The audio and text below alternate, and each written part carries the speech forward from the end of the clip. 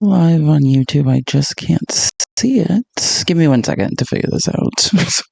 So Twitch and YouTube don't to watch a black screen of confusion.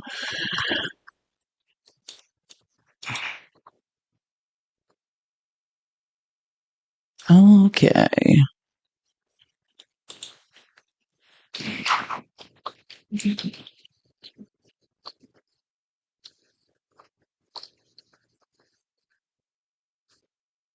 Almost ready. Tap the screen, share the lives, and we'll get this episode's, I think, 76 of the People's Receipts.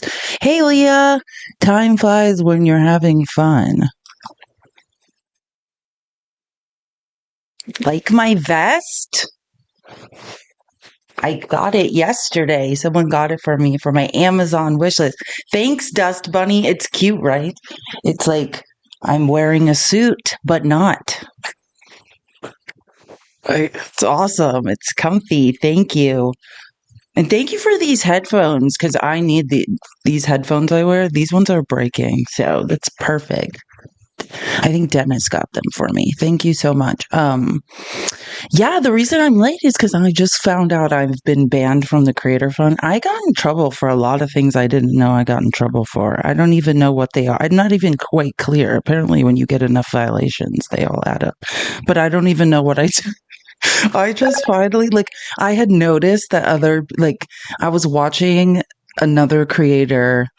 Actually, I can't even remember his name, but I like his lives. He basically goes on Snapchat and he tricks 3 PDOs, if you will, into talking to him while he's pretending to be a 12-year-old girl. Gosh, I should remember what his name is. Really interesting lives.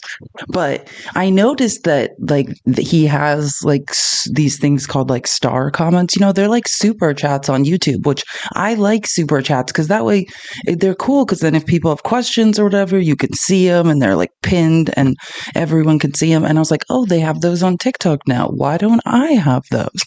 And I never compared to some other creators, I don't know what's going on with my account. So I finally went and looked, and I've been banned from the Creator Fund. I'm in a lot of trouble apparently, but I don't even know why. Sometimes I tell you guys oh, I got a lot of violations during this live stream, but nothing ever really happens. But I guess something does happen sometimes. But I mean, I'm not permanently kicked out. I had to fill out this whole appeal form, and I guess they're going to read it. But I didn't know what to appeal because I really don't even fully understand what I did wrong. But I'll keep you posted on that, whatever. And it's YouTube has the strictest rules about live streams, and it's and content and things and copyright violations, and somehow everything's fine on YouTube, but not fine on TikTok. I don't know. What are you gonna do? Okay. Sorry, I was just looking. Sorry, I haven't looked at any of my text messages unless I've been filling out an appeal to get myself kicked out of the Creator Fund or whatever it's called. So I just saw the mod chat. What is reality? That's a good question, Chrissy. I don't know. And I had many different plans of things I wanted to talk about today. I have so many clips we need to watch. And then I got really upset about something. So I think I'm trying to figure out if I want to start with the thing that's upsetting me most, or I should probably just work my way into it and calm down a bit. Because I'll probably I think it's best to calm down a bit. I think on Friday, I'm going to start doing it as a tradition. What are the Christian what's happening here? Sorry, I'm just trying to, what are the Christian nationalists up to? I think that will be just a Friday segment. We got to keep an eye on these people. We don't have to do it constantly, but just once a week.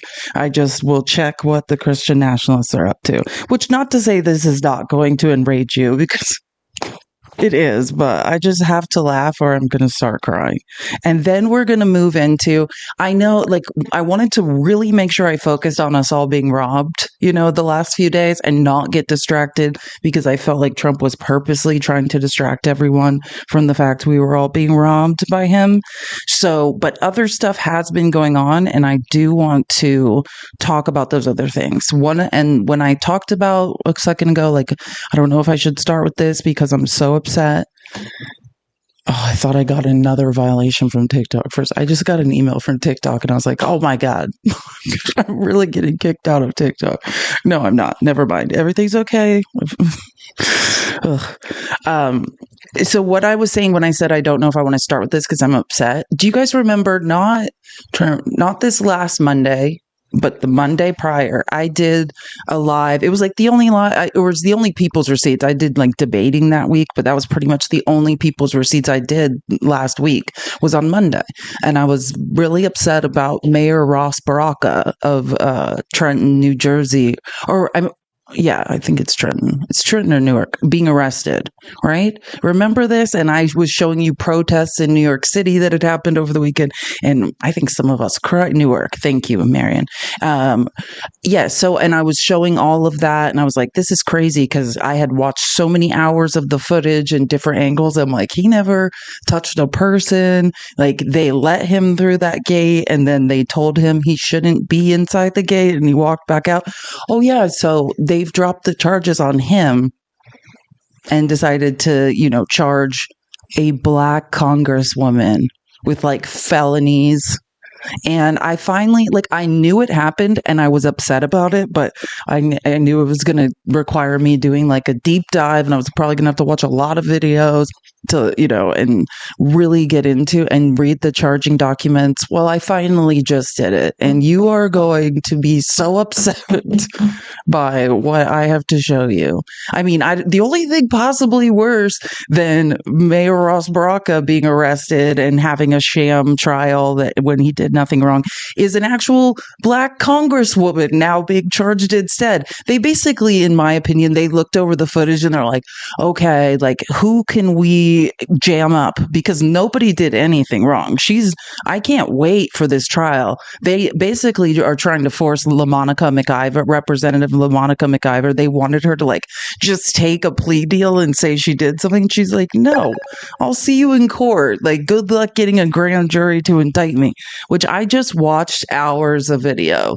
Yeah, and I had already watched it and I showed it to you in that live on Monday. She wasn't doing anything. If anything, she was being pushed by a mob into people, but she's been charged with felonies.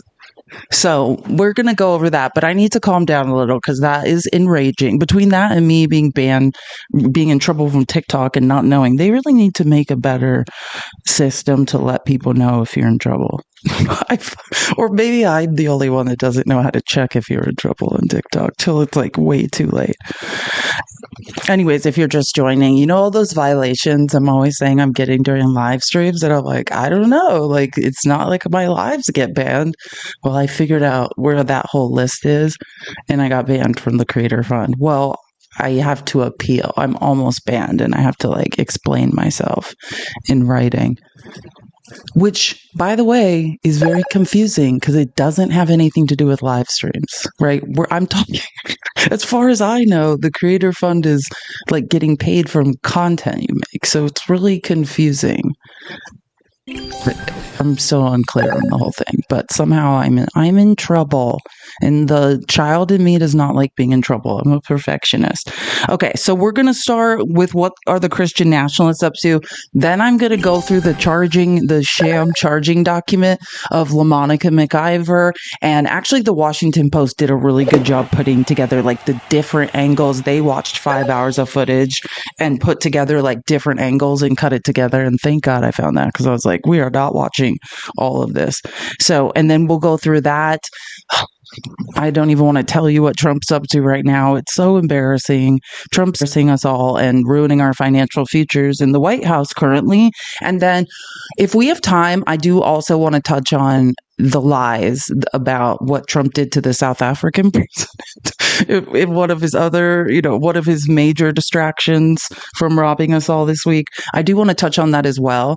And then I mentioned this, and I believe on Sunday, Chris and I debate together occasionally, and I think we're going to do a live geared towards that. I've noticed a lot of very angry white nationalists on TikTok who really seem to want to defend the Afrikaners, and since there is no defense, like there just simply mathematically is not a G-side going on, and if there is, it's Black people in South Africa. We're being disproportionately unalived and stolen from and who don't have anything. So I think we're going to probably do a live. I mean, it's just a slam dunk. There's no data to defend anything Trump has said. So why not? Yes, Trump is destroying our economy, V. I completely agree. 100%. Oh, which reminds me, and that'll be section 3 of today's live. I am going to just show you a couple clips of the embarrassing things he's doing right now, and then I forgot to show you. I had a longer video yesterday about Moody's and the credit rating adjustment that I didn't play, and you just reminded me, so I'll include that there. But let's start with what are the Christian nationalists up to, which it's not funny. I shouldn't be laughing because especially if you're a woman or a minority, again, Christian nationalists, white nationalists, these are all the same people that same group of people on the far right fringe. These are the Afrikaners that the 50 plus people we just pay our tax dollars paid to get them over here in a private jet. They claim to be Christian nationalists too. I mean, for a different country, but still. Okay, let me just find where the Christian nationalist section starts, and we'll get this party started. Oh, what an exhausting week, but we did it. We're here. Okay, hold on. I feel like I need to update TikTok Studios. Tell me things. Okay. Wait. Let me just get the live goal and then I think that's what they must be saying. But hopefully, maybe I'll figure out how to have like super chats like other people who aren't in trouble. Like TikTok has them now and I love them. I love that people can like ask questions and it can be at the top of the chat. So hopefully I'll figure that out. I'm not sure if the reason I don't have that feature is because I got banned from the Creator Fund or not. I actually can't figure that out, but that's how I found out I was in trouble. Okay, so I've talked a lot about Joel Webbin. He is the director of the Office of Management and Budget, Russ Vought, who's a pathological liar / Christian nationalist. He was the architect of Project 2025. He runs the Center for Renewing America. I'm pretty sure that's the one, that's the think tank Russ Vought runs. And so anyways, Joel Webbin is one of his little far right Christian nationalist friends, one of the most concerning Christian nationalist pastors. What's happening here? Okay, hold on. Let me just I didn't realize the connection wasn't connecting. Give me 1 second. There we go. Okay, so this is Joel Webbin, and I've like on the broadcast, Dr. Danny and Mandy and I, we talk about this guy a lot. I mean, he's super, again, this is Russ Vought's best friend. Like they are always together saying very concerning things. So I just wanted to start, I mean, I always thought that Joel Webbin might be a narcissist. Listen to what he's been saying. Listen to what Joel Webbin's up to this week. My voice is more important. Yep. So I'm fine with everybody having a vote, but I should get 20. I should get 20, and then there's other people, and I'm not just talking about myself, there's other people who should get 100 and other people who should get 500 votes. Or what you could do is you could just say, no, we're actually just going to take votes from one sector of the population. And it's going to be heads of household who are married and committed to having children, furthering the next generation, and they're heritage Americans, so not just American citizens, but they've actually been here for generations back. So they have a stake in the past, they have children, they're married with children, so they have a stake in the future. So they... Anyone getting, because what he's described, this is one of the foremost Christian nationalists, bestie of Russ Vought, who's Trump's director of the Office of Management and Budget. These are like the Christian nationalist princes that run like the Christian Nationalist Society. His name is Joel Webbin. What he's describing is coverture, mind you. He's basically saying, I'm so important that either I should get 20 votes to every person's one, or when he's talking about head of households voting, I've played videos in the past of Joel Webbin saying that he does not want women to vote, that he would like to repeal the 19th Amendment. that no matter how much they infuse Christianity into government and society, if women are allowed to vote in 40 years, all of that will be erased because we're too liberal. That's what he is describing right now is coverture law, just allowing heads of households voting or having some stack rank voting system because his vote is worth more. My voice is more important. Yep. So I'm fine with everybody having a vote, but I should get 20. I should get 20, and then there's other people, and I'm not just talking about myself, there's other people who should get 100 and other people who should get 500 votes. Or what you could do is you could just say, no, we're actually just going to take votes from one sector of the population. And it's going to be heads of household who are married and committed to having children, furthering the next generation, and they're heritage Americans. So not just American citizens, but they've actually been here for generations. No brown people is what you just heard him say. Back. So they have a stake in the past. They have children. They're married with children. So they have a stake in the future. So they stake in the past, stake in the future. They're working. They're land owning. They're head of household. Yes, I'm speaking of men. And those individuals will have a vote. And it doesn't mean that nobody else has a voice, but everybody else will have a voice underneath their federal headship. My voice. Underneath the male head of the household who needs to be a white male landowner. This is coverture law. I just want to be clear. This is how British common law works. Joel Webb's not some genius. He's describing coverture law, right? I was talking about it jokingly when I was trying to I was making the point to MAGA red pill 19 to 30-year-old bros that why are conservative men throwing you under the bus and saying that because you don't own your own house, something's wrong with you? And I was pointing out I live with my dad. It's a symbiotic relationship where I help take care of him, blah, blah, blah. And I was just commenting on, but in my dad's mind, right? He's a conservative Black Hispanic man who essentially, he doesn't know what coverture law is, but that's kind of how Hispanics think, right? I'm an unmarried single woman, and until I essentially get married, in his mind, he's responsible for me, right? I am part of his household. And then once I get married, I'd be part of my husband's household because, my dad's mind, he doesn't recognize women marrying women. So that wouldn't be a thing in his mind, right? And then in coverture law, the head of household votes, right? And the woman is essentially chattel, is covered by her husband or covered by her father. This is how British common law worked. This is what was going on. So yeah, that's why, they are very, very serious about this. I don't know if you remember during the 2024 election, but Charlie Kirk lives in Arizona, in Phoenix, not that far from me. And he was running. I remember this video went viral on TikTok, and it was some woman who wasn't from Arizona. She was in town for a Cardinals football game.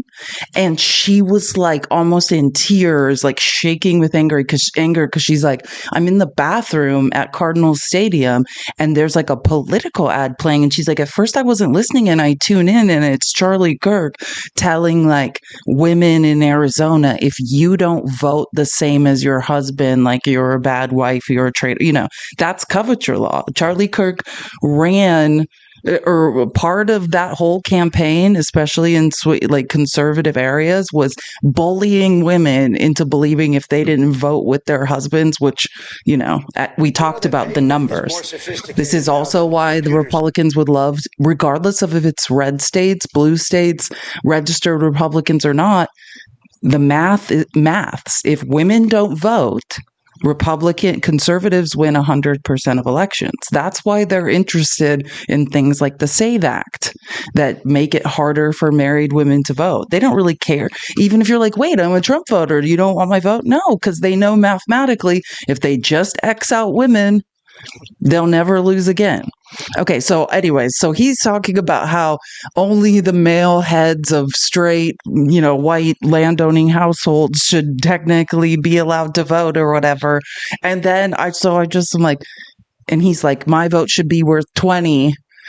because I'm so important. Well, how about this guy? This is a straight, this is a straight white Seven Mountains philosophy following conservative Republican man with children in Ohio. He's in the Ohio State House of Representatives and is now, I believe, running to be in the Ohio State Senate.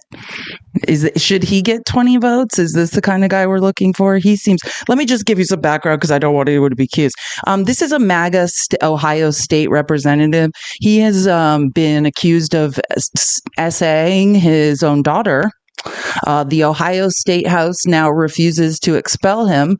She says this is his child. She says he touched her sexually in bed whilst she could see he was erect.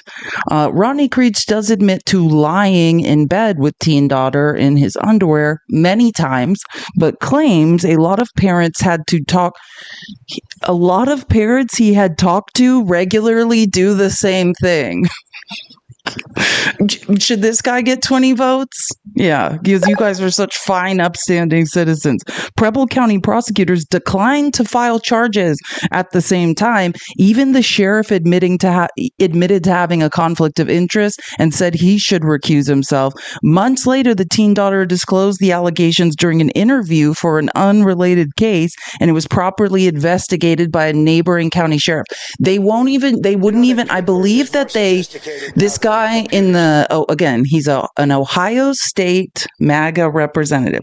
He got kicked off his committees in the House, but they did not even do an ethics investigation. This is like some Matt Gaetz. Might be worse than Matt Gaetz, but no ethics investigation needed. Yeah, this guy should have 20 votes.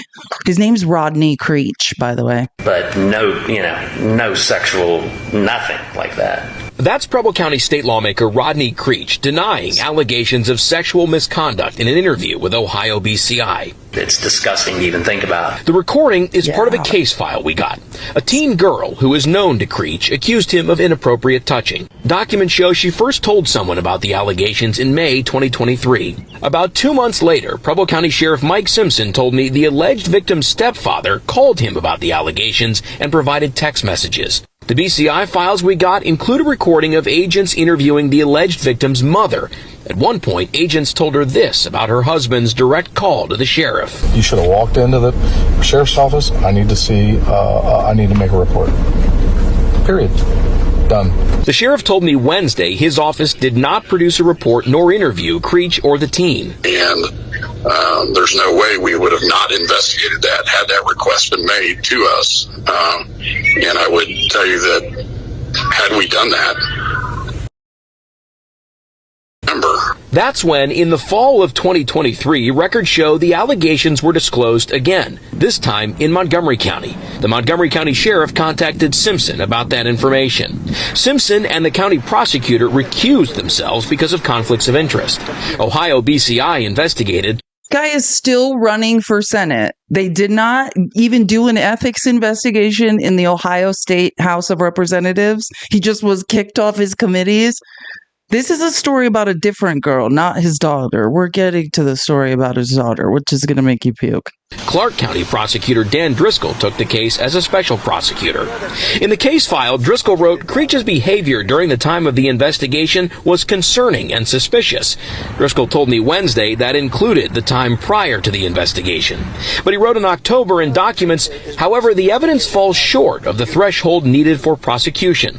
In a statement he sent to me, Creech called the allegations political and said in part, these allegations have been found to be demonstrably false, and I have already begun pursuing legal action against those who are pushing this filth. Just Monday, Creech announced a run for an Ohio Senate seat here in part of our viewing area. Today, I talked to Ohio House Speaker Matt Huffman's office. They told me BCI let them know about this investigation late last month, and then Huffman met with Creech, and the Speaker made the decision to remove Creech from his committee assignments based on this BCI investigation. An Ohio House memo I got my hands on today's show that happened Friday. They knew for a month Then when they started getting calls that there was going to be a news report on it, he was kicked off his committees. Still, there's no ethics investigation about this guy. Now, I just want to, again, the reason I'm showing this is because I've got to listen to Christian nationalist weirdos say that men deserve 20 votes or women shouldn't be voting. Just the male, straight, white, male landowning head of household should be voting. Oh, this guy who's allegedly diddling his daughter. I mean, please miss me with the BS. You guys can't find your way out of paper bags. Let alone we can't. No, absolutely not. And then I said I had more. I wish that was. Wish that was the end of it. It's just not. Wait, hold on. Did I go the wrong way to defensive? Oh God. I'm not even going to read this. I'll just let him tell the story. Well, maybe I should read it just for context. So, okay. So a local reporter who you can tell, like, he kind of is playing devil's advocate with him in Columbus. Like, he kind of tracks him down and is like, oh, hey, like, I'm on your side, guy. His name's, again, his Ohio State Representative, Rodney Creech, and kind of just asks him, like, what's your defense? I know you didn't do anything. Like, what's your story here? He freely admits to lying in bed with his teen daughter, with her, this is the daughter that said she was weirded out because he essayed her and she could see that he had an erection. Yeah. He freely admits to lying in bed with her dressed only in his underwear. He also admitted to kicking her off his free healthcare. Oh, wait, let me just let him tell it. This man's awful. This is the man that should be voting for the household, according to Christian nationalists. You guys are embarrassing. You admit that it happened, that we were in bed with the daughter. Admit what happened. That you were in bed with the daughter, and like in your underwear multiple times, but there was nothing inappropriate. So I'm gonna keep this short and sweet. Yeah. Parents, a lot of parents that I've talked to wear underwear in the house. Yeah. I've done it my whole life. My parents did it. In bed though, with like the teenage daughter at the time. Well, if you go through the interview, you will see that I said my daughters were. In the interview, the daughter said the reason she was so weirded out is because he had an erection. I mean, according to the daughter. Like, stop acting like you were hanging out like a toddler or something. This is a teenage girl. Alienated from me and never came downstairs. So the only time that I got to talk to my daughters was upstairs. Okay. And they were usually laying on their bed. And what? So wait, hold on. I'm sorry. What? You couldn't speak to your daughter downstairs with clothes on? Is that the defense? In your underwear multiple times, but there was nothing inappropriate. So I'm going to keep this short and sweet. Yeah. Parents, a lot of parents that I've talked to wear underwear in the house. Yeah. I've done it my whole life. It's underneath their clothes, weirdo. Parents did it. In bed though, with like the teenage daughter at the time. Well, if you go through the interview, you will see that I said my daughters were alienated from me and never came downstairs. So the only time that I got to talk to my daughters was upstairs. Okay. And they. You hear that? What is he saying? He's saying that he was alienated from the mother. Oh, I don't know, because you were abusing the kids. And the only time you could talk to the daughter was upstairs in her bed in your underwear. Is that what he's saying? What? Interview, you will see that I said my daughters were alienated from me and never came downstairs. So the only time that I got to talk to my daughters was upstairs. Okay.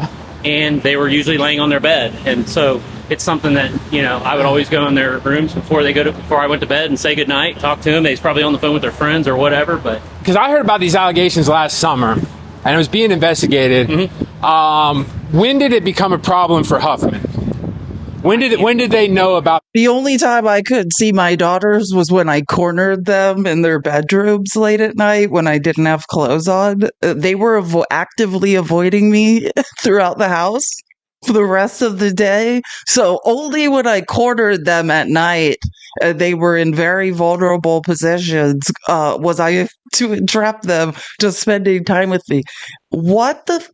If your daughters won't talk to you downstairs when you have your clothes on, the answer is not then creeping into your teenage daughter's rooms and getting in bed with them in your underwear, sir. And again, I'm just telling you the daughter's testimony, the reason this man's in trouble. And again, because in the county, he's a state representative in Ohio. And like the county that he's in, like even the sheriff's like, this is a conflict of interest because they're all friends. So she finally got a neighboring county to investigate, a different sheriff and someone else who like doesn't have a personal relationship with this guy. And she's like, yeah, I was a teenager and it's very creepy because, you know, he's getting in bed with me and I could see he had an erection. That's what we're talking about. This guy's like, it was so weird. My kids were avoiding me actively, like all the time. And so I had to just corner her in her bed in my underwear. Those allegations. I can't answer. Friends or whatever, but Because I heard about these allegations last summer, and it was being investigated. When did it become a problem for Huffman? When did they know about those allegations? I can't answer that. That's the Speaker of the Ohio State House of Representatives. All I can tell you is do the research. I was in court for 9 years fighting for my children, trying to be a good father. Yeah, you did have a bitter divorce. I've been in a bad breakup myself. I ended up getting custodial parent in 2019. Me and my wife. Yeah. And is this the same daughter you kicked off the health care? So I have two daughters, a 19-year-old and a 17-year-old now. They were 17 and 15 at the time. I didn't kick her off my insurance. Well, we had that conversation. But you said. You have any doubt that this man is horrible? Wait, this is, and don't get me wrong, SA is horrible. I think I'm a little desensitized to it because I had a really bad childhood. This is, in my opinion, how you can really tell that how awful this man is. And he's supposed to, just keep in mind, the reason I'm bringing this up is because we have to listen to Christian nationalist MAGA pastor Joel Webbon saying women don't need any rights or to vote. They just need the male head of the household to represent them. This guy. Now, here's where you can really tell what kind of a dad this guy is. They were 17 and 15 at the time. I didn't kick her off my insurance. Well, we had that conversation. But you said you did. No, hold on. I didn't kick her off my insurance. She said she wanted zero contact with me and my family, and she wanted me to never talk to her again. And when she turned 18, she can provide her own insurance. I tried to be a father, and she pushed me away. So you can't just want to be I guess I wanted to be a father. I wanted her to be my daughter. She said have zero contact with me, and therefore you don't get the financial gains of a parent if you don't want the parent to be a parent. Yeah. That's where I was at. You're not going to let me have erections in bed with you? No health care for you. How dare you, 18-year-old girl, say you don't want to be around me? And are you kidding me? If I said to my dad, which I have several times, I never want to, not for these reasons, just to be clear. But, if I'm like, hey, I'm not talking to you again, what kind of parents then you can't go to the doctor if you're sick? Do you know what I'm saying? Like, that is you are not a parent. You are, yes, very transactional. That's exactly my point. That's what, and again, my father is not a malignant narcissist. So happens my mother is, though.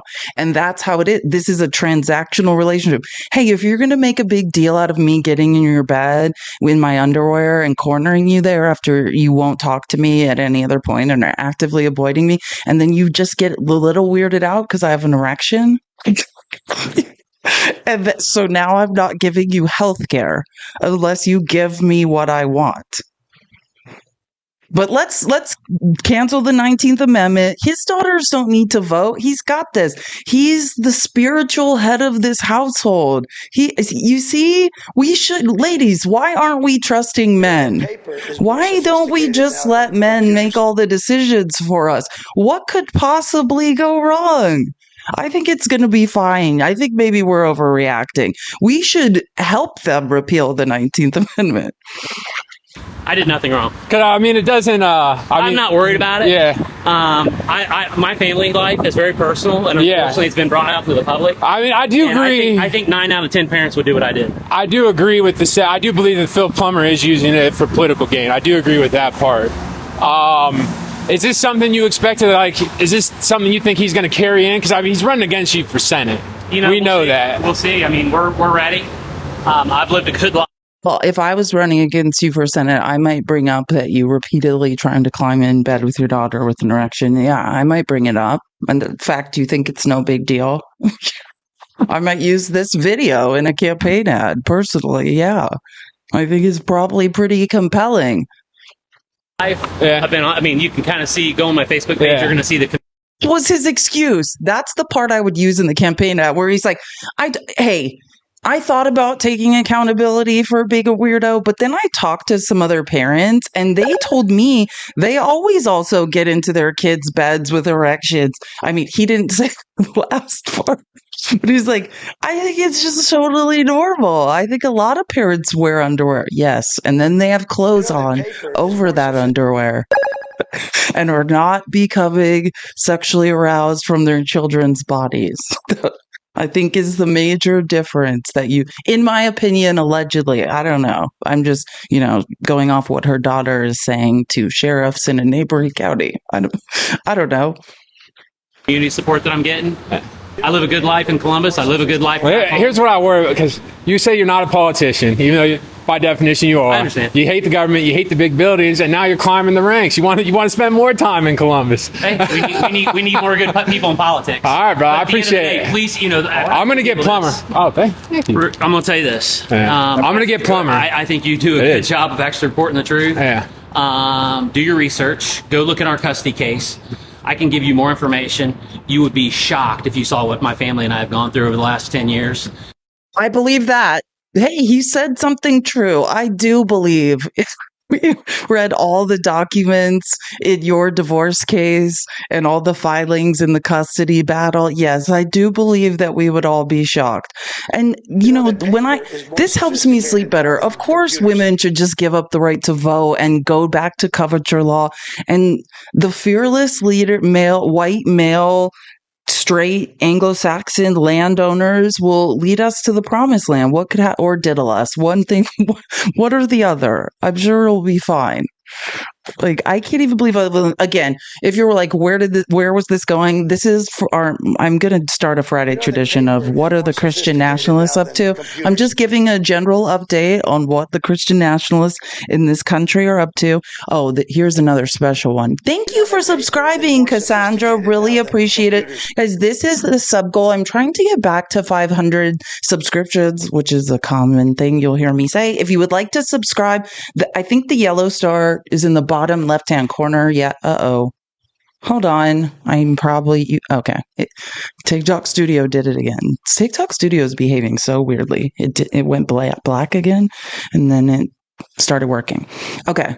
Not to bury the lead, but I think I'm going to actually go backwards with Floyd Brown. So again, I'm just updating you on what the Christian nationalists are up to, but I'm thinking about what order is best to go in with good old Floyd. He's a special. And I was like, I know I remember this guy when I started seeing these videos.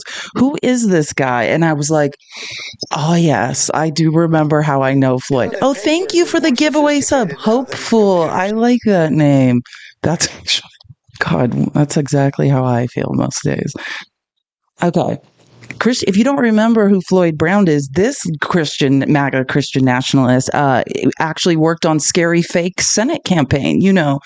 Carrie Lake, the woman solely responsible for Arizona having a Democratic governor and a second Democratic senator because she won't stop. She just won't recognize that everyone in this state hates her. Yeah, this is one of her campaign managers when she was failing at running for Senate. You're going to love Floyd Brown. He's a real special one. You're talking about the 7 mountains, which is the business mountain, the government mountain, the education mountain, all of these different mountains, the church mountain, the family mountain. These mountains are very significant. And, Scripture talks, especially in the Old Testament, a lot about the high places. Yes. And the gates. And, I believe that Satan sets up his gates in the high places with his spiritual forces, his principalities, his spirits of darkness. And as Christians, we've got to go and reclaim those mountaintops for for Jesus. That's and right. I'm all in to claim them all.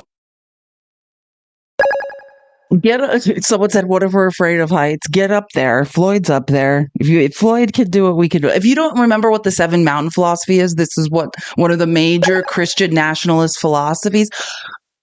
Oh, cool! Sorry. Who Angie extended to 3-month subscription. W Angie. I just didn't want to miss anyone. Okay, yeah, hopeful. Thank you for the giveaway sub.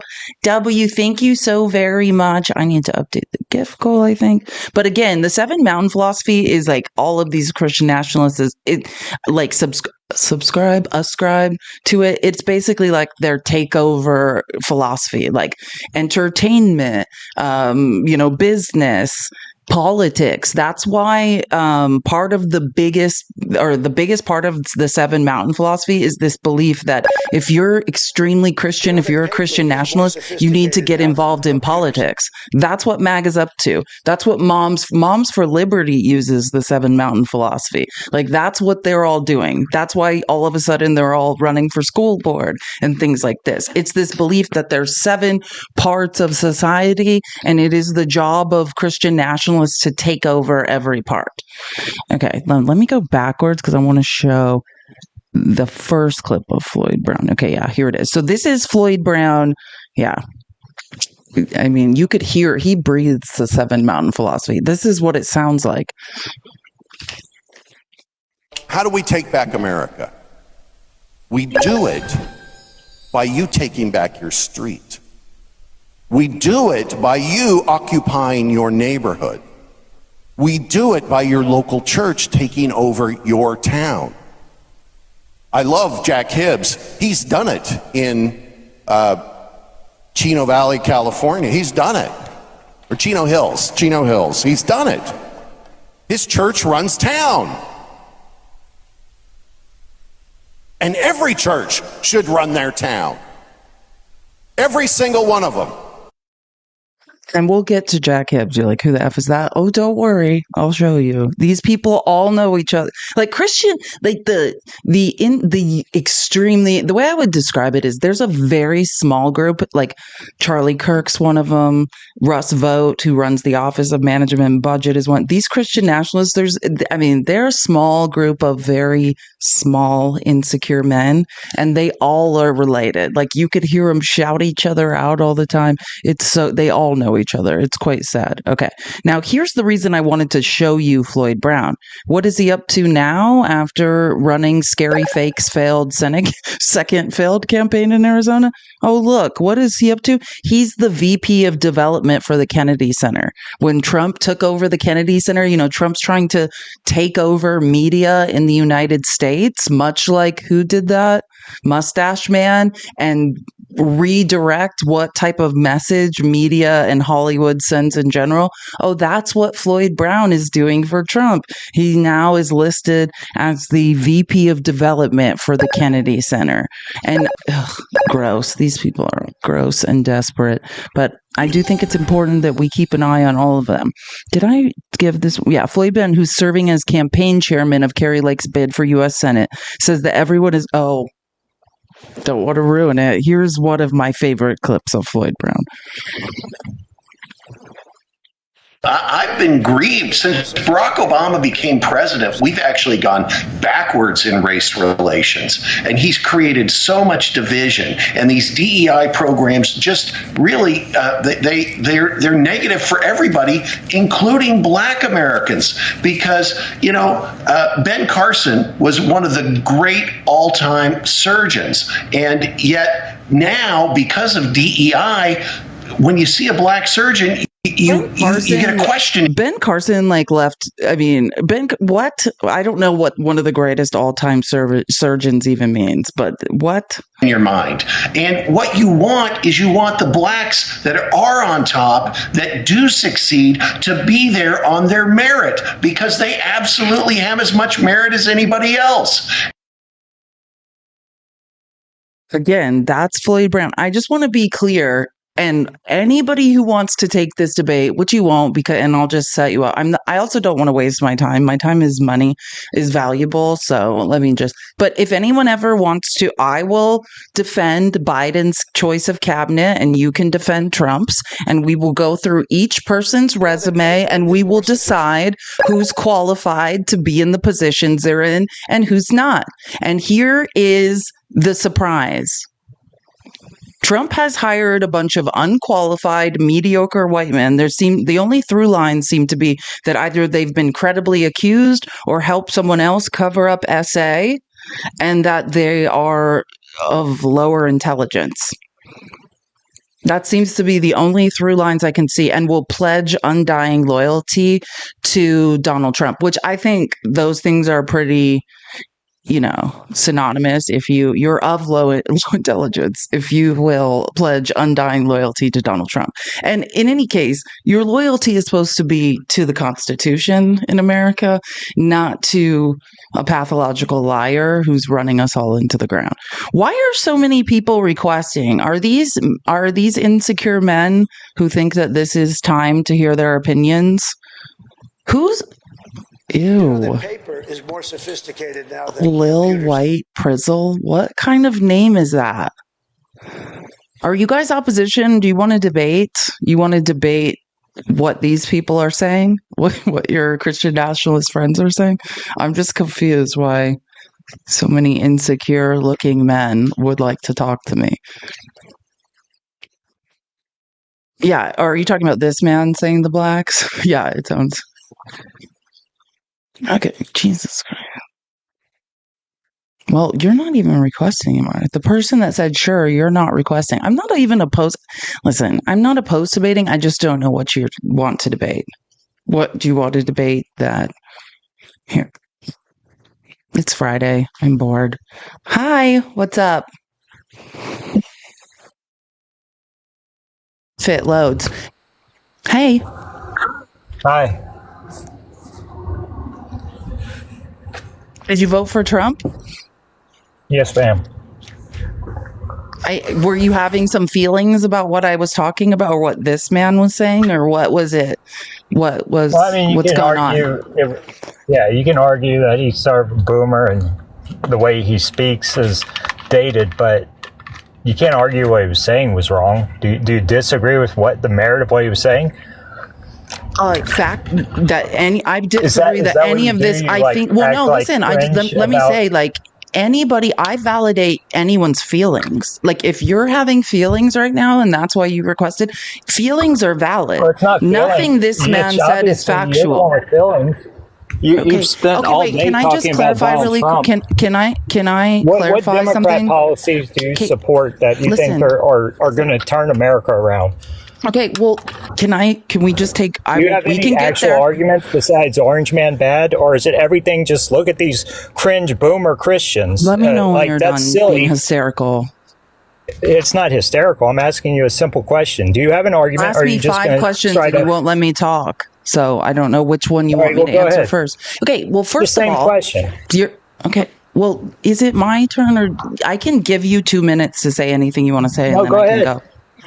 Okay, I just want to say, when I say I validate your feelings, I am starting Why to are you talking about feelings? Why can't you Hold answer on. the question? Let me finish speaking. That's the key. I know you want to do this weird little liberal woman thing where you try to make small pee-pee jokes and be sarcastic and sardonic, but that's not an actual argument. Listen, it sounds like a woman has been making fun of the size of your manhood, and I was not doing that. I mean, isn't that nor what you're was doing, I going to. say that, it sounds like you've had some pretty jarring experiences. Wait, that's exactly the argument you were just making. You brought this up.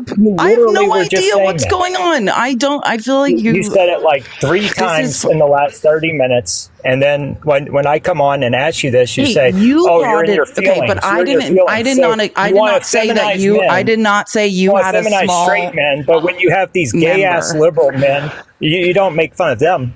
Right? You want to feminize a straight man. I'm not sure why you're listen, being gay is not an insult. I'm asking you why you think that's okay when you literally Can I answer something? You have to let me speak. Because I'll say one thing and then you start screaming at me. So in order for me to answer you, Okay, well, you're right. Actually, I agree. I grew up in a family of actual yellers, so I do agree with you. You're not screaming.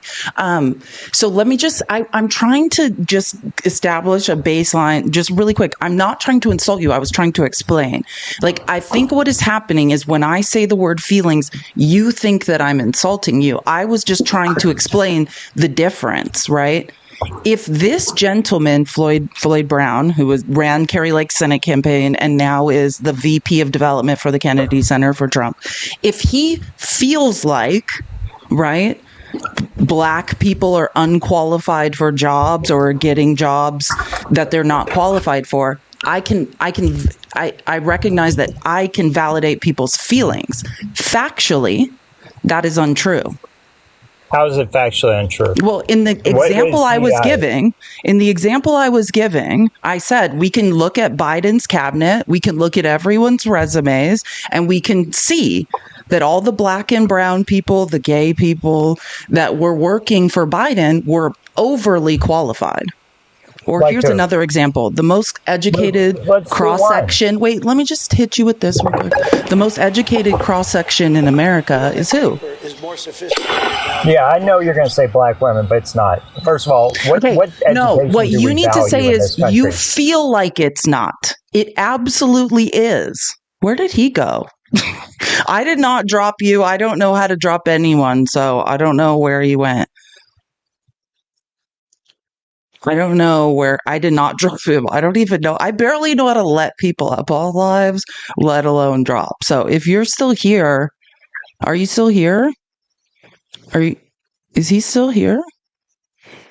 I have no idea what just happened to that man. Like, we hope you're okay somewhere. Are you in this live or did you get banned? Yeah, well, those are just all feelings. And I invite you, do it yourself. If you don't believe me, look at the resumes of every Black person, brown person, gay person in Biden's cabinet. They are not just qualified. They are beyond qualified. These are some of the most qualified people I've ever read I feel intimidated reading their resumes. Look at the gentleman that ran the EPA. That might be one of the most, just these people are oozing qualifications. You feel like Black people are unqualified. Now, why you feel that way, that's something you have to dig into on your own. I can't tell you why you feel that way. But again, I just want to be clear, I did not drop you. So also, just to be really clear, so if you're still here, is any side of Lil White Prizzle, is he in this live? You guys are adding, is he here? Are you here, sir? Request again. Is he here commenting, but did you quit the live or did you get banned? What happened?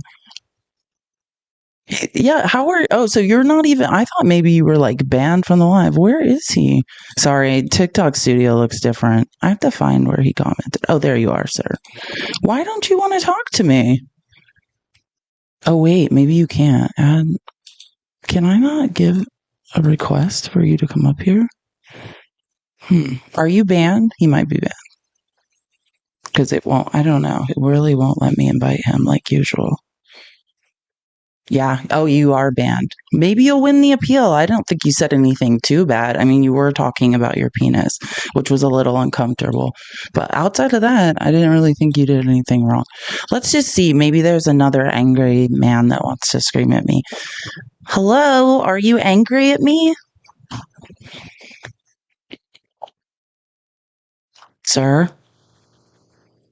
I know. I'm so desensitized to people saying awful things. Like, I really don't notice. Maureen, I'm trying for you to load. If you're in the live and doing something else, I'm at least trying. Maybe if you want to re-request, I don't know. Sorry, I really never add people on live, so that's why I'm actually bad at this. This is why I just debate on other people's lives. I think about it. Have I ever been called upon to bring people up in No, I'm not making it up. But again, if you, whatever your name was again, it was weird. Lil White Prizzle. I can't even say it. If you want to talk about it, I'm willing to talk about it at another time. You just have to let me talk. Because I'm in a pretty good mood this Friday. But you feeling like Black people aren't qualified for jobs doesn't make them unqualified. I can prove to you that people in Trump's cabinet, and ironically, Mike Waltz, he is qualified. The one person that has now been fired from Donald Trump's cabinet, qualified for his job. I mean, I don't know what he's talking about when he says contacts are being sucked up into his phone. That was a little strange, but he has the resume to have the position that he had. So, who else did? Lil Marco did too. He is qualified to be hired into that role. Being a mediocre white man doesn't qualify you for anything. That's what we're talking about today. And also, I am open. If there's other angry men that want to yell at me, I am open. I'm open to it. Jace, please stop with the crosses.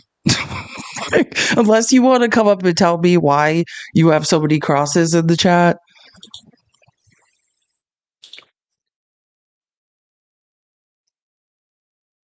I invited Jace to explain is that representative of the cemetery of, wait, what's happening? Sorry.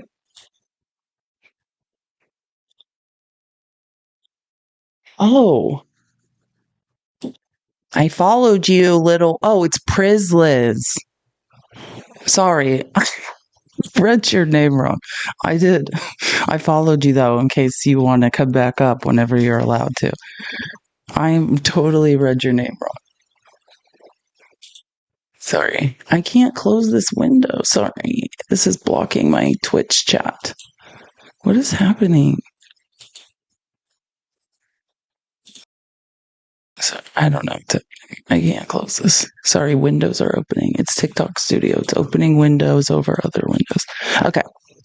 I am apologizing not to that guy, but to...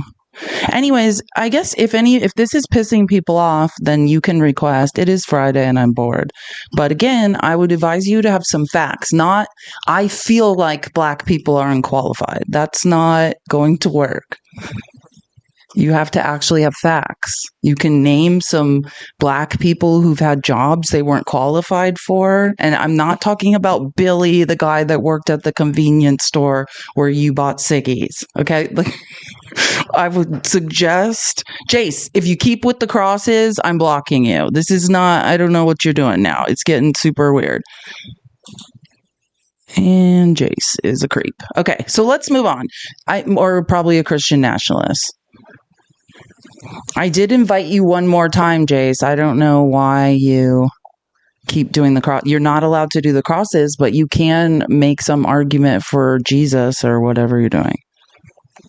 I did. I tried to let Jake up. I thought I tried, or Jace, whatever. I keep saying people's names wrong.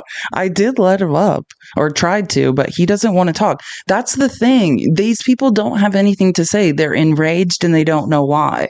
I understand that Donald Trump told you that Black people and brown people took something from you. It is not mathematically true. They did not take anything. Now, I can show you how you're mathematically being robbed by Donald Trump and other billionaires. That's what I'm interested in talking about. The people who are actually taking from you. Because you're right. You feel like someone's taking something from you. They are. It's just not Black and brown people. That's not the reality of what's happening in this country. Exactly. We are delusional, and it's a bunch of white males who are super sensitive. And you guys, it's not wrong to be sensitive. When I say the word feelings, I'm not insulting you. Feelings are good. Regulating your emotions are good. I validate feelings. But what you need on top of that now are actual facts. And where I think we really just are two ships passing in the night is what a fact is, right? Words coming out of Donald Trump's mouth. Not facts. Period. You need data, primary sources. Those are facts. Okay, so let's wait. So we were talking about creepy Floyd Brown. Here's another guy I just wanted to talk about really quick. His name's Doug Wilson. This is another Christian nationalist. Outspoken Christian nationalist pastor Doug Wilson, who once wrote that antebellum slavery produced in the South a genuine affection between the races, met with Secretary of Defense Pete Hegseth this month. Oh, another mediocre, completely unqualified person to be doing the job they're doing. Let me give you an example of another mediocre loser who's not qualified to be doing their doing. Do you know the name of the man running the IRS? His name's Billy Long. Is he an accountant? Absolutely not. Does he have a finance degree? Absolutely not. Does he know? Is he an economist? Absolutely not. But he's running the IRS. You know what he did do? He ran a putt-putt golf place. Do you know who's running the Navy? A man named John Phelan. It's Phelan. It's Phelan. Do you think he was in the Navy? Never was. Do you think he was in the Coast Guard? Nope. The Army? Nope. The Marines? Absolutely not. This man's never been in the military. You know what he does do? He's an art collector and an art dealer. And those computers, remember Dell computers? He places trades for a billionaire named Michael Dell in a 5-person office. He's not qualified to run the Navy. That's what I'm pointing out. Those are unqualified, mediocre losers doing jobs they should not be doing. That's the difference. What's the guy's name? What's the 4-star general or 5-star general? Miles Austin. Not Miles. What's his name? Austin.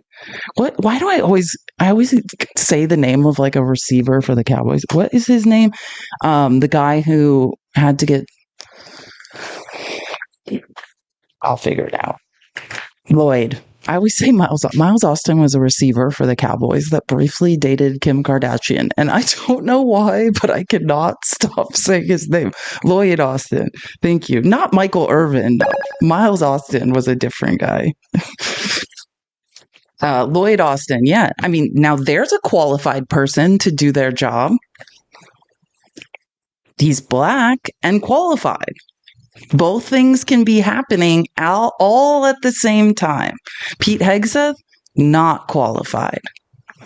If he went to school for another 10 years, would not be qualified. He's just some weirdo who can't do anything right. Now, mediocre white men supporting other mediocre white men in their upward mobility does not make black people unqualified. It's the weirdest thing. So this is Pete Hegseth, the unqualified Secretary of Defense, meeting with this guy, the guy that said, quote, slavery produced in the South a genuine affection between the races. Here's Pete Hegseth in Tennessee meeting with this guy. This is what I say. We know Pete Hegseth has all these radical Christian national tattoos on him. If we're going to start putting people in jail for tattoos, maybe we should put Pete Hegseth in jail because he actually has some that mean something. Why does no one want to talk to me? I finally agree to talk to people and they just quit. That's upsetting. This is sad. Okay, so anyways, back to Doug Wilson. I believe I have a really disturbing clip of Doug Wilson. Someone's requesting, but I'm concerned about your profile. Wait, I don't know. Wait, now they're gone. I don't know what's going on. Someone requested for a second. Yeah, always. Thank you. Wait, who bought a subscription? Thanks, Lush and Hate It. Lush and I Hate It. That's the best name. Thank you for the giveaway sub. W. Lush, you're the best. Doug Wilson suggested that the U.S. could officially establish itself as a Christian nation by passing an amendment so that the Apostles' Creed. Does anyone? I went to private Christian school. I grew up in like radicalized delusional evangelicalism. Does anyone know the Apostles' Creed? Here, let me pull. God, I used to have it memorized. I could probably almost recite it. It's not something we want to add into the damn. I believe in the holy. Oh yeah. Well, this is the Catholic one because there's a more evangelical one that we use. We don't say the Holy Catholic Church. I believe in God, the Father Almighty, creator of heaven and earth. I believe in Jesus Christ, his only Son, our Lord, who was conceived by the Holy Spirit, born of the Virgin Mary, suffered under Pontius Pilate, was crucified, dead, and buried. He descended into hell. Look, I can do this without looking. On the third day, he rose again from the dead. He ascended into heaven and sitteth at the right hand of God the Father Almighty. From thence he shall come to judge the living and the dead.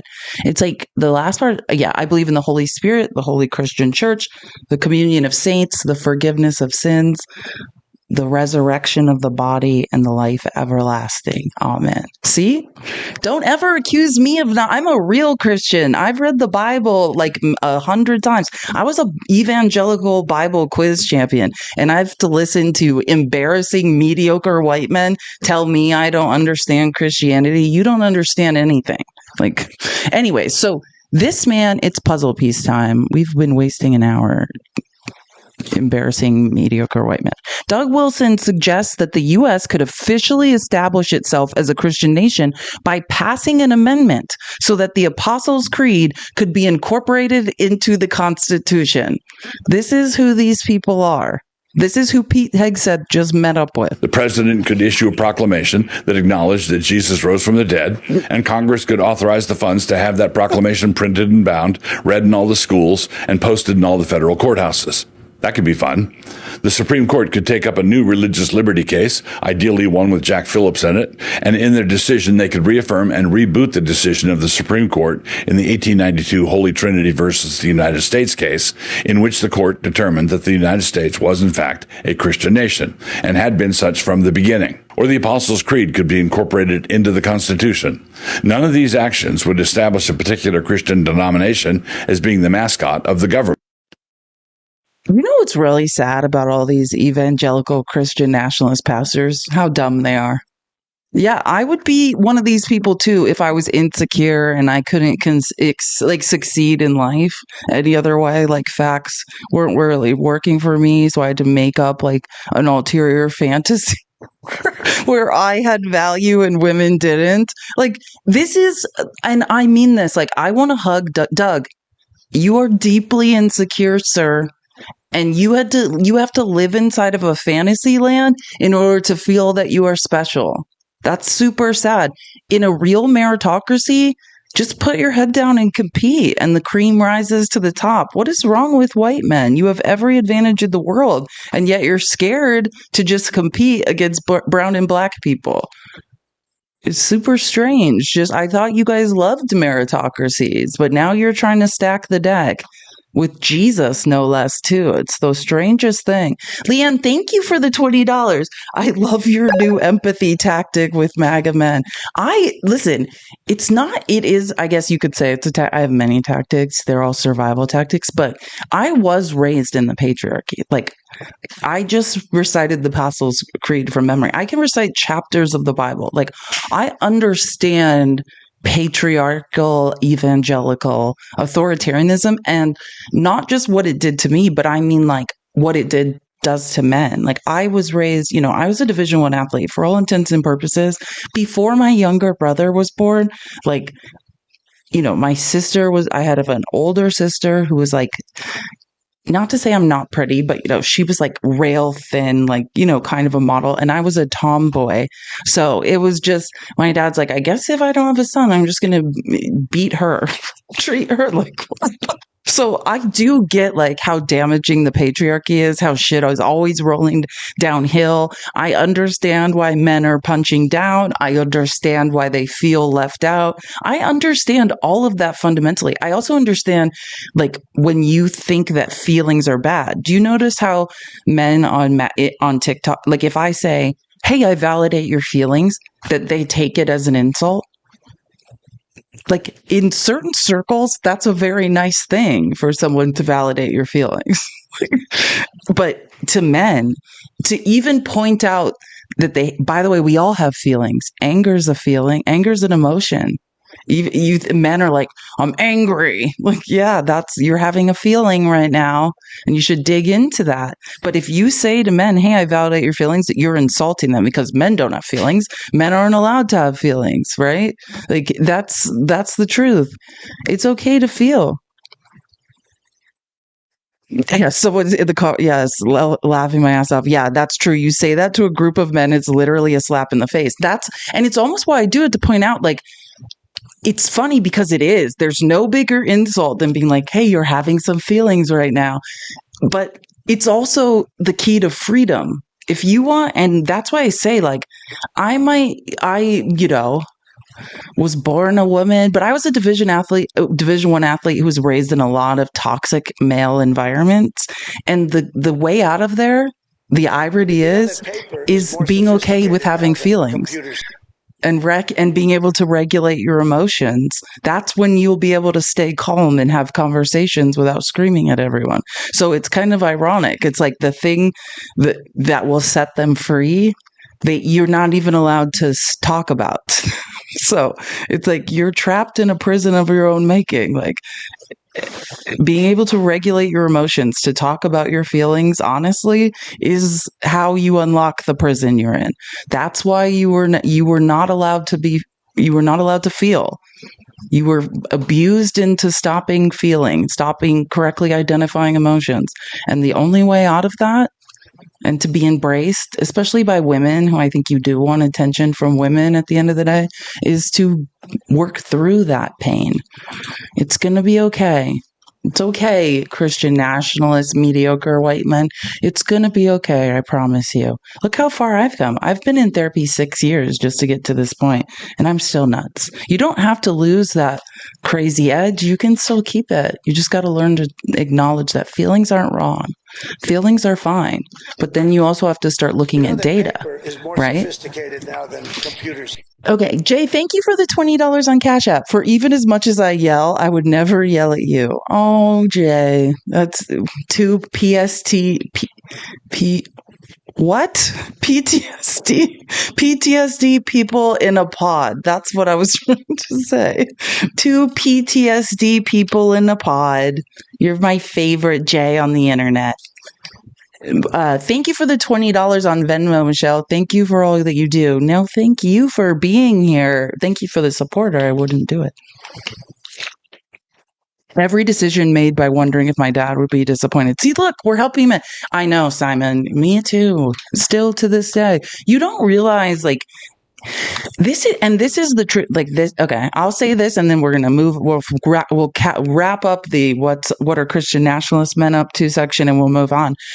And this is the most honest thing that I could say. I think that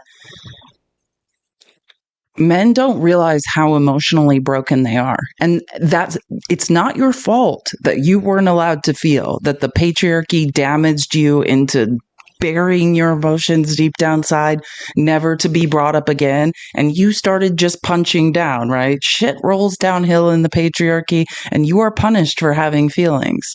Like, I mean, that is the absolute truth, but feelings will set you free. And there's nothing wrong with feeling. You are not wrong for feeling. And honestly, you'll get laid more. I would like to end with that. If you are able to correctly identify your feelings and just say, hey, I feel like I don't have anything. Like, I feel like I'm losing my place in the world. I felt more important 10 years ago. I feel less important. I feel scared. I don't know how I'm going to take care of my family.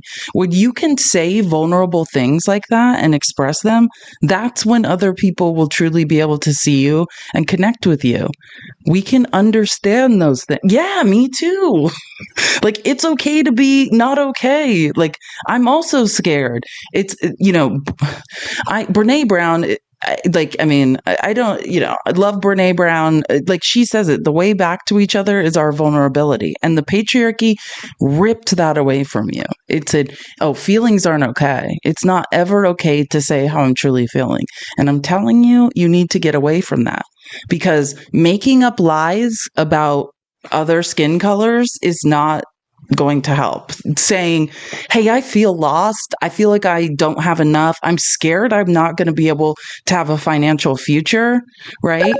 Just say that. Don't say Black people don't deserve anything and they're taking something from me, because that's not mathematically true, right? And I've said this many times to many mediocre white men I'm debating, is the data, because that's what we're talking about, right? When I talk about racism in America, and I'm not even specifically talking about America, but white is built on two things: white supremacy, and the other side of that coin is misogyny, right? It's discriminating against women. I mean, that's the reality of what the system is built on. And when I talk about racism, systemic discrimination, or systemic misogyny, I'm not saying, hey, men, I can tell you're a racist. I see it in your eyes, or I heard you say something racist. It has nothing to do with that.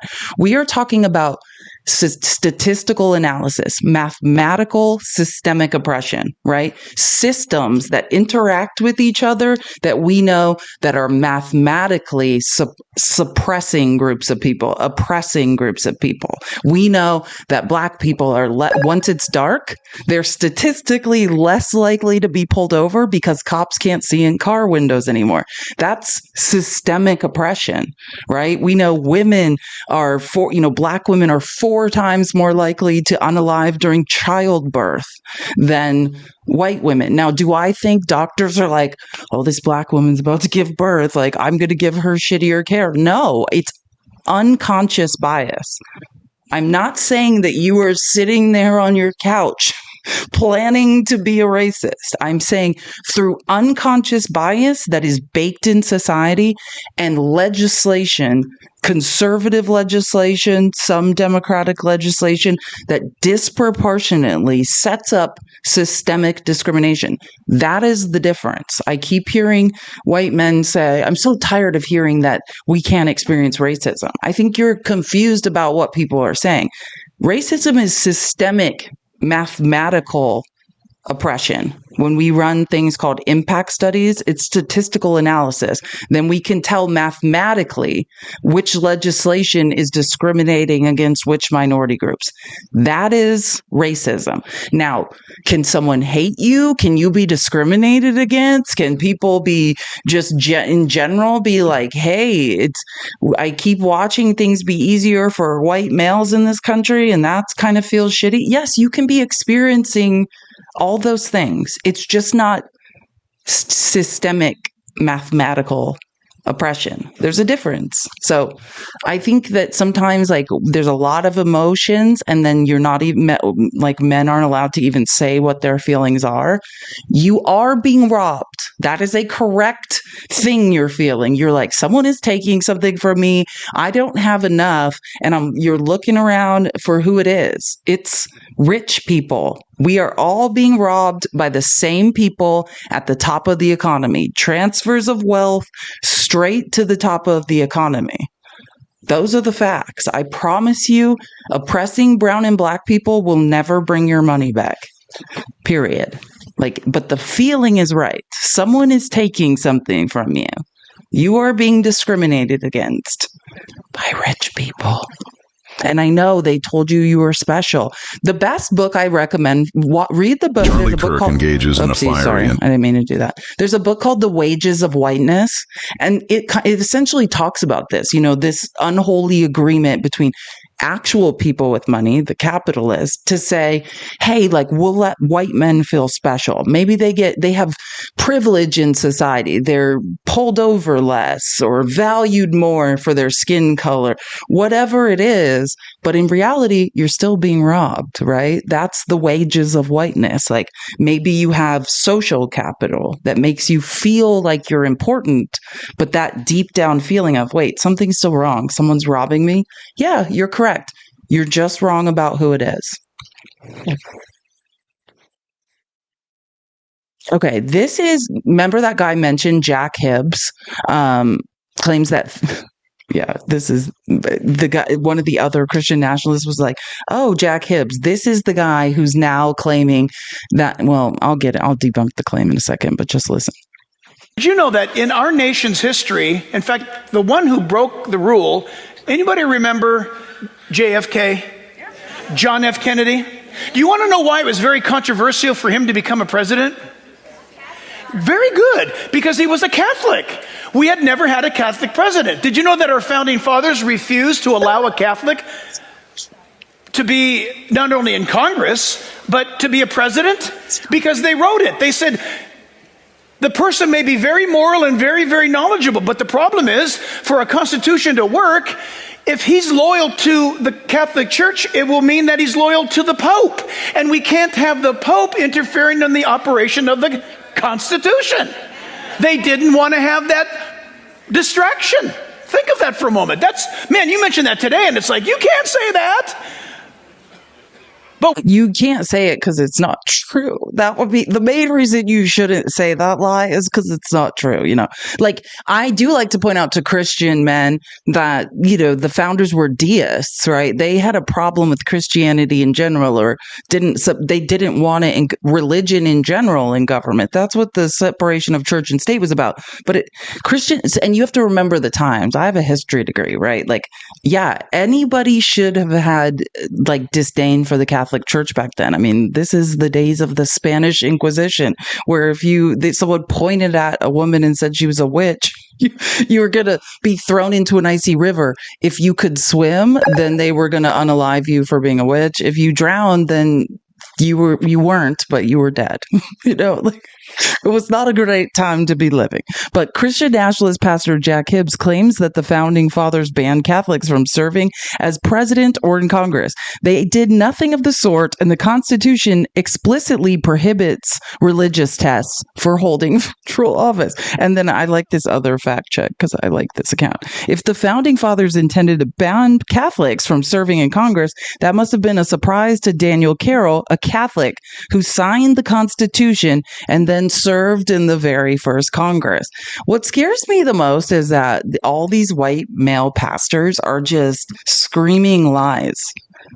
And then people are like, well, he's the pastor. I just got to listen to whatever he's saying. Like, what are these people talking about? Here's another good one. This is Johnny Enlow. I'll just let Johnny tell you what he has to say. Speaking of President Trump, which is something a few programs ago I told you, in the eyes of the Lord, he's not just president of the United States, he's king of the world, from the standpoint he is the top. If you look at kingdom assets for the mountain of government for the world, President Donald J. Trump is number one from heaven's standpoint. And so it's so obvious that you're having people who have Muslim background or whatever other background saying, yeah, he's king of the world. Speaking of, I think he means the Arabs who are bribing Trump with planes and contributing to his meme coin. Like, that's the seven. Like, what? And notice how no one says anything. Like, yeah, that's not a thing. You're making up things that aren't real. Here's another example of Benny Johnson, who's literally is in the press pool. I don't know if he was like only got that one-time press pass or if he has press credentials, but has literally been in the White House press corps saying like this. Project Monarch, which was a CIA mind control program, was real, right? So he talked about CIA mind control as well, but he also talked about predictive programming. And what the deep state does is that the deep state, the members of the cabal, whatever you want to call them, because they're Satanists, and this isn't what I believe, but this is what they believe. They believe in truth in plain sight, and they believe that they have to announce their plans before they commit them. And even if it's just through TV shows or their art or music, they believe that that's what they have to do. So if you look at a show like The Simpsons, people are like, oh my gosh, how did The Simpsons predict so much stuff? And it's like, well, no, actually, that's part of their predictive programming. They are announcing their plans in advance. And they believe that if they announce them through pop culture and people accept that, then that's a ritual for them. And they can justify it that way. This is one of Trump's most loyal influencers. Again, that was given White House press credentials. What the? And again, I just want to be very clear about something. I used to work in advertising.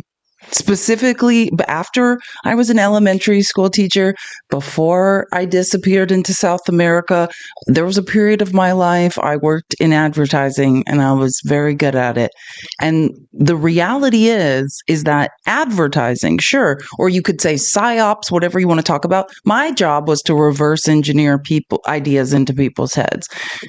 But I mean, and then I could get into like Professor, oh my God, I just forgot his name.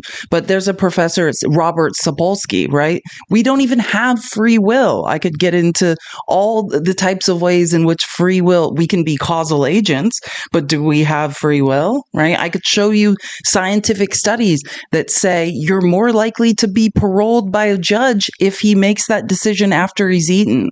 Right. There are so many factors of how free will works, how people make decisions that go back culturally in I was going to say genetics, but I want to say epigenetics, right? How, not just genetics, but how genes are expressed.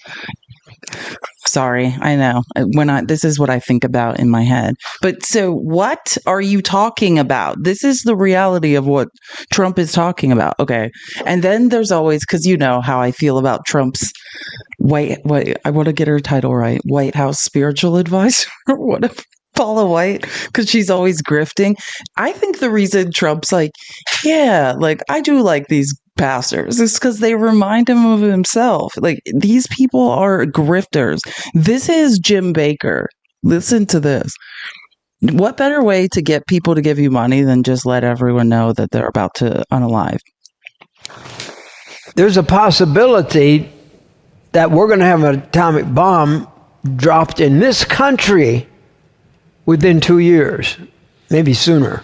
We are facing a very difficult financial time. Yeah. And I'm asking the country, the ministry, everything. Yeah. God's people. What about the Golden Dome? Again. Asking for 1,000 people to give $1,000. Amen. To keep this ministry on the air. Amen. And we have, I think, the greatest prophets in all on this program. Amen. No TV show has the people. It's Jim Baker. Have. It's Baker with 2 Ks, by the way. Perilous times are here. You're going to see bombs drop in the next few months. Yep. On some of the countries. And I was muted and I was talking. I didn't realize people don't know who this is. This is a American televangelist and convicted felon. Between 1974 and 1987, Baker hosted the television program The PTL Club and its cable platform, the PTL Satellite Network, with his wife, Tammy Faye. Remember Tammy Faye Baker? This is Mr. Tammy Faye, still grifting. Still, now he's telling people a nuclear bomb is about to be dropped. So to break him off $1,000, I can't. That's what we are watching. This is Tammy Faye Baker's husband who doesn't know what to do with his life. So he's like, I guess I'll just say nuclear war is coming and then maybe people will send me $1,000. That's what you... This is one of the people on the White House Faith Council. There's a possibility that we're going to have an atomic bomb dropped in this country within 2 years, maybe sooner. We are facing a very difficult financial time. Yeah. And I'm asking the country, the ministry, everything. Yeah. God's people. I'm asking for 1,000 people to give $1,000. Amen. To keep this ministry on the air. Amen. And we have, I think, the greatest prophets in all on this program. Amen. No TV show has the people we have. Perilous times are here. You're going to see bombs drop in the next few months. Yep. On some of the countries and even ours. So be aware. and stay tuned because Jesus is coming and we're here to talk about it. And when I was 19 years old, one of the great prophets of that time prophesied over me that I would help usher in the coming of the Lord. There's a possibility. Shut it, Jim. You were nothing without Tammy. I can't believe we're still... Jim, shut it. Someone prophesied. Oh, you mean Tammy? Where's Tammy? Oh, she's not here anymore. No one cares about you. This is so embarrassing. Still riding Tammy Faye Baker's coattails. And she was just a good singer. Like, you need to stop. Oh, and she had empathy. Jim was just the creep in the background. Stop it, Jim. It's really sad. Oh, I do have a couple more. Sorry, I wish that was the last one. But I do love when they start playing the music. Hey, you guys, I just need 10,000 people to give me $10,000. Is that a million? I just need 10,000 people to give me $10,000 and then also to help me evade taxes through a 501c3 and everything's going to be sweet for me. Oh, and then a bomb's going to unalive everyone, but suspiciously not me. And I've talked about MAGA, one of my favorite MAGA racist pastors, Shane Vaughn, before, but he has see that guy that came up and wanted to yell at me. What was his name? Little Shane Prizzle or Little White Prizzle or Prizzliz. I got it right. It was Prizzliz. You would love Shane Vaughn. You should look up Shane Vaughn. I think his teachings are for you. This will really speak to you. And I'll tell everybody, and I'll say it everywhere I go, the most, what's the word I'm looking for? The most, not racist, but marginalized people in America is white men. I think you meant racist. I think you had it at racist, and you should have just went with racist. He's like, wait. I want to say racist. I want to say racist. You should have just said racist. No, wait. You guys don't know about... I've played you guys clips of Shane Vaughn. This is literally... Yeah, this is why mediocre white men come scream at me on lives. Because they're like, but racist Pastor Shane Vaughn said I'm a victim. What's the word I'm looking for? The most... not racist, but... marginalized people in America is white men. That's a fact, brother. We are the new minority, if you will, because we literally, and I don't mean that as a racist statement, but if you're a white man, you get no rights, no privileges, no consideration in this nation anymore. Well, that's news to statistical analysis. Tell that to black women who are making like 74 cents to every dollar. This is why white men come scream at me, because they heard this guy talk. That's just a fact. Well, I think white mediocre men in this country are really confused about the definition of facts. What you are witnessing is a man in a midlife crisis having a lot of feelings. He feels like, he means to say, he feels like his life is hard. He feels like he's less important. None of that is factual. And I've said this, the minute the math is mathing and we do an impact study and white males are being disproportionately discriminated against, I'll be right there with you guys on the front lines fighting. I mean, I will have to think about it because you guys didn't care when it was all the rest of us. So I will have to consider it. But I mean, if you guys don't look up videos of Pastor Shane Vaughn, this is why they feel this way. Not racist, but marginalized people in America is white men.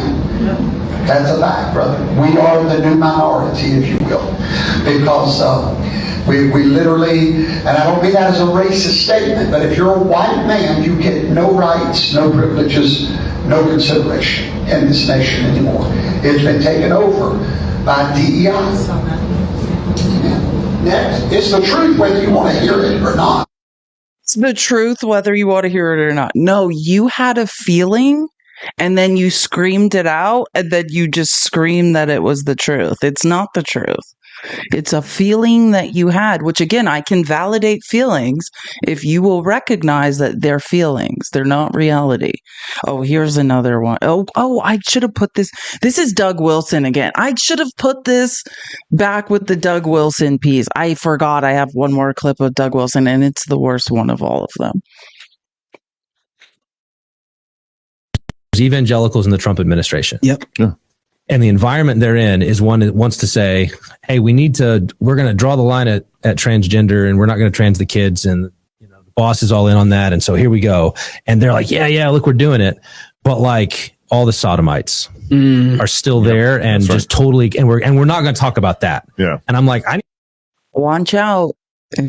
We're talking that, I'm not going to say what that is, but straight people can do that too. Or what the are these talking about?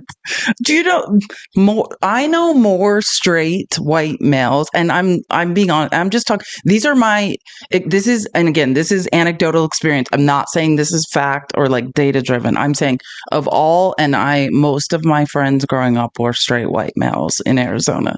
I would say the people I know the most that are doing what he's upset about were straight white males. Like, it's super, like, what are you talking about? Are you saying anyone who's ever had sex found it up? You are aware that straight men are doing that. Am I in a nightmare? Like, what? I need a guy there. I need a minister there who's going to say, oh, but we are. Like, Obergefell's next. We're coming for that. So that you calibrate the Christians in D.C. by the word of God and not by whatever the present administration can tolerate. Yeah. That's what we want. Right. Like, so to go and go like, hey, we're going to come for feminism. We're going to go after sodomy. Right. Like, those are the sins. Those are sins in that town. Yeah. Those are sins that are acceptable among both parties in that town. That's right. Let me help you. When the DNC was being held, the Democratic National Convention in 2024 was being held in Chicago, Grindr did not break. When the Republican National, and you can fact check me on this, there are published articles on it. I would say at least 50. I read at least 5. When the Republican National Convention was held in Milwaukee, Grindr broke because so many closeted gay men were trying to connect with other gay men to do exactly what you're saying is wrong.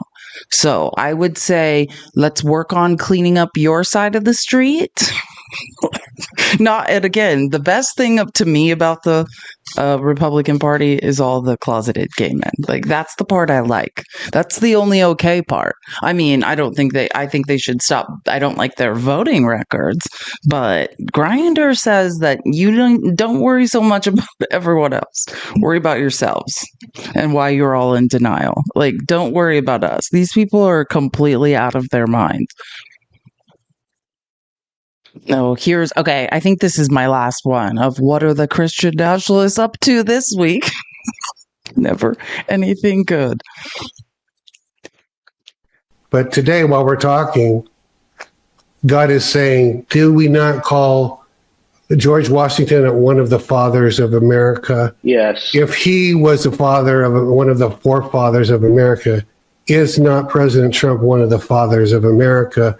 And what does the scripture say? Honor your father and your mother, that your days may be long, that may go well with you.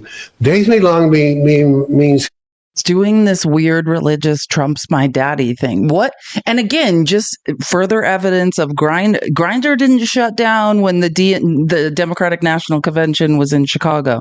It did shut down when the Republican National Convention was in Milwaukee. What is up with all you allegedly straight men talking about Trump being your daddy? It's super sus. And again, there's nothing wrong. If you want to have sex with men, I support you. I'm just wondering why I think what you hate most about yourselves, what you've been told is wrong. I also was raised in evangelical Christianity. I went to private Christian school. They prayed the gay out of me when I was 12 because I was like, I think I like girls and boys. And they're like, They made my mom sign a permission slip to pray the gay out of me. So I get it. I get why you feel like it's wrong, but it seems like it's a you problem. The rest of us are doing just fine with who we are. Health and long life, and that it will go well with you means prosperity. If you honor God's servant, and he's God's servant, he has given the sword, because Jesus said, those that rule over you don't hold the sword in vain. Yes. They can exact judgment and punishment, but just as George Washington could have and did. Yes. But he's more than that. He's a father of our nation. To me, people think I'm crazy, but to me, I would love it if 20, 30 years from now, Trump's image is on Mount Rushmore. He's just that. I think it's fine if you're attracted to a man that gets up every morning and puts on makeup horrifically. I think that's great. I mean, I think he should do makeup tutorials and put his makeup on better. But if you are physically attracted to Donald Trump and you want him to be your daddy, I think that's great. It's just don't drag the rest of us into it. Like, that's your thing, not personally mine. Like, I'm not physically attracted to him. I don't want him to be my dad. But if you creepy old evangelical pastor, you do, that's great. Just, it doesn't have anything to do with the rest of us. Like, you do you. Anyway, sorry. Oh, wait, is there one more? Is this worth? Oh, wait. Oh, my God. I forgot about this. Is worth playing. And for the final episode of what are the Christian nationalists up to this week? This one's pretty bad. I forgot about this almost. And I believe it's just a sign again of just God's favor. And the other thing that I want to say is, if this was the previous administration and that would have happened, boy, the liberal media would have been all over it. Oh, how kind. Oh, this is so amazing. He's worked so hard for it. But no, because Trump. He's talking about Trump being bribed with a plane. We're not talking about an old lady making some cookies for Trump. This man is talking about Trump enriching himself to the tune of billions of dollars while in office and now accepting a plane from Qatar. That's what he's talking about. Just again, and this man is the pastor of the Lord of Hosts Church in Omaha, Nebraska, if anyone's looking for a new church to attend. And I believe it's just a sign again of just God's favor. And the other thing that I want to say is, if this was the previous administration and that would have happened, boy, the liberal media would have been all over it. Oh, how kind. Oh, this is so amazing. He's worked so hard for it. But no, because Trump is his name's attached to it. Oh, everybody's having a freak out. And I bet this is just my philosophy. All right. Lastly, in the Bible, Jesus said, hey, go tell a guy that I need two of his donkeys that have never been ridden before. And I'm sure some people were upset when they saw the one donkey coming in. Oh my gosh, I can't believe that Jesus is having a new donkey. There's always somebody that has to criticize, and yet God wants to bless. And I think it's a sign into our country that we are in a great spot right now. You have to understand, these are thieves speaking, right? This is the prosperity gospel. Like, Trump's White House spiritual advisor tells people to not pay their electric bill and give her $1,000 so God will bless her. Like, these people are all grifters. Like, what the are you talking about? Oh, the more you steal. So you're telling me the more I steal, the more it's a sign that God loves me? The more I steal and get away with it, the more that means that God loves me. Can you please, this is why mediocre MAGA men who listen to this stuff can't debate, because they are so outside of what debate involves logic, reason, facts, data, most importantly, not some creepy man who might want to give Trump a hand. That's not how debate works, unfortunately. And that's where MAGA man goes super wrong. They're like, oh, this guy, super homoerotic pastor said that Trump was a genius. So I'm listening. I believe it. Well, that's great for you. Some of the rest of us are still struggling based on the data. What? I mean, truly, this is like, it's so weird watching these like pastors just be creepier and creepier every day. All right, let's get to 300K. I know this is a little different than my usual shows, but I do think once a week on Fridays, I'm going to check in on the Christian nationalists because we do need to keep an eye on them. They have big plans. And think how not smart these people are. These are the people that they should be the only ones voting in a household. You guys are literally you are closeted. That's my opinion. Super homoerotic. Everything you say can be factually disproven. Like, and you're supposed to be in charge of a household? By what? Grifting? Sounds great. What could go wrong? That's what we have. We have a grifter in charge of our country, and look what just happened. The largest transfer of wealth to the top of the economy in a single bill in U.S. history. The deficit was just blown out. The largest deficit increase in U.S. history in one bill. That's what that's what happens when you put a delusional grifter in charge.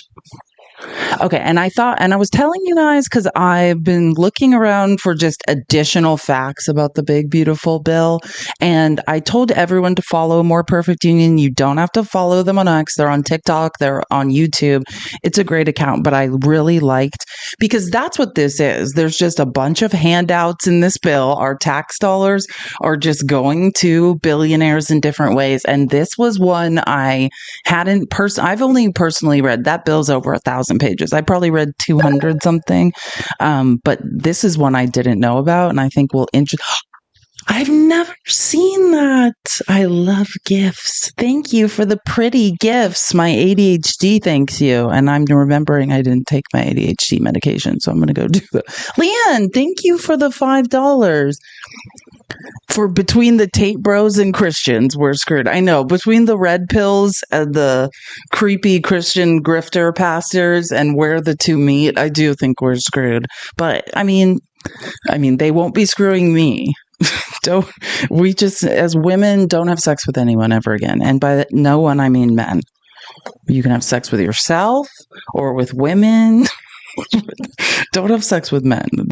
This is what we're dealing with. Until men enter reality and encourage and start living with data-driven, fact-based narratives, stay away from me.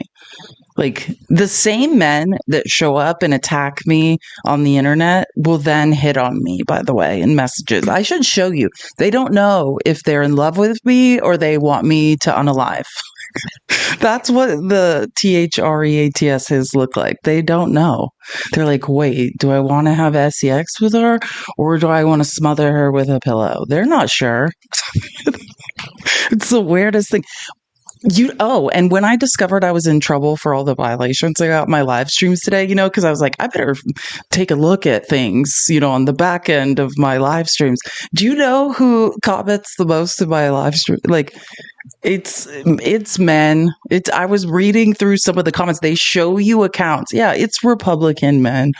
It's you guys hate me, but you also kind of love me. It's okay.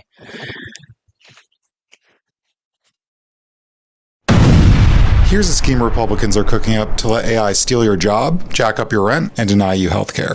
Tucked away in Trump's big, beautiful bill is a big, beautiful handout for tech companies. It's a ban on states enforcing any law or regulation on artificial intelligence models, artificial intelligence systems, or automated decision systems for 10 years. This is obviously worrying because AI technology is rapidly evolving by the day, never mind by the decade. But this also has real consequences right now, unraveling AI regulations that have already been passed, like this law in California that restricts health insurance companies from using AI to deny healthcare, something Cigna, United, and Humana are all being sued for. The GOP plan would make I wanted to say this yesterday, but we had so much going on with us all being robbed too.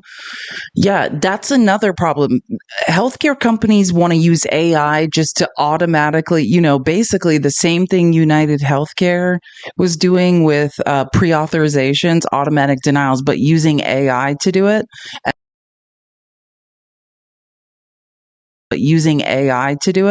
Automatically denied by a non-existent AI bot. But this is what I wanted to tell you real quick that I forgot to tell you yesterday. So this is real life, the billionaires, right? The real people, if any of you mediocre MAGA white men are listening, the real people that are robbing you, that just passed a bill that will rob us all and our children and our children's children, the shareholders of United Healthcare, they're suing United Healthcare. And this is how depraved rich people are. You already have hundreds of millions to billions of dollars. You don't need more, right? Do you want to know why they're suing United Healthcare? They're suing United Healthcare because since the CEO was unalived, they approved more, they did less pre-auths, right? Like United Healthcare started approving the medical needs of people more often. So shareholders have made less money and they're angry. They're angry that people are getting the healthcare they need, and that means less money for them. So they are suing. That's who these people are. Like, that's who billionaires are. There's never enough. There's never enough money. I love my favorite dumb argument from mediocre MAGA men who think they're about to be millionaires too. I was like, yeah, Elon Musk doesn't care about money. He's the richest man in the world. Then why does he keep trying to get more? Why? If he doesn't care about money, why does he keep trying to amass more? Why are all these people trying to amass more money? Who have enough for the rest of their lives, for their children's lives, for their children's children's lives. Use your brain. I know you can do it. That's not a good argument.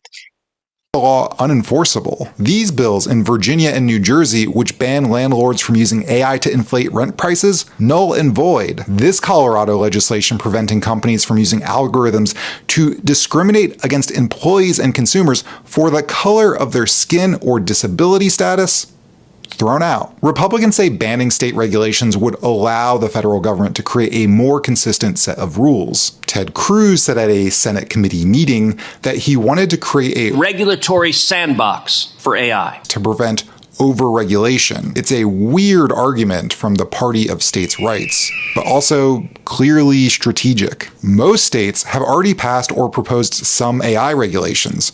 Only around 7 have not. Meanwhile, Congress has been unable to come to any consensus on almost any AI regulation. And when you're a tech robber baron, that's great news. Some experts are skeptical the proposal will succeed, but it's a window into how the GOP plans to thank big tech companies for bending the knee. Sam Altman donated $1 million to Trump's inauguration fund. So did Microsoft, Amazon, Adobe, and Google. RealPage, for their part, just hired lobbyists to push Congress on housing and algorithm issues. And NVIDIA CEO Jensen Huang attended a dinner at Mar-a-Lago earlier this year. It cost $1 million per person, which, if you think about it, it's a pretty good deal for a 10-year ban on regulation.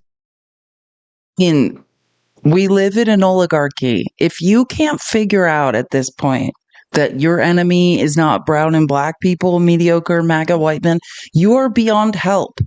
Follow the money. It's not going to lead you to brown and black people. It's not going to lead you to undocumented immigrants. It's not going to lead you to women. Certainly not going to lead you to trans people. Follow the money. That's the beauty of forensic accounting. You can find your money. I promise you, none of us have it. We live in a nightmare. Oh, and I love Oh That's Rich here. Let me see. Can you see this? And I think by this point we all know. I played a couple of his videos a few times. He's a great person to follow. I like how he uses data and follows very good lines of logic. So again, it's 2 H's. That's Rich. And if you need to see it again after the video, but he also made a pretty good video. Basically what's happening is, the big beautiful bill. Like I said, I read like 200 plus pages, the ones that I read an article about which ones were good to read. But I mean, these are thousands of pages of just basically handouts to the rich. So now people are having the time to comb through this and are like, oh, here's all the effed up things that nobody had the time to read before it was being voted on. Which, again, let me give you another example, mediocre MAGA men, of how you're hypocrites. Remember when you guys said no more big bills, that they were robbery, that if we needed to vote on every single bill individually, and if we didn't do that, we were being robbed as American people. And now you cheer on a bill that robbed us all. The hypocrisy knows no bounds. We are almost at 250K. Can we all share the live with 10 people? And when I say share the live, there's an arrow facing to the right on the bottom right-hand corner. Just click, share the live with a few people, or if you don't have anyone, just push the copy link button and that works as shares. As well, I will update the gift goals while we listen to this. And then as well, let's tap the screen and get to 300K. I know it's Friday and I did take my ADHD medication 20 minutes ago. So it'll kick in just in time for me to talk about the most important thing we have to talk about today, which is Representative LaMonica Ivor being indicted with felonies for doing nothing wrong.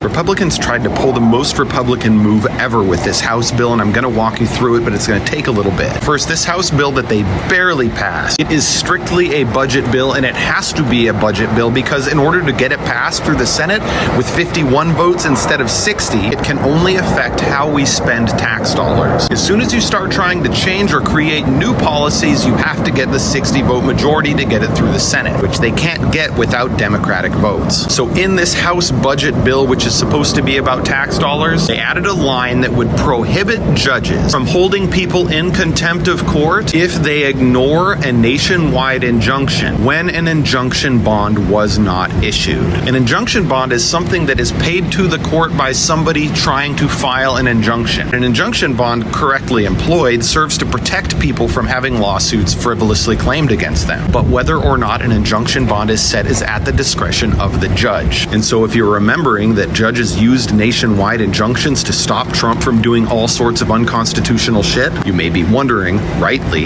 if those judges issued injunction bonds at that time. And the answer in this case is no. The judges determined they did not need to issue an injunction bond to protect the federal government from frivolous lawsuits. And we know these MAGA Republicans put this change in the bill specifically to protect Trump for one reason. That's because they made it so that it would apply retroactively to all injunctions issued in the past, because they already know injunction bonds weren't issued for those injunctions. In other words, these Republicans passed a bill that is supposed to affect the budget, and in that bill they hid a provision that would retroactively protect Trump and his people from ignoring judges. People stopped asking me why I don't trust Republicans, because when you see this kind of shit happen over and over and over again, you understand that even when it looks at face value like Republicans might be doing something good, it is always in service of hiding something else. Man, and I just want to remind you, because this actually might be one of the most important things we talk about today. So I want to make sure we all understand, because that's super important. Do you remember when I was talking, for the last 48 hours, when I was clipping the debates going on in the House about the big, beautiful bill, and like on the first night after I hadn't slept, and I was like, oh, it turns out $500 billion is going to be stolen from Medicare. And then the clip I showed you after that was Joe Neguse, and he was third or fourth district in Colorado. Brilliant man, was hammering Jim Jordan, questioning him so hard that Jim Jordan brought a lawyer in. That's what he was. Actually, let me find the clip so I can remind you guys, because this might be one of the most up things that happen, well, other than us all losing our financial futures, that happened in that bill. What he's saying is that these federal judges that made these rulings did not file an injunction bond.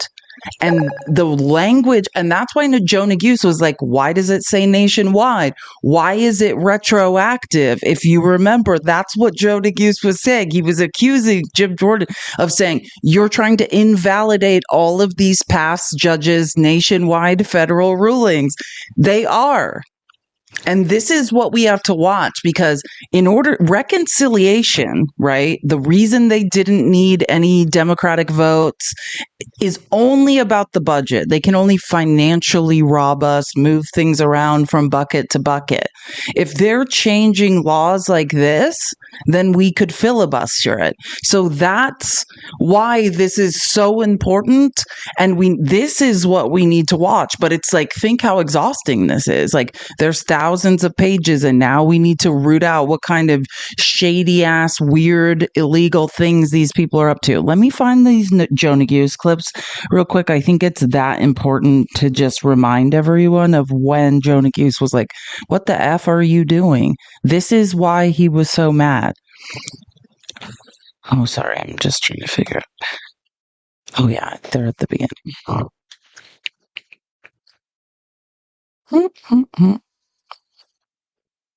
I hope we get to these markers. Oh, here they are. Yep. Found them. Okay. It's so sad how many clips I have. My whole brain now just works in clips. Okay. So this, if you remember, this is Thursday morning after we had been up all night. I was watching these debates all night, and they were so angry at like 3 a.m. because they realized that they're trying to basically, so think about it. All of these federal judges that say you can't fire any more federal workers, and this is a nationwide injunction. They're trying with this little clause they put in to invalidate all of not just future federal rulings that don't have a federal bond in place, but also past.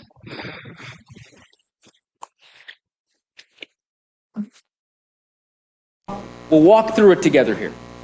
A constituent in Ohio who believes that their information was improperly released by the IRS. I remember you've served on the Judiciary Committee for many years. Hold on. We're talking about in the context of immigration cases. This is all cases. This is not immigration cases. The plain language of this statute that you have written applies to every conceivable case brought in a federal court, period. IRS cases, patent cases, immigration cases. If you have a constituent that sues the ATF, this provision applies to them. This is the point. And you can visit with your lawyers and maybe they can provide you with the clarity, but Jim Jordan went to law school and never passed the bar. And the more, it is my goal to help you all love Congress as much as I do. I was a Division I athlete. Congress is the best sport out there to watch once you understand how much these people resent each other.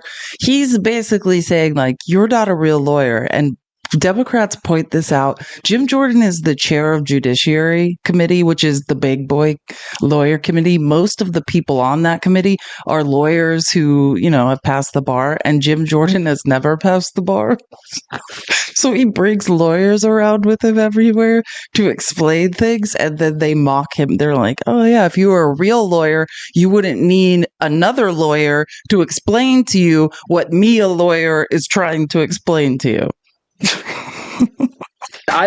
you can visit with your lawyers and maybe they can provide you with the clarity, but it is unquestionably the case that this provision applies to every plaintiff. Oh, okay. Yeah, that's correct. I think we're on the same page now. The judge can set the security at whatever level he wants. What's typically happened in these cases is he just waving it. No one's putting it up, and they're getting this injunction because they didn't issue a bond. Yeah, Jim Jordan. So that's what Jim Jordan is now admitting, what Oh That's Rich was just describing, that every federal ruling where a judge didn't get a bond in place for that ruling is going to be invalidated once this big, beautiful bill goes through the Senate. That's what they're trying to say. that applies nationwide, Correct. which is the concern. I hear you. Are you okay with the nationwide injunction issued by one single federal judge? We'll get to that part, Mr. Jordan. Let's complete the analysis on this piece, because to your point, as you said, this particular provision doesn't require a specific amount of security. It's essentially saying to the federal court it has to require some security.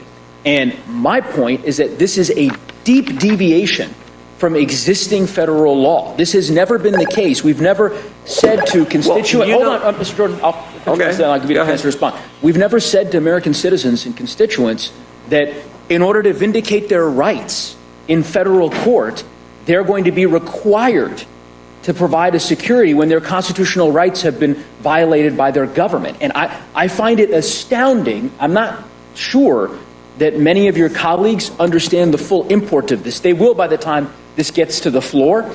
I imagine there will be a lot of limited government advocates who will find deep reasons to be concerned about this type of provision, because as you could imagine, it will preclude folks from being able to vindicate their constitutional rights. Now, I would also say the way that you have written it, as you've noted, it's retroactive, right?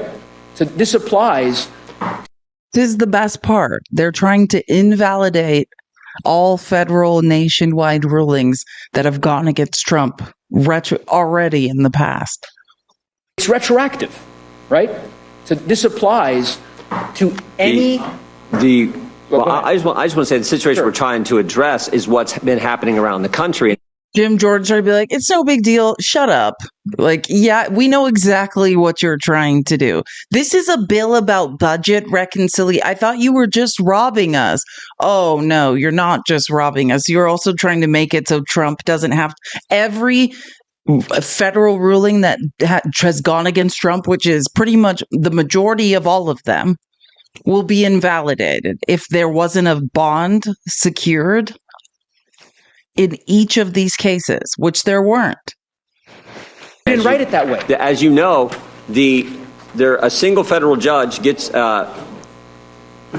cases brought to the judge. They waive the security and then issue a decision that applies nationwide to all immigrants who are in that situation. Why didn't you put nationwide in this language?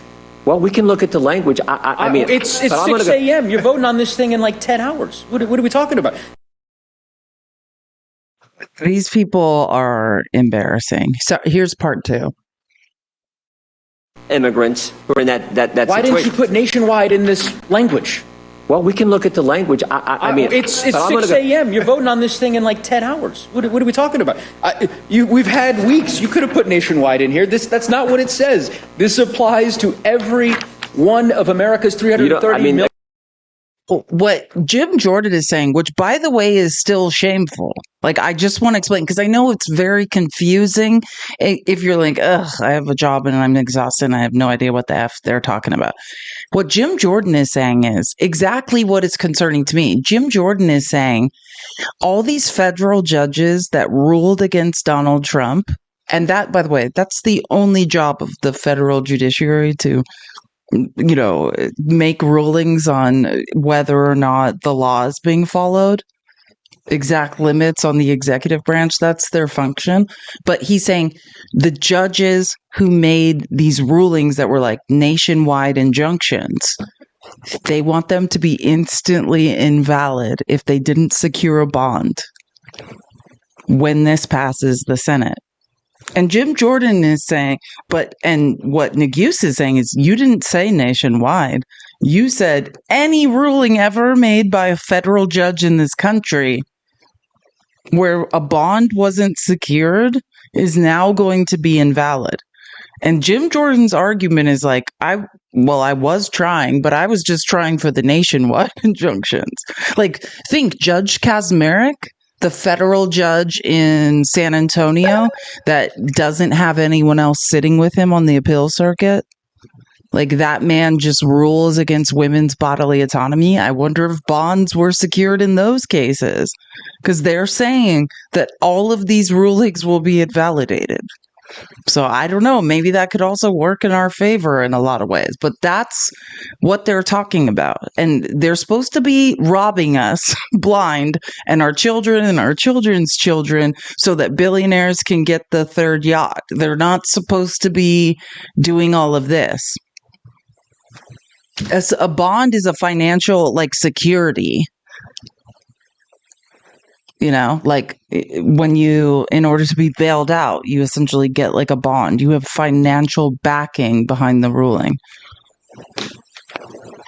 And I don't, to be honest, I did not know when a federal judge rules if they don't secure, this is a loophole they've really had to dig for. Everything Trump does. Trump is trying to stop Harvard. 27% of Harvard students are international students, and Trump's trying to revoke the ability for these students to have student visas through the most obscure legal path. I was just reading about it before this live. That's all. Let me put it this way. Project 2025, people like Russ Vogt, these Republican think tanks, Joseph Goebbels reincarnate, Stephen Miller, that's what they've been doing for years, is looking for these obscure loopholes in laws that would allow them to do a mustache man authorian takeover, to invalidate the power of the federal judiciary. That's what Trump has, is a bunch of lawyers and think tanks looking for loopholes that will allow him to consolidate power in the executive branch. That is what they are doing. And anything that anyone can do, or these yes people without spines can do to help Trump consolidate power, that's what's going on. That's what these are. And and Congress is just being given this language and they're like, put it in there. Do you know what I'm saying? That's why when you watch the Rules Committee and they would hand these stacks of pages and be like, oh, here's the manager's amendment, and they wouldn't even know what was in there. It was they're like, hey, we're here to debate this, but none of you know what's in here, because they don't. They're just like, oh, we're just finding out the same way you're finding out. We have no idea what the F's going on. Because someone said I'm sorry, I didn't see who said it, but someone said, this is much bigger than these people. Yeah. And it's some of the language for tech companies and all these little add-ins, it's it was Jim McGovern. I think it was Jim McGovern. He's like, did you write this? Or did the lobbyist just email you the language and you copied it and pasted it in there? These people are chumps with no spines. These people have no idea. They're just like, oh, are you going to write me that $100,000 check for my reelection? And I just want to, in the fairness of bipartisan shaming, oh my gosh, I forgot. Keep an eye on the Genius Act. The Genius Act is this very shady ass crypto bill. I went on a little rant yesterday about why I'm don't put your trust in Cory Booker because he keeps taking money from lobbyists. There are a bunch of Democrats that are about to back this really shady crypto bill called the Genius Act. Keep an eye on that one. My junior senator, I like Ruben Gallego in a lot of ways, but it looks like he's taking money from billionaires and then supporting this crypto act. Cory Booker's another one. Kristen Gyllenhaal. There's a lot of money flowing around. K Street is where the lobbyist lives. When I say K Streets, I mean lobbying money from corporations and from billionaires. And yeah, it's just hard to resist, I think, at times. And I think from the farthest right to the farthest left, we can all agree we need to get money. As long as this type of money, millions upon millions and billions of billions, is floating around DC and people are being bribed with it, what are we going to do? We have to get money. And as long as it takes 2 to 3 billion to elect a president, of course all these people are being bought. Of course all these people are being influenced. I don't know what else to say. I was talking about that yesterday, Betty. That's why another thing I was on a rant about with Cory Booker, the only Democrat to confirm Charles Kushner as the ambassador to France. That's Jared Kushner's daddy. Jared Kushner's daddy is a felon who paid for a pardon from Trump, who set up his own sister's husband with a lady of the night and had her film it so he could try to entrap her sister's husband and blackmail him out of testifying against him in a federal trial. And the only Democrat that's like, I'm special friends with Charles Kushner is Cory Booker. I'm just saying, money talks. Like, that's the thing. And until we get money out of politics, there's going to be all these weird cases. Like, look how many people, if we're all on here, I think everyone on TikTok who's debating and listening to lives can say TikTok's a good thing. It helps us all have conversations and connect. Well, why did so many people in Congress have huge positions in Meta and vote for the TikTok ban? Because they're making a shitload of money off TikTok failing. Cory Booker is one of them. Jared Moskowitz is one of them. It bothers me I could go on. I mean, the majority are Republicans. There's a lot of moderate Democrats who are doing it too. And until this stops, I don't know what we do. Stop saying Nancy Pelosi. Oh, Nancy Pelosi is a stock trader. Nancy Pelosi is, look at the unusual whales report. She's the least of our problems.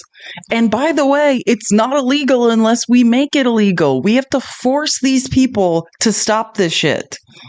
If you want to be, and then you know what's ironic? Because MAGA, you made the opposite argument. I'm so tired of these lifetime politicians. No, we want those people. We have Trump making billions of dollars, making deals, being gifted planes. I mean, doing horrific things to enrich himself. I would prefer if people didn't have all these companies they could accept bribes from and meme coins they could accept bribes from. I don't think you should be able to profit at all. We need to get corporations and extremely rich people outside of politics. If you want to be a public servant, right? Remember the words public servant? It should mean servant, meaning you don't have anything. Like, you are not, oh, it's a blind trust. Yes, while I've been in office, I somehow amassed hundreds of millions to billions of dollars in a blind trust, but it's still my money. Like, no, if you want to serve the public, then serve us without enriching yourself suspiciously whilst that's happening. AOC doesn't. That's why it's so ironic when people are like, AOC's rich, she has nothing. AOC is trying to maintain an apartment in New York and DC, and every dime she has goes to that. Like, she has no money. And the reporting outside Trump, it follows different rules. The congressional reporting of how people enrich themselves is pretty stringent. You can figure out who the people are. AOC's dead broke. And I would say, I said this yesterday, you can respect Matt Gaetz. Matt Gaetz did not take any lobbyist money, but he also comes from filthy wealth. You know what I mean? So it's less noble because he has his own money, he has his own trust. But at least he did. I mean, of anyone, I was just trying to think on the right. Do I know anyone on the right who's not accepting lobbyist money and was grassroots fundraising? I think Matt Gaetz was essentially the only one I could name. I mean, on the right. No, I don't know if Maxwell Frost takes lobbyist money or not. I'm not saying that because I think he does. I'm saying you can use opensecrets.org if you want to check up on anyone in Congress. I mean, there are stringent reportings. It's quarter by quarter, so you can look. So I actually don't know. Yeah, I think Joe Neguse does. I'm saying I think everyone does on a certain level, right? But it's not all of it's extremely corrupt. Just because you've taken some money from some cause, if you already fundamentally agree with it, I'm not saying that's wrong. I'm saying when we look into Geo Group and CoreCivic, look at who is accepting hundreds of thousands of dollars from these private prison groups. And now they're making billions and billions of dollars off imprisoning people we know aren't prisoners. Like these are money grabs. Look at the stock positions of people in Congress and how they've invested in Geo Group and Core Civic. Until we make it illegal, they're going to keep going. And then these same Congress people, and again, I'm talking about all of them, have the nerve to ask us for a cost of living adjustment. I said this before. I think, oh, sorry, I want to say Vintage Mama. If it's glitching, I'm in TikTok Studio software, so if it's my internet that glitches, it will tell me and it pauses the live, and I'll stop talking because it will immediately say. And if it's glitching for you, right, there's different server farms all around the country that TikTok uses, so just scroll out, scroll back in. But if it's my internet and TikTok tells me, then I'll just stop talking and wait until it tells me it's fine again. Yeah, no, I'm just giving advice. That's just for anyone in general. If it's ever glitching, if it's my internet, TikTok studio, like a red bar appears across and is like, nobody can hear you. Stop talking. So I'll just pause and wait until it tells me it's fine and check my internet. But my advice is if it ever happens, that's valid and it could be happening to you. Just probably scroll up and scroll back down would be my advice. Yeah, no, that's what I'm saying. Like if when it is my internet, because sometimes it is, I'll announce it and I will just pause. Or if I'm playing a clip, I'll pause it because I want to make sure everyone can hear. That's what I'm trying to say. So anyways, like we need to, as a group, and I saw someone say this earlier, look, you can feel like Black people and brown people are taking something from you. I think what's more happening is equity is happening, right? Like there's been a lot of privilege. And then when equity is being created, it feels like you're losing something. But that's such a small, non-consequential I'm talking mathematically issue. We are all being robbed by the same people. So what we have to do, the key is to stop worrying about who's sodomizing who. And I mean, because I think most of it is straight white men with women. I don't think we need to worry about sodomy. We should stop worrying about what bathrooms people are in. We all just have to pee and poop sometimes and we have to move on from that. We just, you know what I mean? We need to mind our own business and let people wear whatever they want. Trump wears makeup every day. I support him. I support your orange leader and his makeup choices. They don't look amazing, but I support him.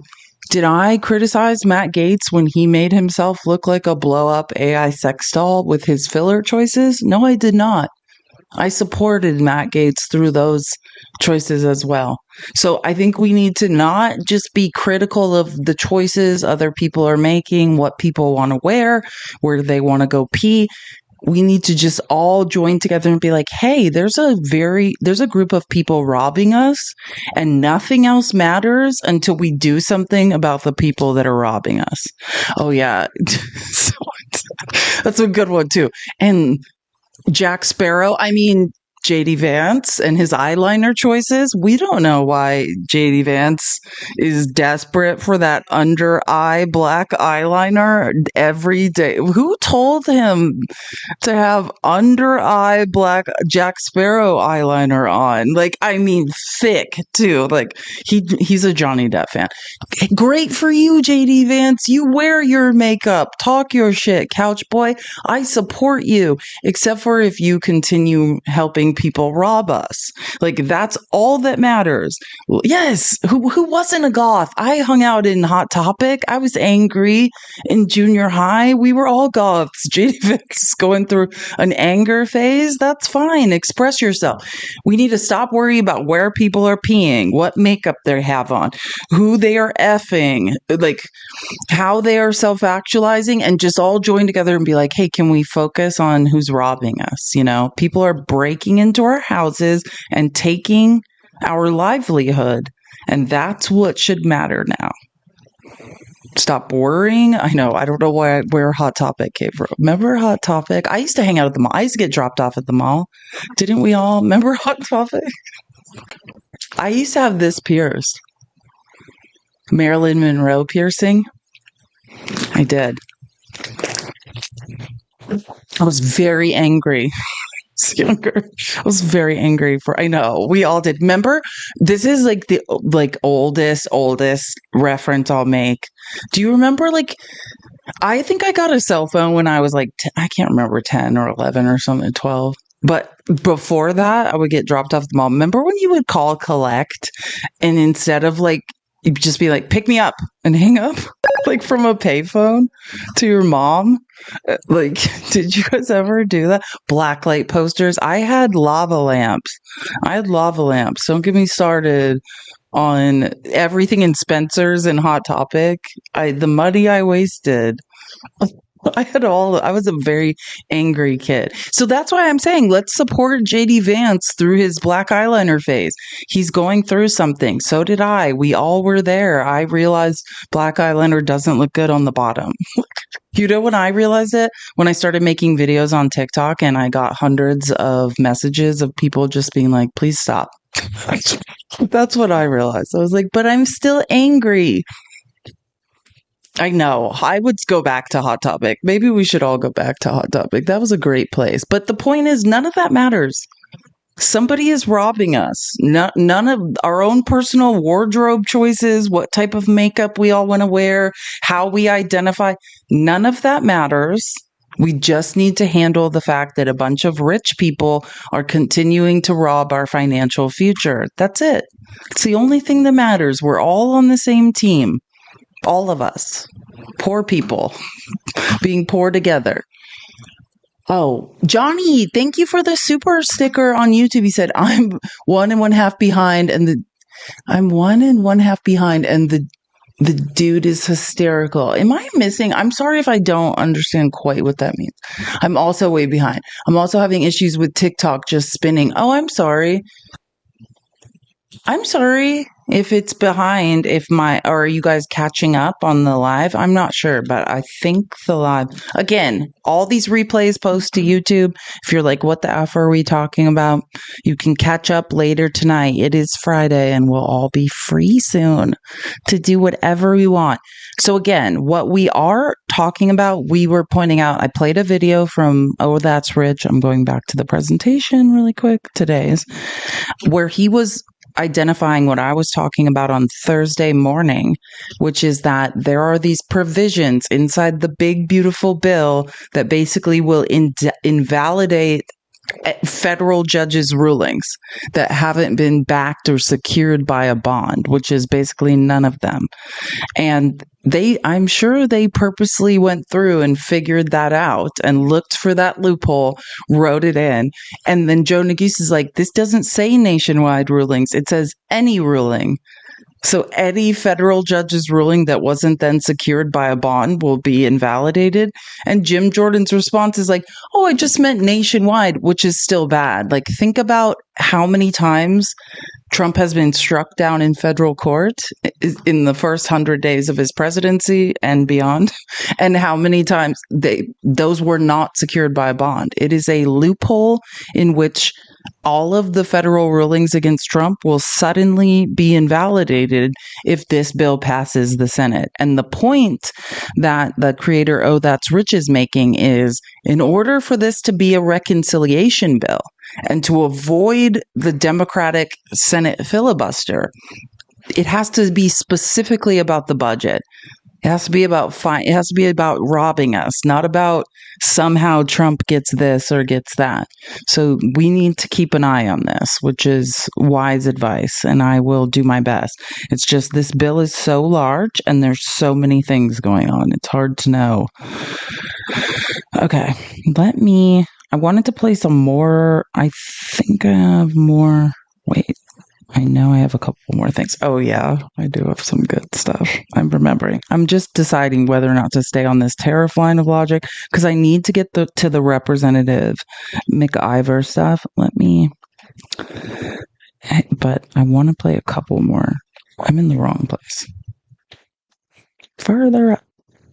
Okay, here we go. This is I found this video, and don't ask me where, or someone sent it to me. I can't even remember, and they didn't send a link with it. So I can't tell you where it came from either. But I also just want to, it's Friday and I want to play something entertaining. I don't know if anyone see this. It's like how to know you're in a cult.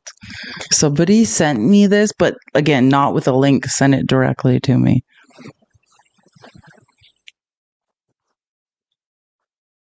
Wait, why isn't it? What is happening? Oh, hold on. I just realized what's going on here. That's my screenshot. This is the video.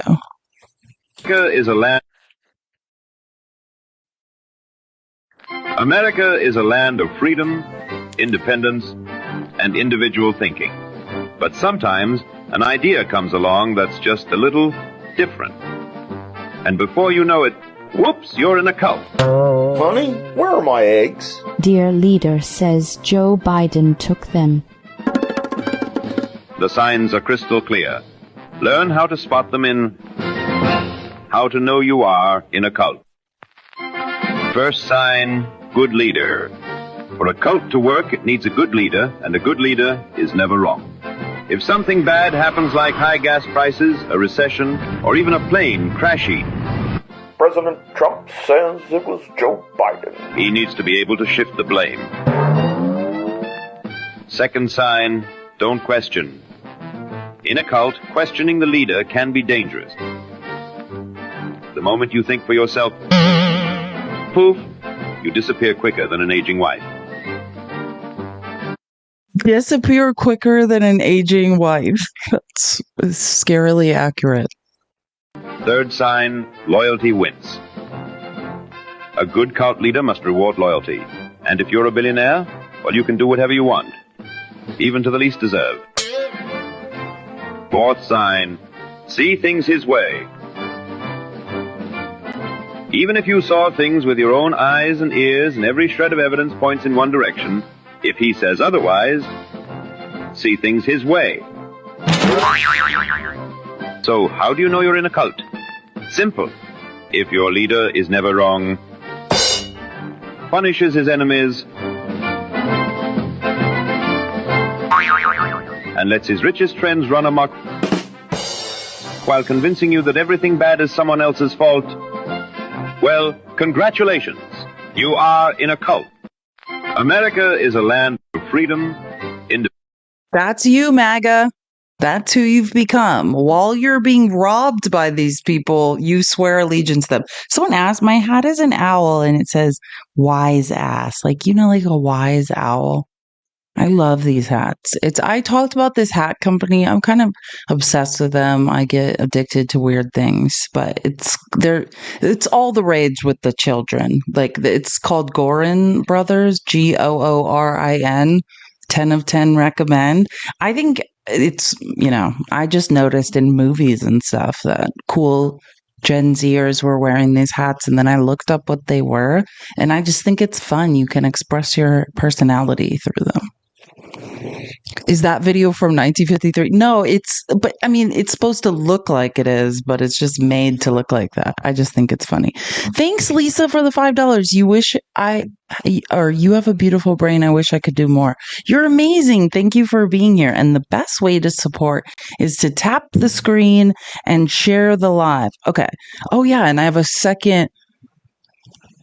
Oh, that's rich video. I forgot. I found this after the fact. Elon Musk is trying to lie to everyone, but actually his algorithm and his AI tool regularly helps me debunk his lies and find the truth. So, oh no, this is something else. Oh my gosh.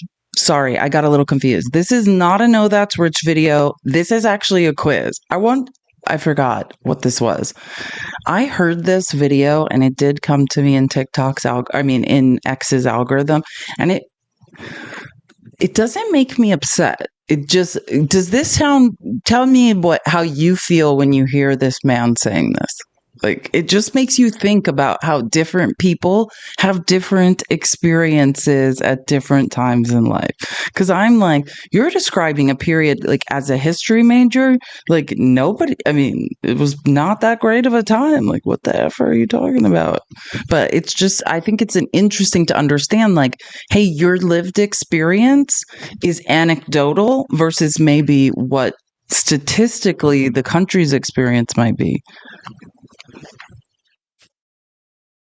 I was born in the 60s, raised in the 60s and 70s as a kid. Star Spangled Banner, baseball, apple pie, astronauts.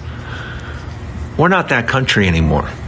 We're not anywhere remotely close to the country we were in the 60s and 70s. Yeah, we used to care about each other back in the 60s and 70s. Yeah, we don't do that anymore. That's not an American thing anymore.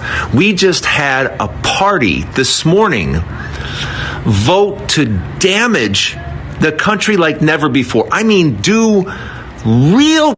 I want to say, I think this gentleman means well. I don't know him personally. He's a creator on TikTok, and then this was reposted on X, and it was reposted with good intentions. Like, I think this is a man saying, hey, when I was growing up, America was a great place. It was a safe place. It was apple pie. It was astronauts. And now we were all just robbed when Trump passed that big, beautiful bill. I think that's what he's trying to say. But like, sir, the 60s was a GD nightmare for women. Like, I don't even think Mexican women could vote until the 80s. Like, indigenous women could vote. Like, it's fascinating to me. He's meaning well. That's what because I just want to be clear. We're not demonizing this man, but it's just interesting to me to listen, like, it's fascinating, like, people's perspective. And he's like, and there were people on X, and these were probably moderate, I'd classify as moderate Democrats, who reposted this video, and they're like, yeah, this man's speaking the truth. I'm like, yeah, I guess if you were a white male in the 60s and 70s, this is your growing up in the 60s and 70s, this is your truth. My dad was born in 55. I mean, not the greatest guy, but I mean, it wasn't his fault. He's a black Hispanic man. He couldn't use the public pools. He couldn't use white restrooms. Like, I don't think other people growing up during this time were having the same experiences necessarily. It's just fascinating to think about. Damage to the country. Cut Medicaid, cut Medicare, restrict food to children. Yeah, that's what that bill did this morning. And it passed. Every single Republican voted for that thing. The worst piece of legislation I've ever seen. Ever. It does more damage, straight damage, to this country than I've ever seen. And it's completely 180-degree turn from what we used to be in the 60s and 70s. This is just a bill that damages the core of what this country used to be. And for many of you that have, I don't know, like rural hospitals out there in the red states, yeah, this bill gets rid of all those hospitals. You won't have them. Yeah, you're going to have to go into the city maybe an hour or two to even just go to the hospital. But that's what you voted for. And it seems like the Republicans are no longer a party. It's just like a force of destruction, because the damage they voted to do to this country, it's a lot like I mean, it's fascinating to think about, like, this person's lived experience, which is valid, right? Feelings are valid, is that this country was amazing and pristine and perfect in the 60s and 70s. Well, I know a lot of people, women, brown women, black brown women who couldn't vote, that were feeling very different about it. Look, I don't know what to say. Like, it's just a very different experience. Gay people, I mean, minority groups were having a very different experience in the 60s and 70s. But yes, this is a very damaging bill. It's like, however we got here, I guess I do agree with the end product that is this bill. And that's the point, maybe, is I think, and this is sad, but I want to just say this and I want everyone to think about it. Don't, like, this is just me thinking, I make both sides of an argument. But I think in America, maybe white males' lived experience is probably the overwhelming reality. Do you know what I'm saying? Like, because it seems to me, the more I listen to white males speak, like their lived experience, they are used to their lived experience, which for me, I know as a multiracial woman, my lived experience is not mainstream, right? Or black men, their lived experience is not mainstream.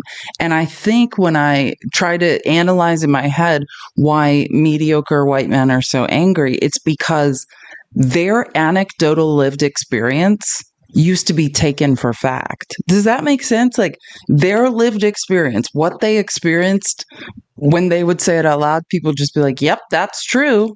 And now they're having an experience where people are saying, no, that's not my truth, or that's not what I'm experiencing, or here's actual data. Like you're telling your lived experience, and now I'm going to tell you what statistical analysis says. And that's kind of a hard pill to swallow. But imagine when you've experienced, for your parents' have experienced, white males are used to, like, when they speak, that's Bible. And it's like, what are you effing talking about? The 60s and 70s were great. Women were allowed to be, like, legally raped within marriage.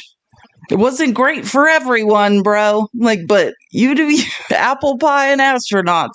Sounds great. Like, but not for everyone, I promise you.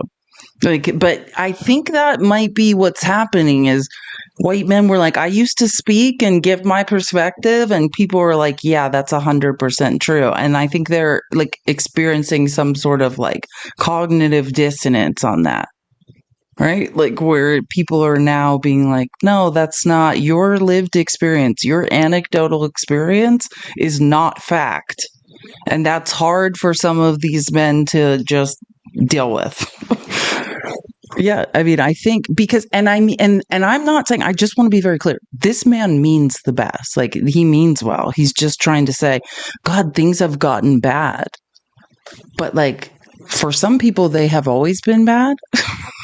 I just invite you to recognize women couldn't like have credit cards, or like they needed a cosigner on a loan. Like your golden time was a nightmare for women. So it just made me think when I heard that. I was like, that is not. And it's like, I think that this is the first time that a lot of white men are actually, receiving, they are now culturally aware, but also now experiencing marginalization through classism, right? In a way maybe they hadn't before. And so they're like, man, things were absolutely pristine for you, sir. And now I'm being robbed, which that is true. I do agree. Things were pristinely awesome for you, and now you're being robbed. I agree with that, and I think that's what we need to focus on. But it is interesting how we almost need to cater, or this is how I feel as a woman. Like, in order to get the buy-in, like if I want to not drown in this giant life raft, we're all being robbed by billionaires. And if I want to not drown, if I want to convince enough white men to recognize who's robbing them, I have to like almost cater to them. I have to be like, hey, it's you. You are the victim. You're being robbed. Like, forget everyone else's lived experience that have been nightmares this entire time. It is you now. You, sir, are now the victim, and we will focus on your struggle in order to lure you over here so that you will vote with us. Like, I feel like if you don't you gotta just speak very softly and be like, your life's hard. You're right. Like, otherwise they're just like, I'm angry. I know because the lens of a white man is like, I'm so used to being the most important, the most valid, like the most right all the time, and the most victimized. And you need to see me that way and acknowledge me as such, or I won't vote for you. Because I mean, that's how I feel. I can't do it. I don't have the patience. I know, but I just think about this from like, I was raised by a malignant narcissist. Like the reverse psychology games I would have to play because it was a matter of survival. For me, it's like I would reverse engineer everything as a child. Like, hey, I need dinner tonight. What type of weird shit what type of reverse psychology do I have to engage in? Whose ego do I have to stroke? Who do I have to validate so I can eat tonight? Like that's how I see this. It's like, how many white men need to feel heard and special before we can all not drown and be robbed by billionaires? Like it's the same. I feel like my childhood experience is now being relived. Like, that's what it is. It's like, we've got to be like, you matter. You're the most special victim in this life raft. Come over here so we can all give you a hug and acknowledge you're the most special of the people being robbed. Like, it's like, God, can we all just shut up and do something about the people that are robbing us without having to do this like extra song and dance? Most valid 5-minute segment ever, I know, but it's just something I've been thinking about. Like, the lens of the white male is like precedes everyone else's lived experience, and if we don't constantly acknowledge it, they're like, fine, this life raft's going down, I'm gonna keep stabbing holes. So everyone just stroke those white male egos, because otherwise we're all drowning in the middle of the ocean together. Like that's what we're doing. We're like, come over here. You're special, mediocre white man. You're being robbed the most. Is that you're the biggest victim in the life raft? Please stop stabbing holes into it. We're all gonna drown together unless we like successfully stroke male egos. Like, it's absolutely absurd. I can't believe. Okay, before I can feel my ADHD medication kicking in. I'm ready to go. Oh, I thought I muted. Sorry. You couldn't see that. Let me pull up. I want to do this Monica McIver stuff because it is the most important part of what I need to talk about today. I think I screenshotted the entire article and I have the clips. And if not, then we'll go straight to the articles. I'm trying to think of the order. Should I do the charging document first? Again, if you remember, not this last Monday this week, but the Monday before, I spent like 3 hours going through footage and protests in New York about New York Mayor Ross Baraka being arrested. Well, actually, I know where we can start. Let me pull up creepy Alina Habba's letter. All you got to do is be a lawyer that doesn't know how to introduce evidence in court, and then you can be acting U.S. attorney for New Jersey. So, okay. This is Alina Habba. Today, my office has charged Congresswoman Monica LaMonica, I was reading the M, McIver, with violation of Title 8 United States Code Section 111A1 for assaulting, impeding, and interfering with law enforcement. I just want to remind everyone that when this all happened, LaMonica McIver was never charged with anything. She is a United States Congresswoman. She was with Representative Watson Coleman, who's an 80-year-old black woman. I don't know how old LaMonica Ivor is exactly. I mean, black women age beautifully. For all I know, she's 30, could be 45. Sometimes I think black women are like 30 and then it turns out they're 60. So I have no idea. She looks amazing for her age. But Bonnie Watson Coleman is like, remember I was showing videos? She's like an 80-year-old black woman. And then, remember I was saying it's Gold Bar Bob's son. What's his name? Oh my gosh, I can pull up. What is Gold Bar? He's like Robert Jr.'s. Robert Menendez, who's a congressperson. And just a review of why they arrested Ross Baraka at first is because all of these Congress people can show up at any ICE detention facility in their district, under their jurisdiction, and they have to immediately be ushered in and they can do an inspection. Like, that's why this all started. Now, Ross Baraka, who's the mayor of Newark, the largest city in New Jersey, who's a black man, was trying to understand why, oh my gosh, I'm going to get it wrong. Is it Geo Group or Core Civic that this detention center is owned by? Does anyone want to tell me, or I can look it up, but I just want to make sure I get it right. Is it which company owns this? It's one or the other for sure. Let's see.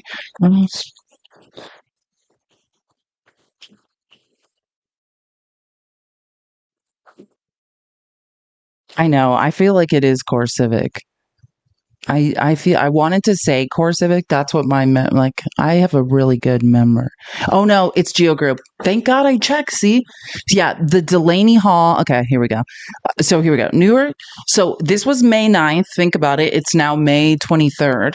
So, and I'm like, I can go back through these clips if anyone wants to witness it. But Ross Baraka was arrested on May 9th at a protest at Delaney Hall, an ICE detention center in Newark, New Jersey. It's operated by Geo Group, right? The reason, and the day that he was arrested was he had been outside, right? He had come a week prior with the fire chief. They're not licensed to operate a business in the city of Newark. That's why they were like, you can't be having people in prison in a place that's not licensed to operate. If anyone's ever had a brick and mortar business, there's all sorts of health and safety checks and fire check. There's codes that you have to, and inspections that have to be passed in order to run a business legally in any place. I mean, it is hard starting a brick and mortar. You couldn't pay me to do it. And they never were licensed.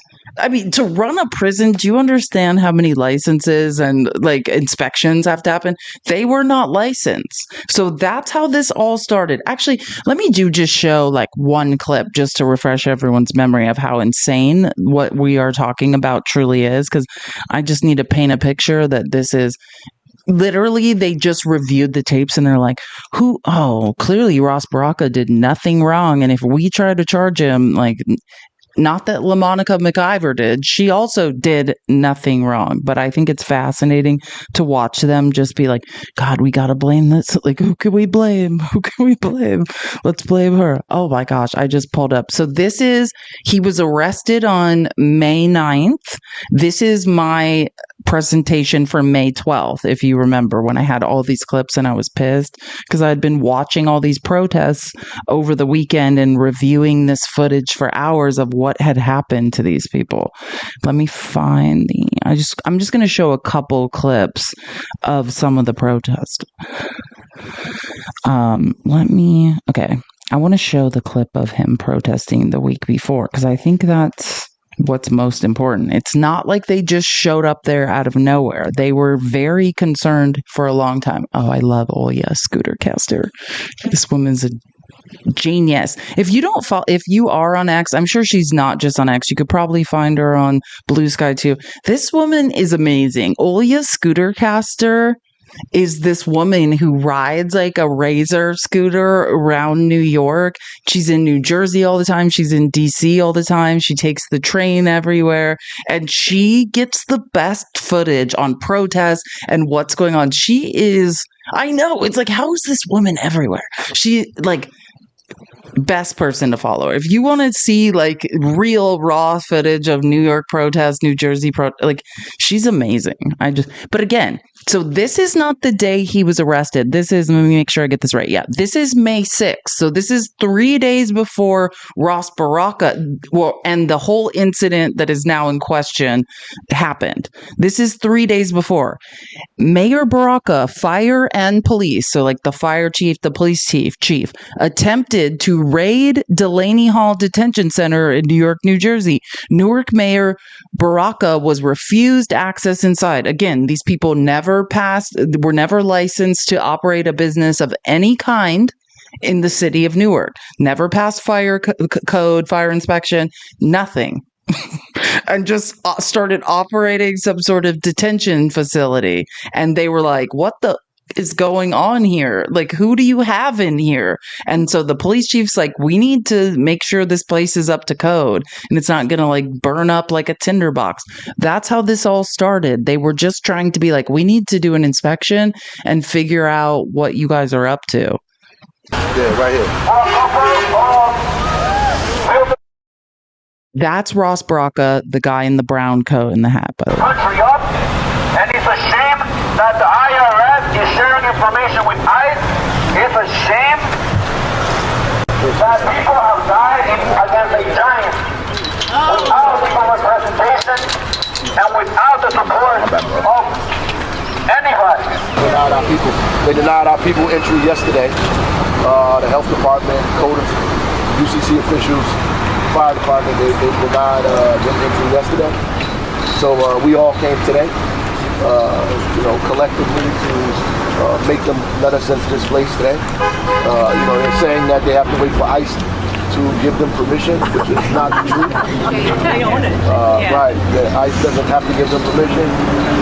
They don't even have a long-term lease at this point. They just have a contract. And so they're completely responsible for what's happening here, the GEO Group. And what they're trying to do is hide under the veil of ICE and the federal government to say that we don't have jurisdiction because the federal government does. It's not true. The court they wouldn't let us in yesterday.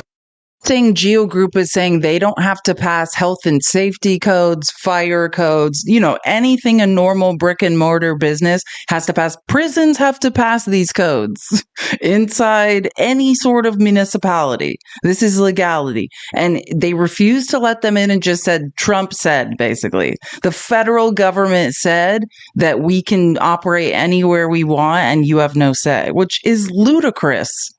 That's insane. Since when? We're here today trying to get in, and we're going to get in today.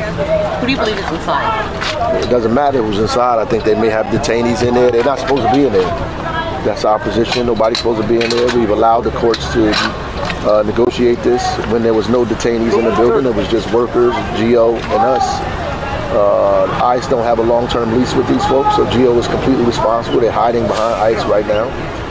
Keep telling our folks that ICE has to give us permission to get in, which is completely not true. The fire officials can go into any building anytime they want to do any inspections. They're not allowing them in. I wasn't here yesterday. The fire officials and UCC code officials were here yesterday. They wouldn't let them in, so now I'm here today. And how did you get a tip that there might be someone inside? One of the security workers here told us that's my. Then we ran across Just to be clear, what the dispute was is GEO Group's like, oh, there's no detainees in there. And then one of the security people is like, yeah, there's prisoners in there. And they're like, they're not licensed to have any prisoners. They just rented a building. Like GEO Group essentially leased a building and then was like, oh, we're going to get up to code and we're going to get the licenses and all that. And then a security person basically told them, no, there's prisoners in there.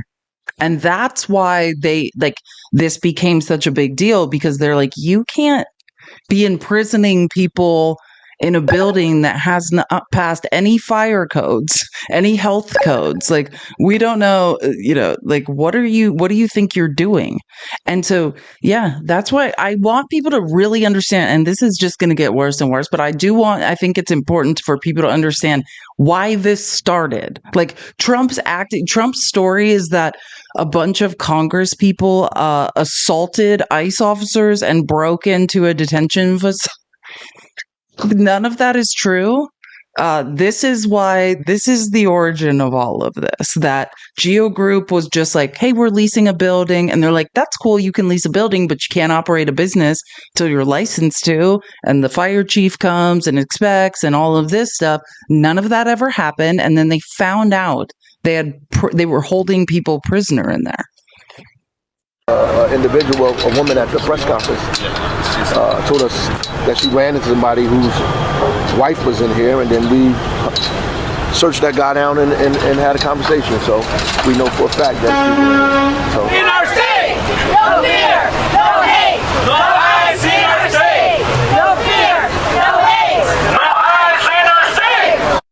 No fear, no hate, no ice in our state. They always have the best chants in the tri-state area. Hold on, sorry, I didn't mean to do that. I want to now show, before I switch back to the other presentation, I want to show now, because I showed many clips of this actual altercation, because remember, the original person they were going to try to arrest was Ross Baraka.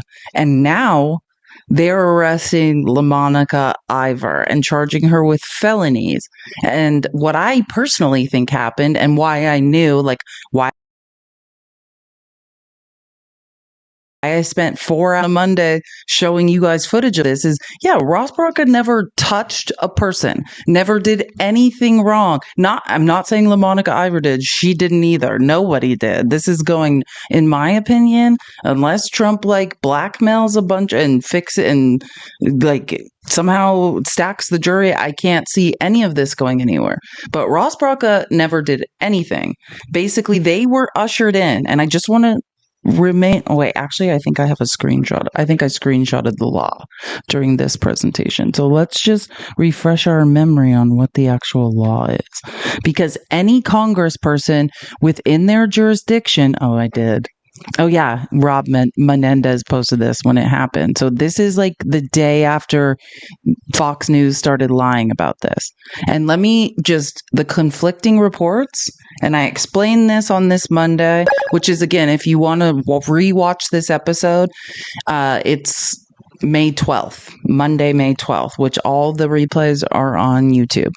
But again, no matter what this administration tells the American people, the law is very clear. Members of Congress have a legal right to enter any DHS detention facility to conduct oversight without prior notice, something I've done twice this year without issue. And these are Supreme Court rulings that have to do with Trump's family separation from his first term.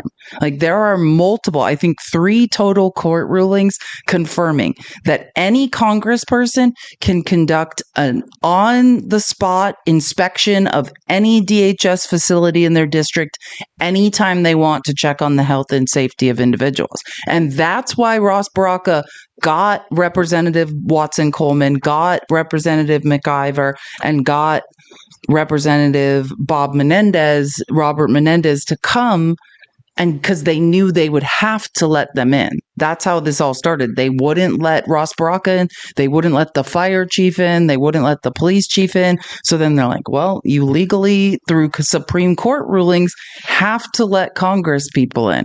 So that's that's how this all started. And remember, they never arrest. I'm going to show some of the videos I showed you before of the altercation, and then I'll break it down more. But this is, originally they arrested Ross Baraka. Then they reviewed the footage, my guess is, realized he never did a single thing, not that LaMonica Ivor did. And then they were like, oh, I guess we need to charge someone. Who could we? We had an 80-year-old black woman, Representative Watson Coleman, Ross Baraka, who never touched, he's a black man that knows how this goes. He wasn't going to end up George Floyded. So he literally just kept his arms sides. His arms were pasted to his sides the entire time. He never touched anyone. But what did happen is LaMonica Ivor, Bonnie Watson Coleman, and Rob Menendez tried to when they were trying to arrest Ross Baraka, they kind of tried to form a circle around him and say, don't touch him. Right. Leave him alone type of thing. So that's the only, and believe me, I've broken down this, but let me just remind you of this clip before I leave this presentation. So again, this is New Jersey Spotlight News, which is a good account. I follow it now. Newark Mayor Ross Baraka was arrested outside Delaney Hall on Friday. A member of his staff confirmed to New Jersey Spotlight News. And this is, some of them, it's funny because this is the first clip, and this is actually some of the most compelling. When I read the charging document for LaMonica Ivor, they have screenshots of this.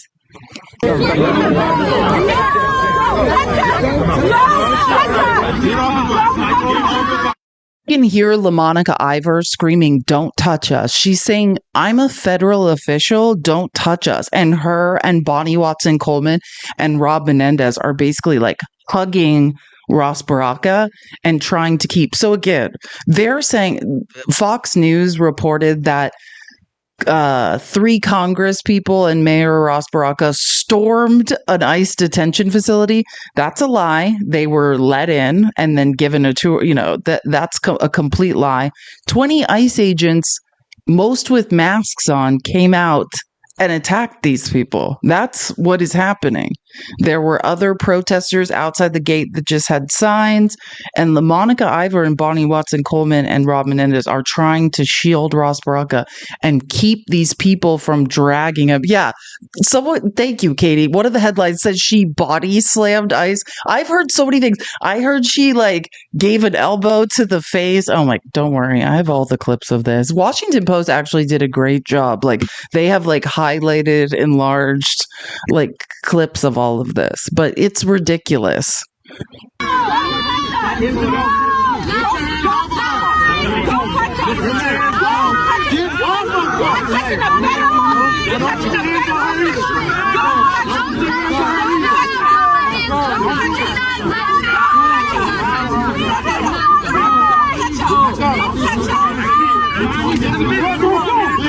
LaMonica Ivor is in the red, and Bonnie Watson Coleman, the gray-haired older woman, she's 80 years old.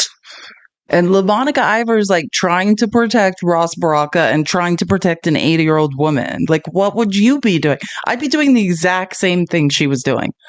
Yeah, this is an example of bad touch. Thank you. This is an example of bad touch. My PTSD, I would have been doing way more than she was doing. I said, get off of me! Get your hands off of me!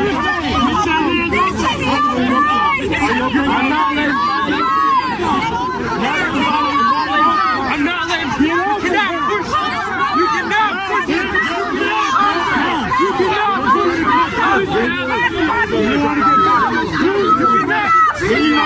Get off of her!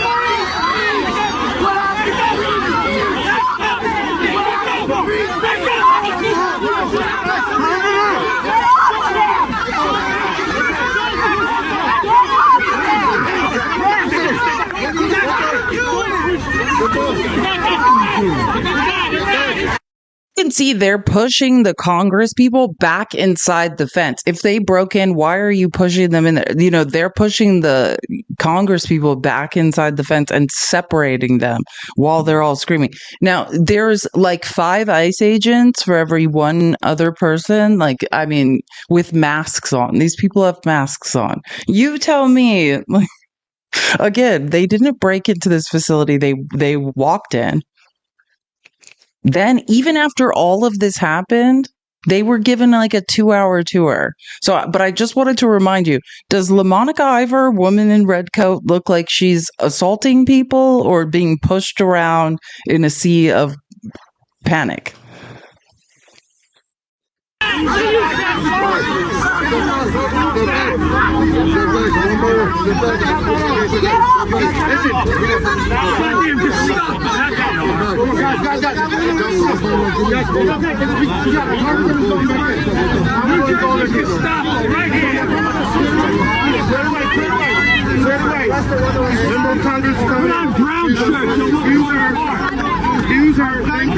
You hear someone scream their brown shirts. I love this crowd. I love that there were so many people to bear witness to this. There's many footage. There's many different angles of this, but I just wanted to remind you of what I showed you that Monday. And there's much more. That was actually really inspiring live. There was an amazing protest in New York City. If we have time, I'll play the most amazing speeches I've ever heard. I think we should all move to New York, where protesting is the best. Okay, let me go back now and pull up. I'm going to pull up this article that had clips. So Washington Post did something right for once.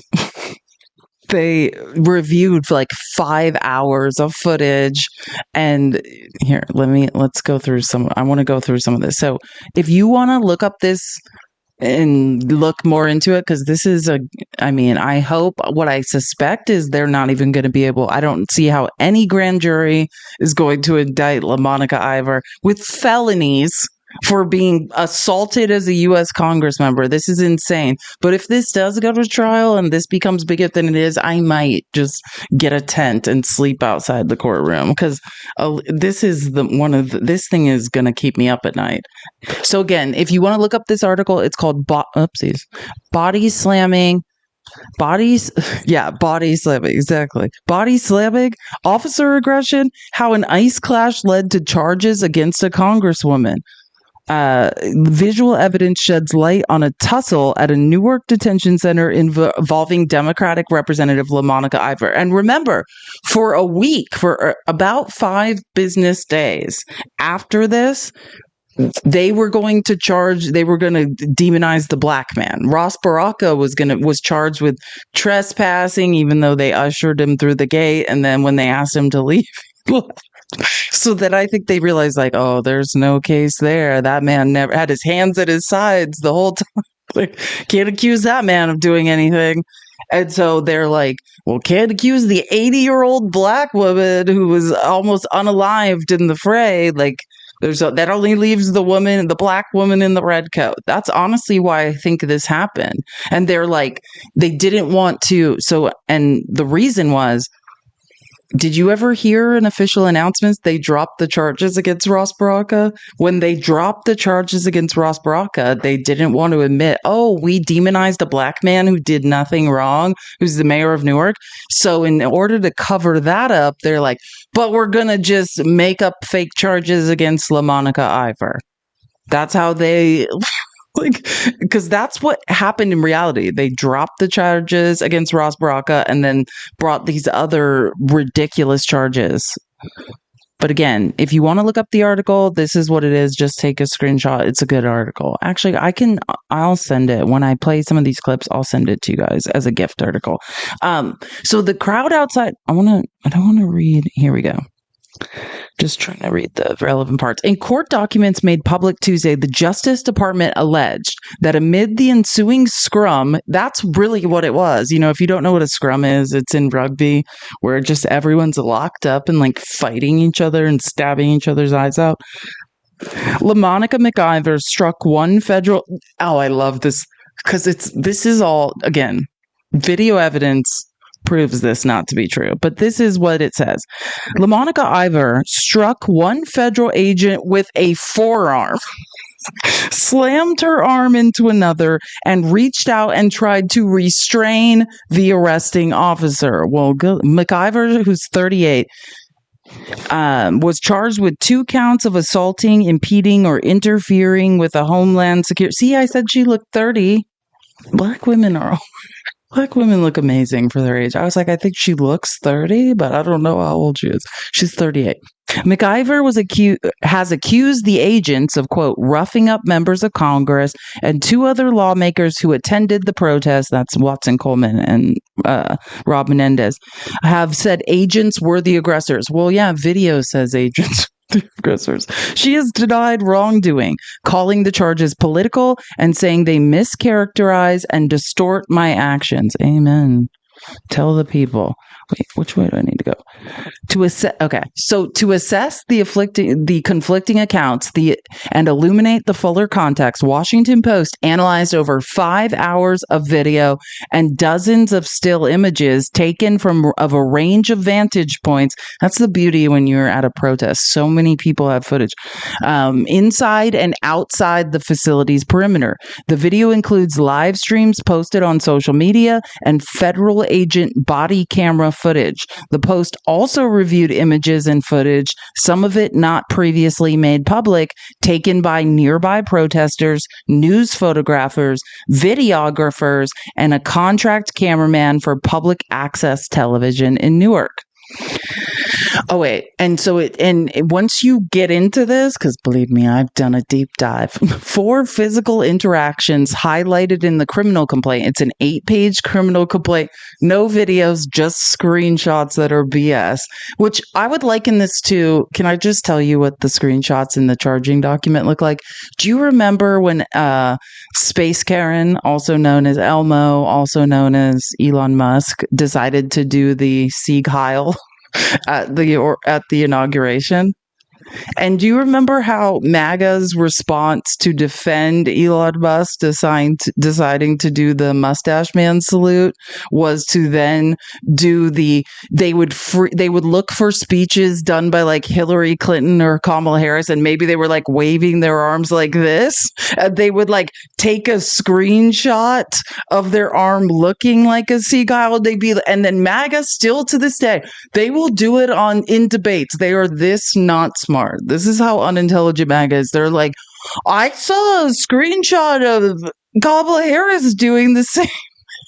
It's like, do you understand the difference between waving your arm and then someone taking a screenshot when it's in a similar motion and what Elon Musk did? No, they don't understand. So that's how I would liken the 8-page charging document against LaMonica Ivor. It's these like screenshots where they're like, see? And it's like, well, if you just watch the full clip, that's not what it is. That's exactly what all of this is. Yes, Space Karen. Oh, I've been calling him Space Karen for a while. Tudo has the funniest Space Karen meme. Actually, and I just thought about something. I'm going to go through this, but I want to make sure I do this in the right order. I just want to show you guys something else because I find it heartbreaking.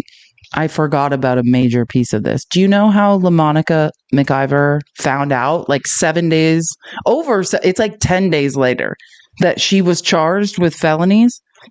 Are you thinking that they told her?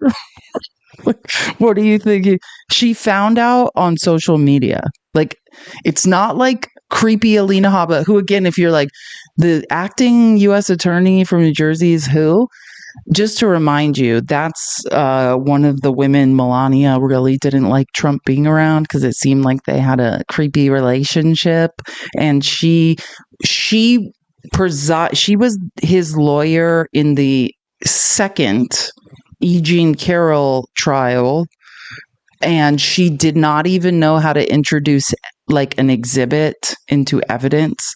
The judge was like, I can't teach you how to be a lawyer. Like, I'm very confused what we're doing here. And needless to say, she did lose that case in spectacular fashion. So what is happening, and another example, I would say, why is Alina Habba acting U.S. Attorney of New Jersey? Because there's these temporary periods of time where Trump can just appoint someone who will do bullshit for him.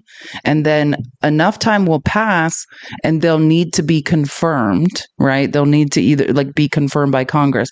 Ed Martin's another one, right? He's the acting U.S. Attorney for the D.C. office. And then he was temporarily. And then when it came out that he's, a mustache man supporter who was at J6, who's done all sorts of weird then even a Republican congressman, Tom Tillis, is like, I'm not confirming this guy. Like, are you insane? This guy's crazy.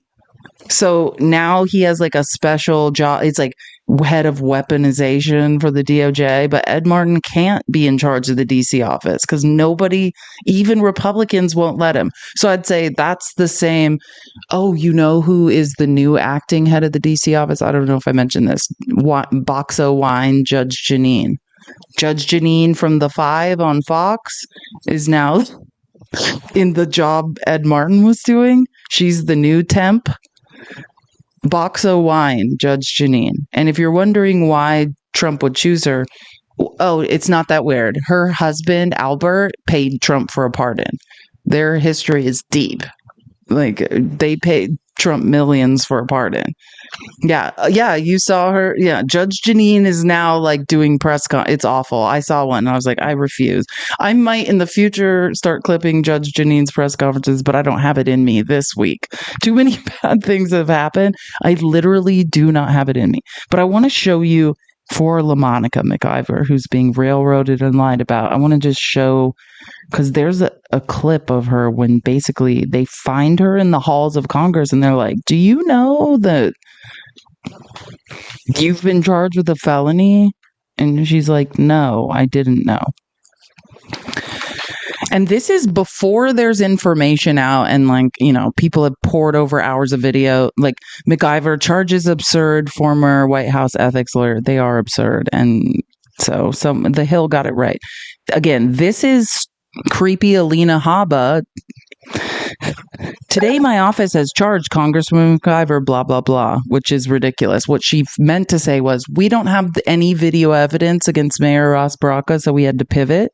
This is the moment where LaMonica McIver, this is Monday, right? The 20th was Monday. It's the 20th. No, Tuesday. Tuesday? Is that right? It's the 23rd. Is this Tuesday? This is when they find LaMonica McIver in the halls of on Capitol Hill and be like, did you know that you're being charged with a felony? My heart breaks for this woman. Representative, can we talk to you about the charges brought against you? Look, it's political intimidation, and I'm looking forward to my day in court. Did you know about the charges prior to the press conference?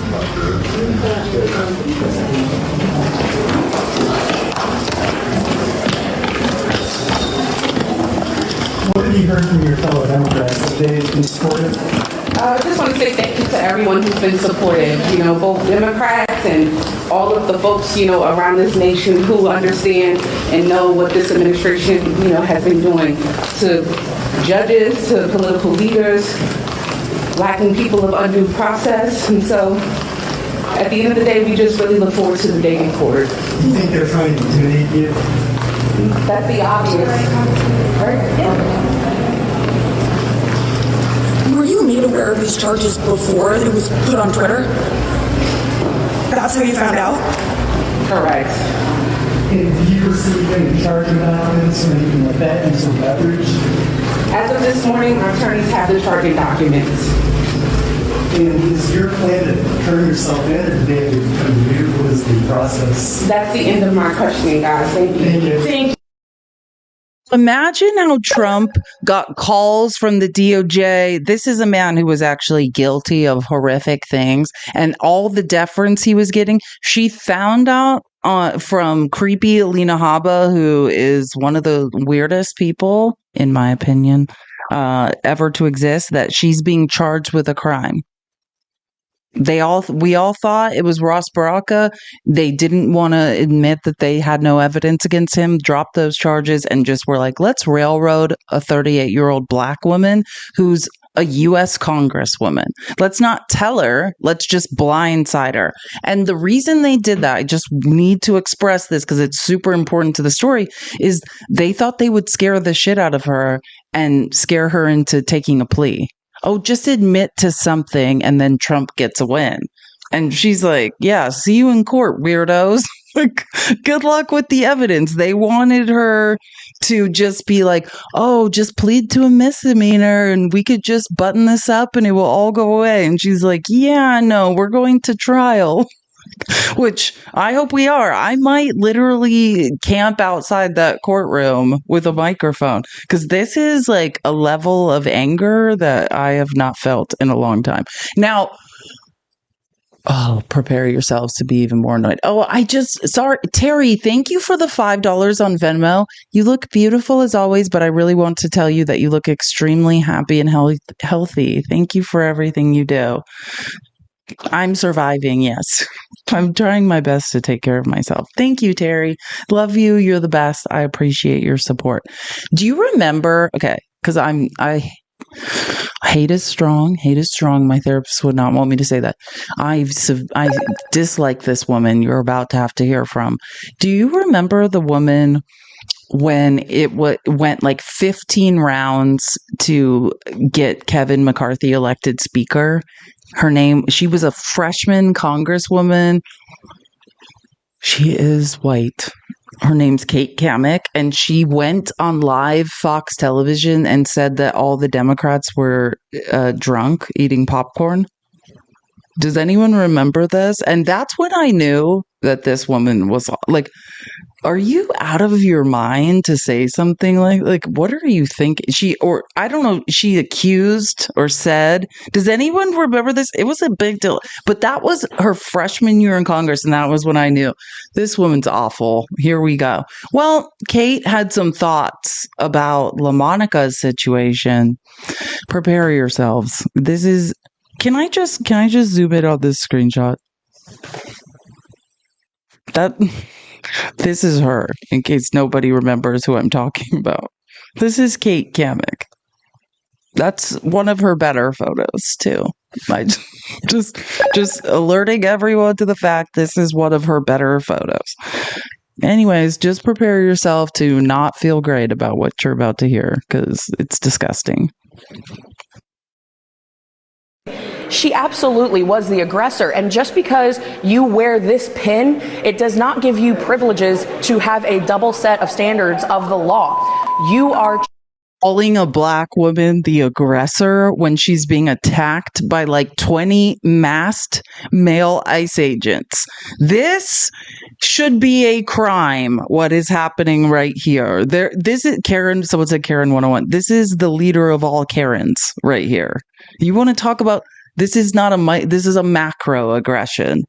On Fox News, calling a black woman who was trying to help a black man from being taken is saying that this black woman who was trying not just stop a black man from being taken who had done nothing wrong, which we know for sure since they had to drop the charges because he literally was standing there with his hands at his side the entire time, but also trying to protect an 80-year-old congresswoman, black congresswoman, from being run over by 20 ICE agents with masks on. And I'm sorry, can we all just has the nerve to call a 38-year-old black woman who's trying to protect an 80-year-old congresswoman and a man who's being unjustly arrested and trying to do the best she can as 20 masked ICE agents swarm them, the aggressor. In no world is that reality, weirdo. I should have found that clip where she's like, they were all eating popcorn and drinking. This woman, I knew the first time I heard her speak, we had a Karen on our hands. It turns out she is the worst of all the Karens.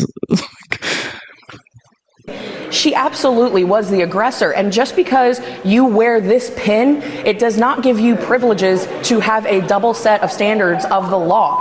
You are charged with making sure that you are upholding the law, that you are a good steward, and she has violated her oath of office. So I think she has a lot of consequences headed her way, and I fully support DHS and DOJ pursuing them to the fullest extent. Well, it's been reported. You heard traitor to black women everywhere, Harrison Faulkner, about to say it's been reported. And what I learned on this day, right, and this railroading that was occurring was all that Fox News's defense against defamation and slander, because they lied about Ross Baraka, they're lying about LaMonica Ivor, the footage shows it, and the way they defend themselves and will legally if this ever ends up in some sort of lawsuit is they just say, we're just reading the DHS documents. That's how they get away with it. They're like, well, this is what DHS told us. This was their press. We're just reading it. They're like, we just read it as fact, even though all video evidence tells different facts. They did the same thing to Ross Baraka. They're like, angry black man charged into immigration facility and assaulted people, and they're just like, well, we don't know if that, we're just reading the DHS press release. That's how Fox News does this. Just so you know, if you confront them about it, that's the excuse they give. Well, this is what DHS told us. Well, how about you do some real reporting and stop pathologically lying about people?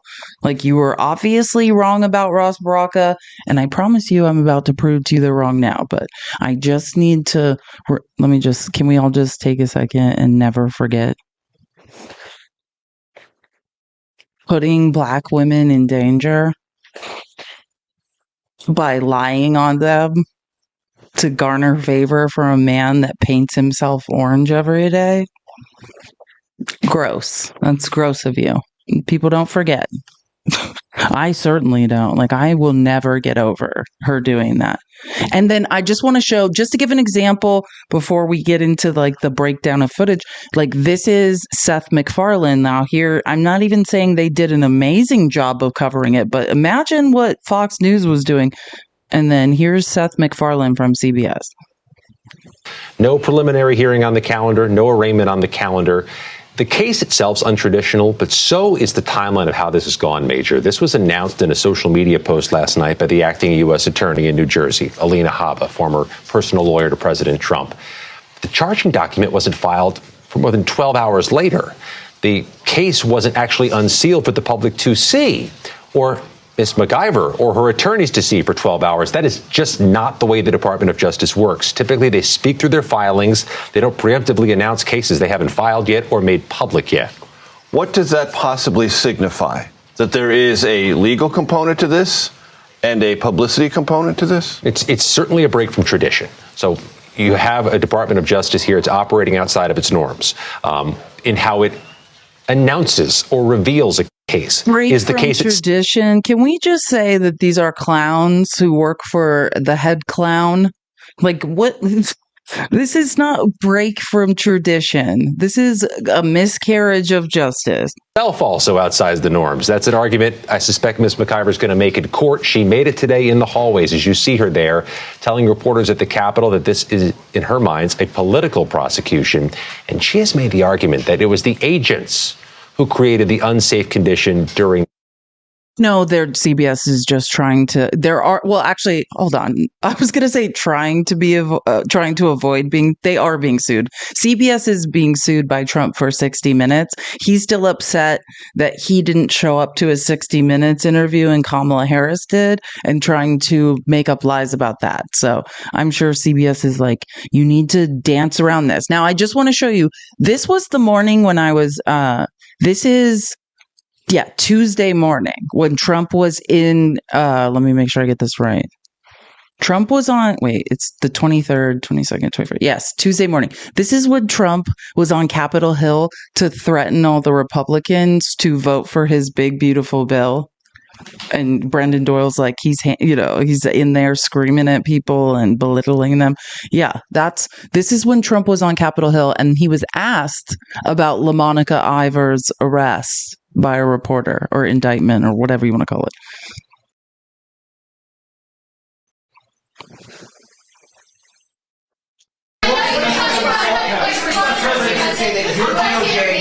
Weaponizing with the arrest of a congresswoman, Democratic congresswoman. Oh, give me a break. Did you see her? She was out of control. Did you address those days are over. The days of woke. No, I didn't. The days of woke are over. That woman, I have no idea who she is. That woman was out of control. She was shoving federal agents. She was out of control. That never happened. I've watched hours of footage. That did not happen. I mean, I'm not saying we should be shocked. Trump's just pathologically lying. But I have watched hours of footage from different people that you know how I am. Once I go down a rabbit hole, I go, especially when I'm on my ADHD medication. I have watched hours of footage. That never happened. The days of that crap are over in this country. We're going to have law and order. The days of delusional people that put on bad makeup every day, making up lies about Black women. Could those days be over? That would be nice. We would love that. And here's Eric Swalwell posted this on Tuesday. A red line has been crossed. Trump is prosecuting his political enemies in Congress. This is just the beginning. We must take whatever we've done before to show dissent and go one rung higher. And save your bullshit documents on this, Alina. You'll need them when you testify. Amen. You will, because you have no case. Like, I've read the charging document. Good luck. There's no jury of citizens in New Jersey that are going to help you with this. Like, this is not, I don't even know how they're going to get a grand jury to indict. Because I was going to say, she's been charged. And I don't really understand, because this is a U.S. congressperson. They probably need a grand jury. Like, Meaning, if you don't understand the difference, so you need to, like, when Trump was going to be indicted, like, when people are super important, it's not like you just indict people. Like, you need to get a jury of people, of random people from that jurisdiction together to just hear the evidence and be like, hey, is this just enough to even indict and have a trial?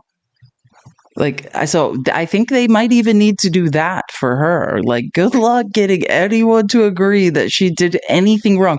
I watched like 27 camera angles. Good luck. Good luck. You had 25 masked men assaulting people, and this one woman who's trying to protect the mayor of Newark and an 80-year-old black woman. Good luck to you. This is one of the most delusional things. Like, Trump distorts reality constantly. I know he has no idea. Like, he lives in a distorted reality, but like, that's the thing. That's why people are always like, why are you always reading court documents? It's the last place the truth matters in this country. And yeah, I just can't see this happening. So this is she did what, as far as I know, she did like one interview, and I just wanted to play a clip of it. This is the day she found out, like after the clip I showed you of them tracking her down on Capitol Hill. This is later. I think the charges are absurd. It's ridiculous. I was there to do my job along with my other colleagues. We have done this before. This is our obligation to do. It's in our job description to have oversight over a facility, and the entire situation was escalated by ICE. They caused the confrontation. Homeland came and, caused this chaos that we see. It was a very tense situation, but it could have been, easily it could have easily not happened. They had every opportunity to not allow this to happen. It was very unnecessary. And it just, once again, we were there to do our jobs. And, if I'm going to be charged with a crime for doing my job, it just speaks to, where we're headed in this country and what we're dealing with as leaders and as Congress members, here in this. I think the charges are. Amen. And it's not your fault. They just didn't have anything on the black man Trump wanted to persecute. So you could never get away with accusing an 80-year-old woman of doing anything. So you're just the only one left. Oh, I do have one more good clip. So then later, and I love Simone. She's the best. Dan Goldman, who's a very, in my opinion, proficient, amazing litigator. One of the people he was one of the impeachment managers on Trump's first impeachment trial. He was talking about this, and this is what Dan Goldman had to say.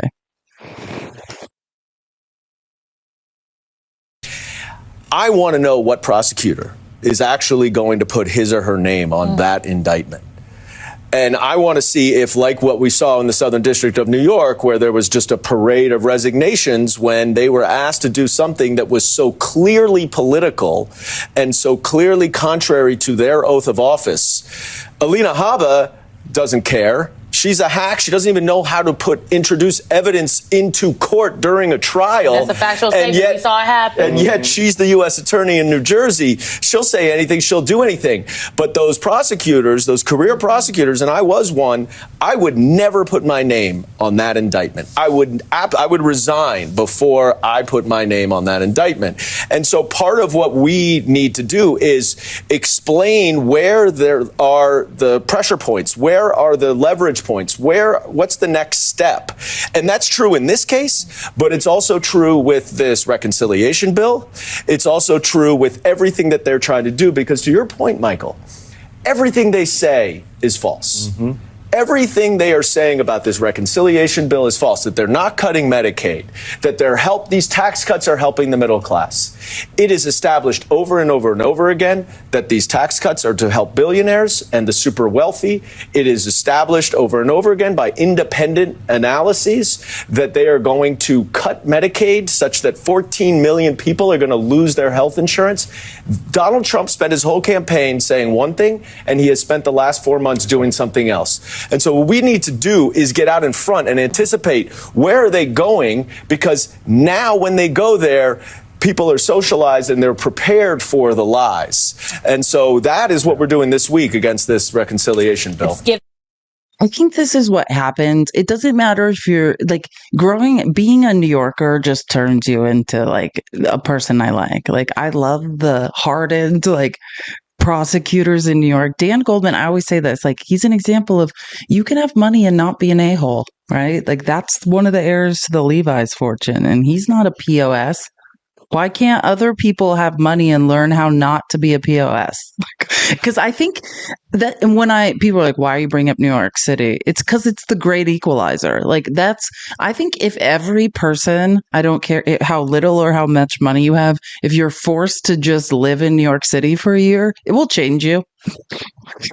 It is like, yeah, Dan Goldman's one of the Levi heirs. He's one of the. I realized that. How did I know that? Because MAGA. If any of you mediocre MAGA men are listening, how did I figure that out? Because I reverse engineered my way into figuring that out. I was looking at an open secrets list of who had the most money in Congress, and I wanted to know where his came from because I didn't want to support, like, a creepy Rick Scott in getting a golden parachute from one of the largest Medicare frauds in history. And that's how, and then I did a deep, you can always follow the money. And that's how I know how Dan Goldman has money. It's in a trust. It's pretty clean. I wanted to hate him, but seems like a pretty decent person who's fighting for all the right things. It's like, I always use the other example as the governor of Illinois, JD Pritzker. He's one of the heirs to the Hyatt fortune. He's not an a-hole. He's fighting for the average person. And like, I'm just going to say it again because I feel like every moment is a teaching moment as a former teacher.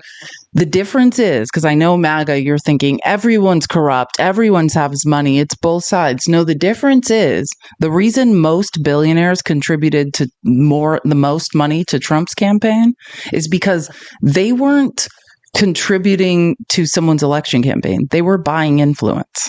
And now we see that, right? We see the influence they bought. We see what Elon Musk bought with his money. That's the difference. You can be rich. You can be a politician on the Democratic side.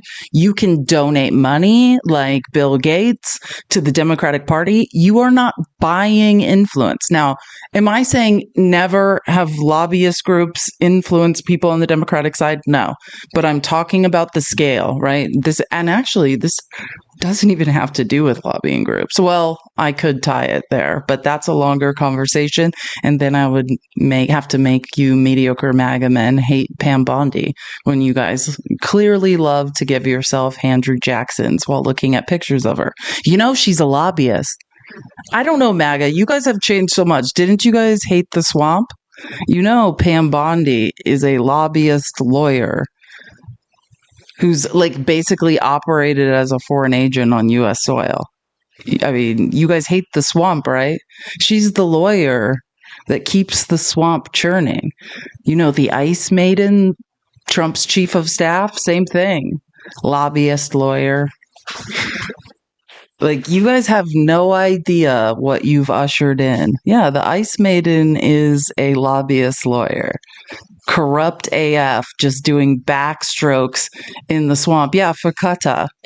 Look up Pam Bondi's lobbying list, though. I mean, it is. And meanwhile, MAGA's like, Trump's going to drain the swamp. You guys, if only you guys could read. If only you guys could read. I remember when Pam Bondi was announced as the AG, and all MAGA men said was, look, she's hot. I remember them posting pictures of her and being like, look at our new AG. That is the swamp. Trump literally assigned someone to be the Attorney General of the United States that's a corrupt lobbyist lawyer. And you guys were like, I'll just give myself a Andrew Jackson to her photo. If only you guys could do an actual investigation and realize who these people were. It would be helpful. Oh, God, I have so many. I wanted to play Jasmine Crockett clips today. I have so many things to. Okay, we've got to move on. So that was Tuesday. Now we're moving on to my evidence from today. And the charging document. So I don't know how much I want. Let me just read the most important parts of this. Wait, I think Yeah. Okay, I read. Okay, here we go. In court documents made public Tuesday, the Justice Department alleged that amid the ensuing scrum on May 9th, Representative LaMonica McIver struck one federal agent with a forearm, slammed her arm into another, and reached out and tried to restrain the arresting officer. She was charged with 2 counts of assaulting, impeding, or interfering with a Homeland Security officer, which I believe are felonies. And if they're not, someone could correct me, but I'm pretty sure she's charged with felonies. Lisa, thank you for the $10 on Venmo. Thank you for all you do. You are so appreciated, as are you. Jeremy, my school, thank you for the school voucher. What's going to add up to that $5,000 to $8,000? Jeremy's paying me for tuition. I can't wait till adults get school vouchers. You can bring your public school funds to me. I'm going to be an adult charter school. That's I'm going to be. It's okay. MAGA, you owe me money for tuition. I know you're listening. Weird MAGA men who are angry about the truth. You guys actually owe me money. I will accept it. Okay. And then McIver has accused the agents, which is more accurate as we've seen, of roughing up members of Congress, and 2 other lawmakers who attended the protest have said agents were the aggressors. There were hundreds of people there that say agents. She's denied wrongdoing, calling the charges political and saying they mischaracterize and distort my actions. Mischaracterize? Calling a black woman an aggressor? It's so weird. It's so crazy. I've never seen this happen before. To assess the conflicting accounts and illuminate the fuller context. I love the Washington Post is hoping that Trump won't understand what those words mean. They're too big, so MAGA won't understand that they're throwing him under the bus. I love that. To assess the conflicting accounts and illuminate the fuller context. They mean MAGA to prove that you guys are liars. The Washington Post analyzed over 5 hours of video and dozens of still images taken from a range of vantage points inside and outside the facility's perimeter. The video includes live streams posted on social media and federal agent body camera footage. The Post also reviewed images and footage, some of it not previously made public, taken by nearby protesters, news photographers, videographers, and a contract cameraman for public access television in Newark. 4 physical interactions, and this is true, I read the charging document twice, were highlighted in the criminal complaint, occurring during about 30 seconds of jostling as federal, because that's what they essentially did. They're like trying to freeze frame moments where it looks like, you know what I'm saying? Like she's doing something and they just sort of screenshot it and they're like, see, a black woman's being aggressive. But when you watch the whole thing, it's just people just being jostled around. It's ridiculous. During 30 seconds of jostling as federal agents tried to arrest Mayor Ross Baraka, the Post's review confirms McIver made contact with at least 2 agents, and we mean was pushed into that, or that's what I mean, while in the turbulent scrum. Again, scrum is a word for rugby where a bunch of people are locked together, basically just being pushed around. Yeah. But it is difficult to discern the force of the contact and to what extent it was intentional or the result of the chaotic moment. In the instance when prosecutors allege she slammed her forearm into an agent, he appears to take a step back, but otherwise shows little reaction. Okay, so, and these are thanks to the Washington Post, because they kind of isolated this, and we'll take you through it.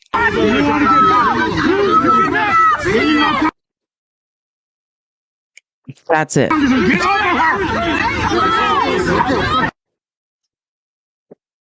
Cool.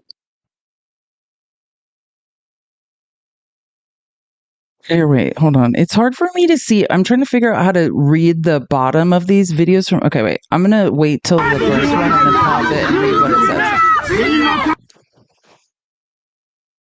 Okay, so videos from several angles show how the arrest played out. The Post annotated the moments described in the charging documents against Representative McIver. So that's one of them. And I'll show you the charging document after, but they're isolating the screen. This is the only proof. They basically have like 4 screenshots where they're like, see? She assaulted someone, and they're isolating the moments in which they're saying that LaMonica Ivor assaulted someone. That's what you're seeing.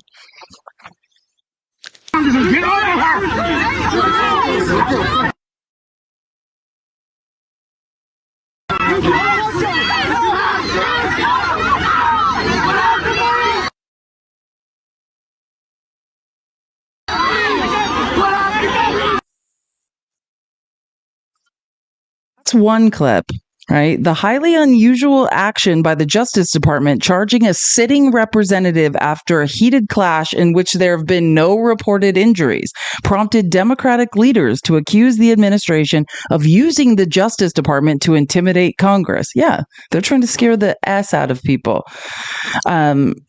On Tuesday, President Trump, I showed you that video where he's like, oh, give me a break. Did you see her? She was out of control. You've now seen that video. Was she out of control or was she just trying to survive? Speaking about the events outside Delaney Hall Detention Center, Kristi Noem said, quote, mob of protesters, including 3 members of Congress, stormed the gate and they trespassed into the detention facility. Her department published a news release which was what Fox News read, which was a bunch of effing lies, claiming the lawmakers used an arriving bus of detainees as a decoy. They said an 80-year-old woman snuck and ran in behind a bus, to gain entrance, then holed up in a guard shack. Oh, believe me, I have the footage to prove this wrong. So just, again, Kristi Noem claimed in a press release and then that these Congress people snuck in behind a bus of detainees and used them as a decoy to gain entrance, then hold up at a guard shack. A department spokeswoman said lawmakers attacked officers, including body slamming a female ICE officer. And this is the craziest part. I've watched hours of footage. I don't even see female. I mean, I did see one at the end, but the main fray, those were men in masks, I thought they were. I don't know. The video examined by the Post did not. Here we go. MAGA, are you listening? I'm sure some of you are in here so you can tell your other mediocre friends. The videos examined by the Post did not support those descriptions of the events, and the government did not include them in its charges against McIver. Of course they didn't, because it didn't happen. I've watched hours of footage. In response to a request for comment, Kristi Noem did not directly address the Post's finding about her remarks, but noted in a statement that McIver had been charged. No one is above the law. Yeah, no one's above the law, especially people that didn't do anything wrong and have been falsely accused. And there's hundreds of angles of videos proving that, especially those people. And also, you're not.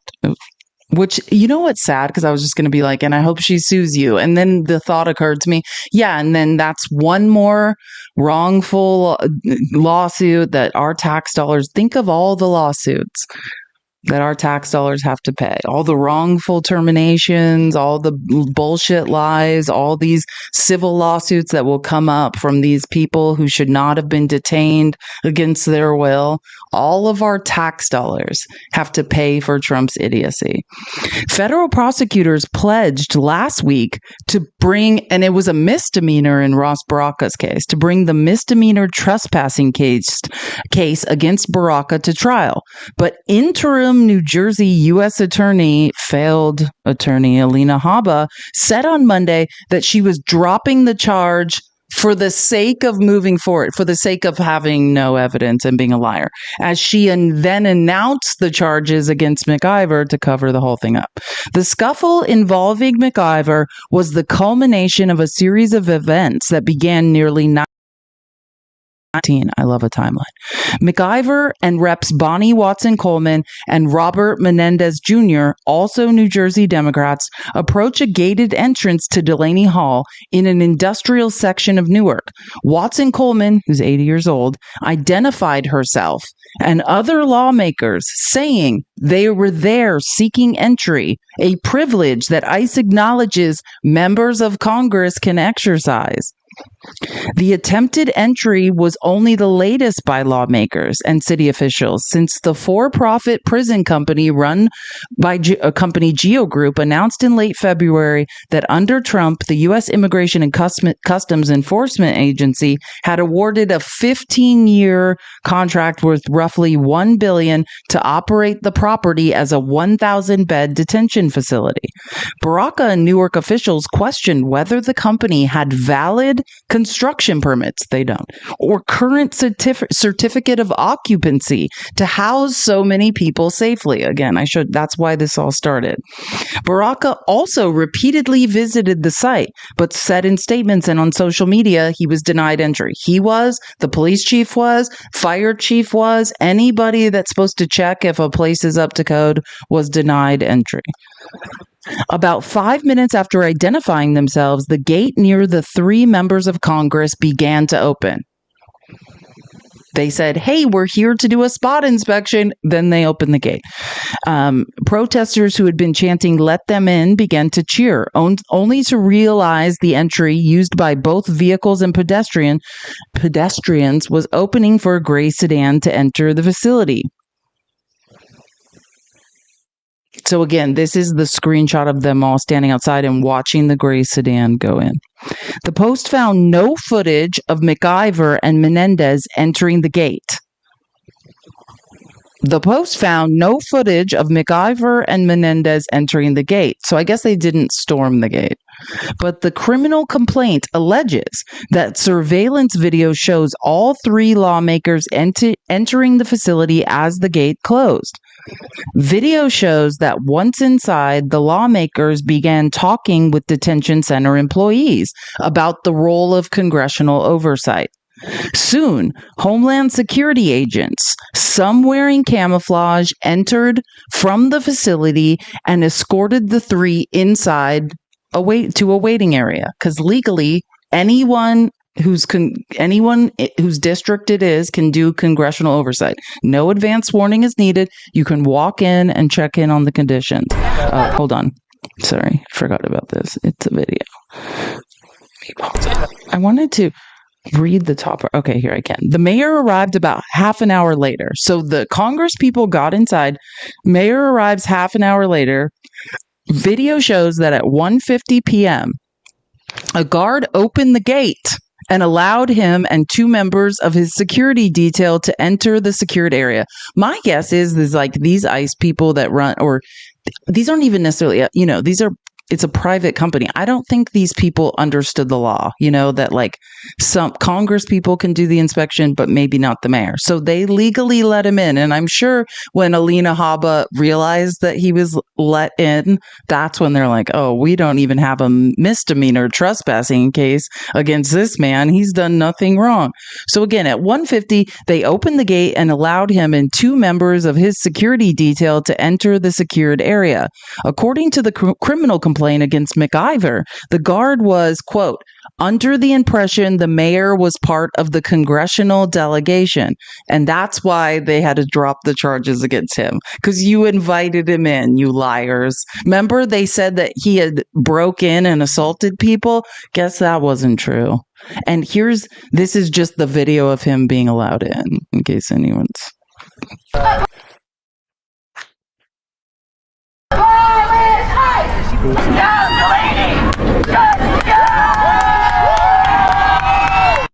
And that's why the charges were dropped against that man, because he did not break into an ICE facility. For nearly 45 minutes, Baraka remained just inside the secured area. Yeah, did everyone just witness Ross Baraka storming the gates? Remember, for literally a 24 hours news cycle, they said that he was an aggressor who had stormed and broken in to an ICE detention facility. Is Fox News going to apologize for that lie? We just watched him be ushered in calmly by guards. Like, that's why I was pissed in the first place, because I had seen video of him being let in. Turns out, oh, what do you know? Again, another lie. The lies never end with these people. Okay, so that was at nearly 45 minutes. He was just inside the area. Oh, sorry. TikTok Studio is making me update my gift goal. Thank you guys so much. It's hard for me to focus on anything else when I'm reading. What? Oh, that's not the right amount. Okay, got it. Okay, then at around 2:33, Homeland Security agents exited the building and then started the confrontation with Baraka. In snippets of the conversation captured in video, agents told Baraka he had to leave because he was not a member of Congress. The three members of Congress joined the discussion as it grew tense. They're all still inside the gate. Then, obviously, I mean, it's very clear, like, basic ICE agents don't know what to do when the mayor is there and U.S. Congress people. So they're talking probably to their higher ups, who's talking to Kristi Noem, who's talking to Trump, and they're trying to decide, they're trying to decide what to do, but none of them knew. So the three members of Congress joined the discussion as it grew tense. Minutes later, video shows an agent took a step toward Baraka, and Watson Coleman, the 80-year-old congresswoman, can be heard urging calm.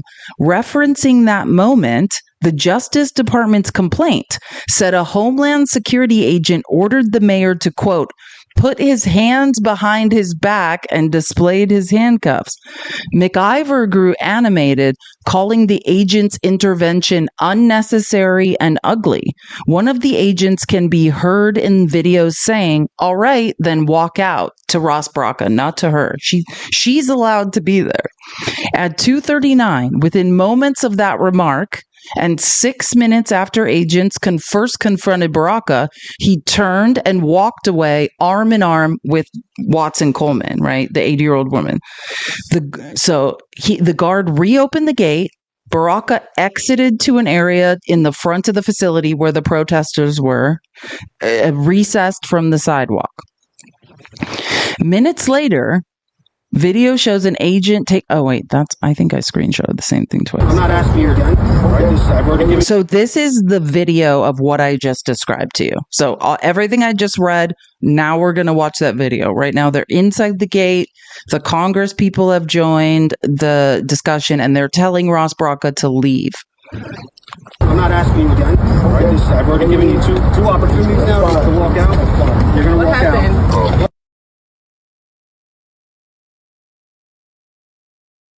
I told them I was waiting for you, they tried to arrest me. Yeah, they left me in there. This is what I mean. This is exactly what I'm talking about. Arrest the mayor of the property, and you cannot block the arrest your group. Arrest you! Mr. Mayor, anyone that is not a congresswoman or man, it's the last warning. You will be placed under arrest. You let him in! What piece of shit! That woman says, you let him in, you piece of shit. So this is not about LaMonica McIver. They're like, she can say, women in red blazer. They're saying, if you're not a congressperson, you leave or you get arrested. That's what's happening at this point. You let him in, you piece of shit! He's the mayor, let him in! What do you want us to do? Get arrested in front of everybody. You're on camera, you're on live TV. You're fascist. No, you must not shut down.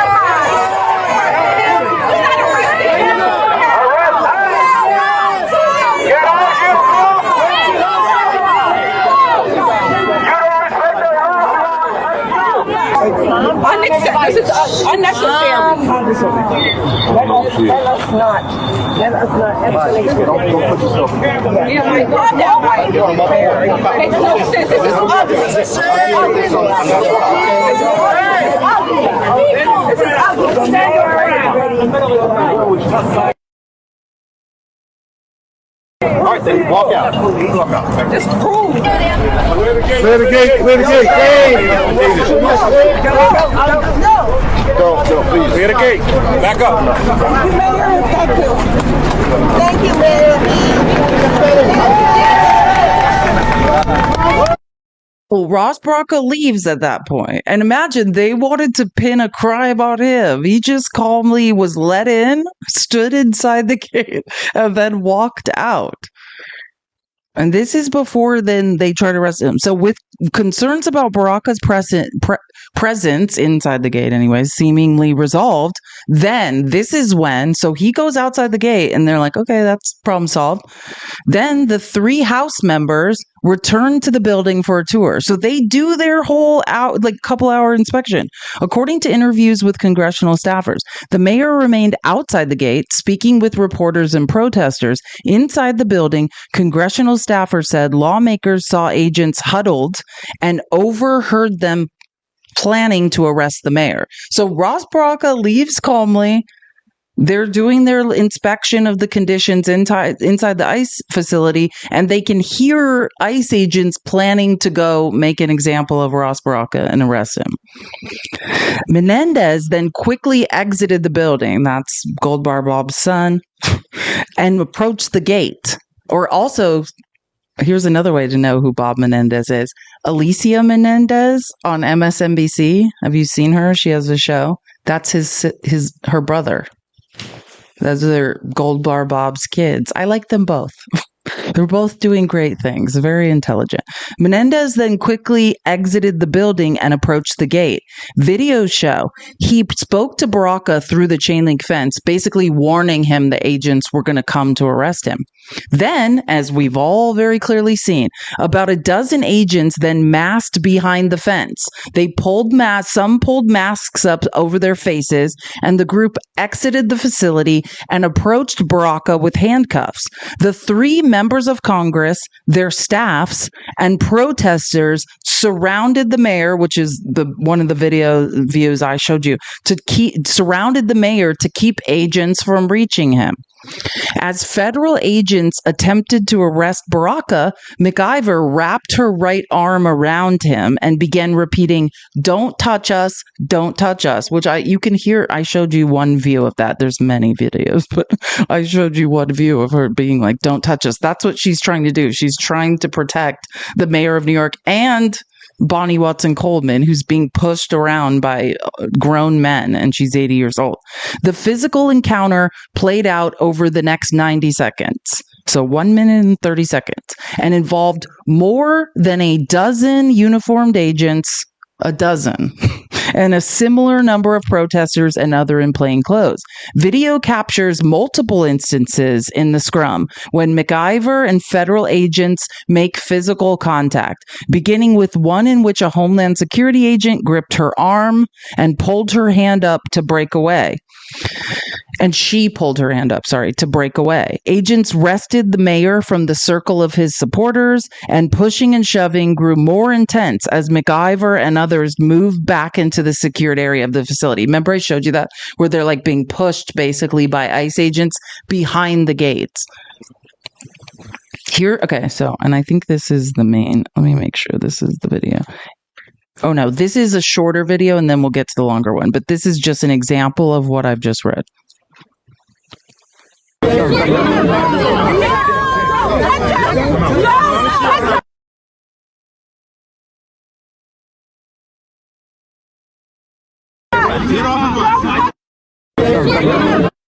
Again, and we've seen different, I showed you a longer video of that and we'll get there. Wait, I have a longer video. Sorry, that's not the video I meant to show. Let me find, why is that so short? Let me find I might have to pull up the article because it's actually, there's a video at the bottom of the article that has the whole, it says it's 3 minutes and 30 seconds. Let me make sure.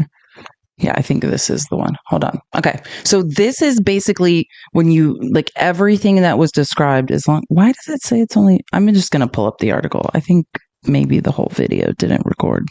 And I know for sure it's 3 minutes and 30 seconds. So let me make sure we can all see it. Give me 1 second. 5. And I'll figure out, I'll send this, I'll put this in the Discord as a gift article because this drives me crazy.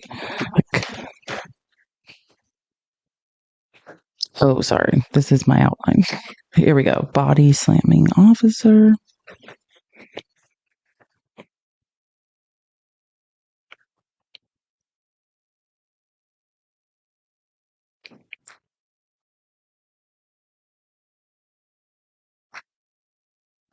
Here it is. Yep, 3 minutes and 18 seconds. I'm not crazy. Okay, so this is like the full video of everything I just read to you.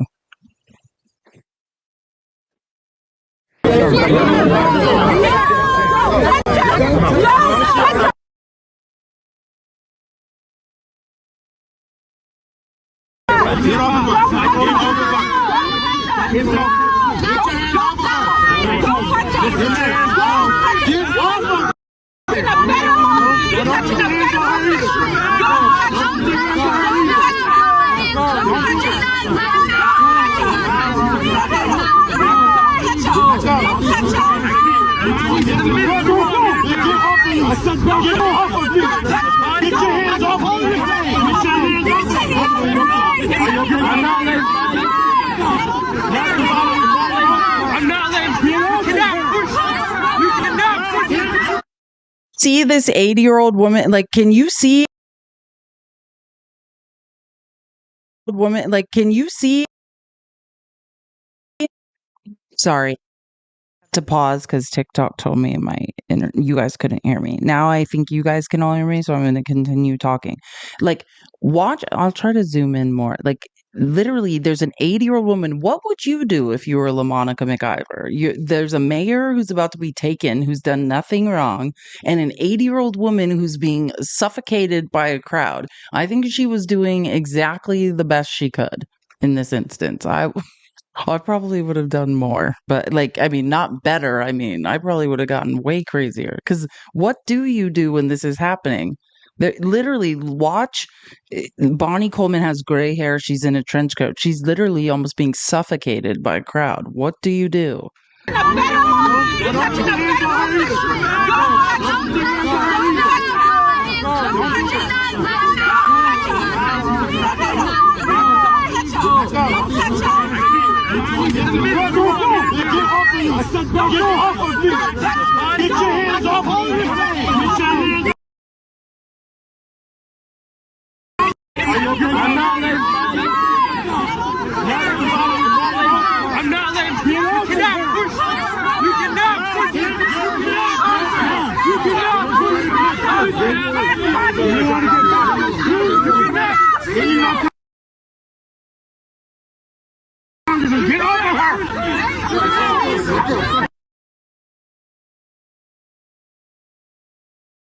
They're now taking the screenshots of what's in the charging document. They're saying she allegedly tried to restrain someone. Someone was ripped away from her by ICE agents, and she's just reaching for them. And they're like, see? She's trying to restrain someone. No, you ripped somebody away from her and she was just reaching out for them. Like, that's when it freezes. It's what they're doing is they're showing the moments that they screenshotted in the charging document to try to prove that she was doing something wrong. What watch this again.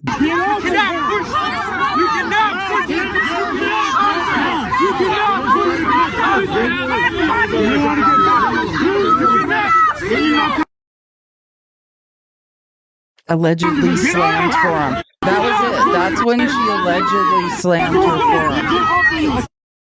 Pause it. That's when she allegedly slammed her. Like, this is insane. Get your hands off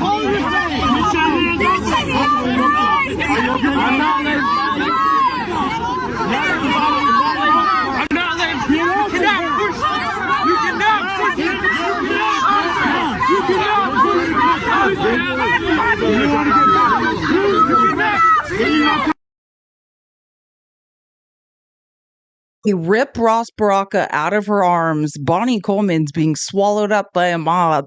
And then they said that's the moment when she allegedly slammed her forearm into someone right there. That's it.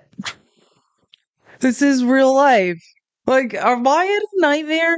12 masked ICE agents attacked an 80-year-old woman, a 38-year-old woman, and the mayor of Newark who never touched anyone. All people were doing was trying to surround him and hug him. And then you're trying to say that she committed felony assault of a Homeland Security officer. I can't wait for this trial. I might pitch a tent outside.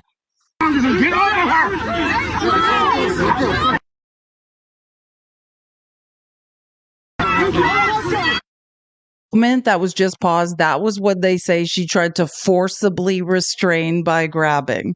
Good luck in trial, Alina. The way you charged her with this, that's exactly how good of a lawyer you are.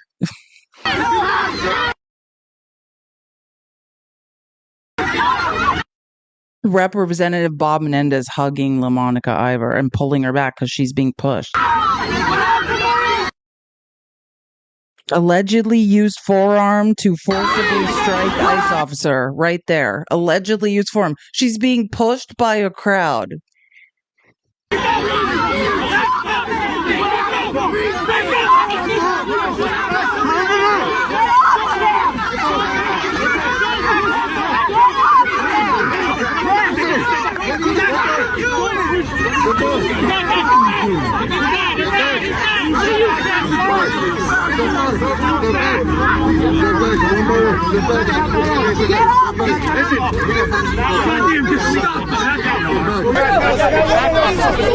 It's okay.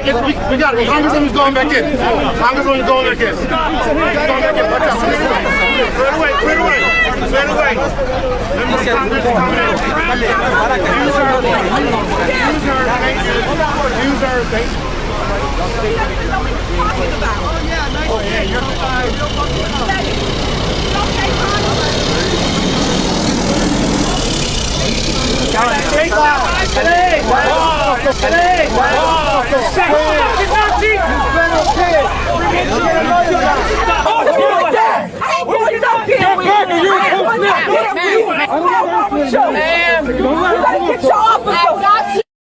Are full-grown men with masks on assaulting a woman?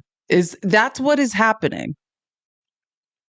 She's defending herself. This is a United States Congresswoman who's now being screamed at by men, full-grown men with masks on.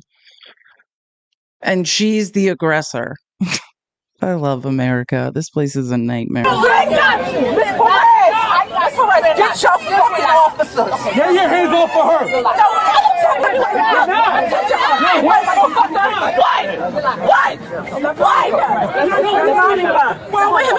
He just assaulted me.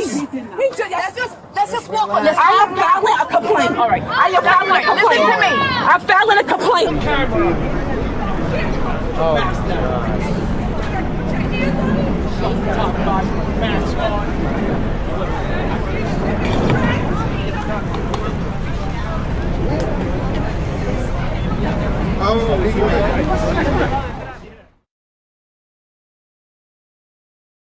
It's when. So what it says now is McIver, Menendez, and Coleman go inside to begin their inspection of the facility. So after all that happened, they go in and inspect the facility.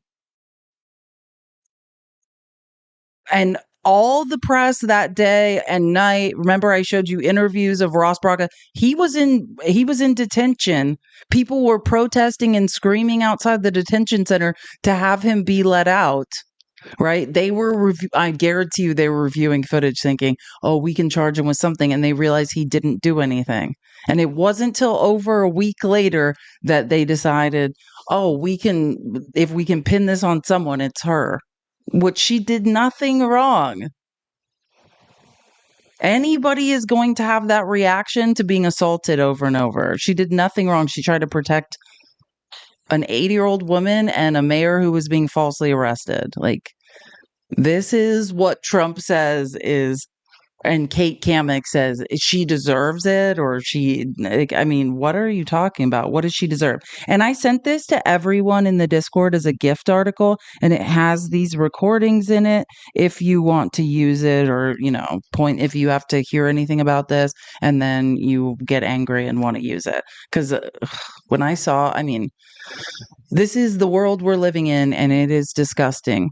Is it time to grab the go bags? Just about, I will be camping outside. I don't know I can't see this coming to trial. There's literally no evidence. If what LaMonica Ivor did is assault, then all those 12 ICE agents were assaulting people. They were assaulting people in the crowd. If by being trapped in a bunch of people and being pushed around, you're assaulting people, then there better be more charges introduced. I think Trump just thinks Trump's putting on a show. Trump says something happened, and in his mind it happened. Whether or not anyone has the evidence or some lawyer will prosecute this case is beyond him. He doesn't care.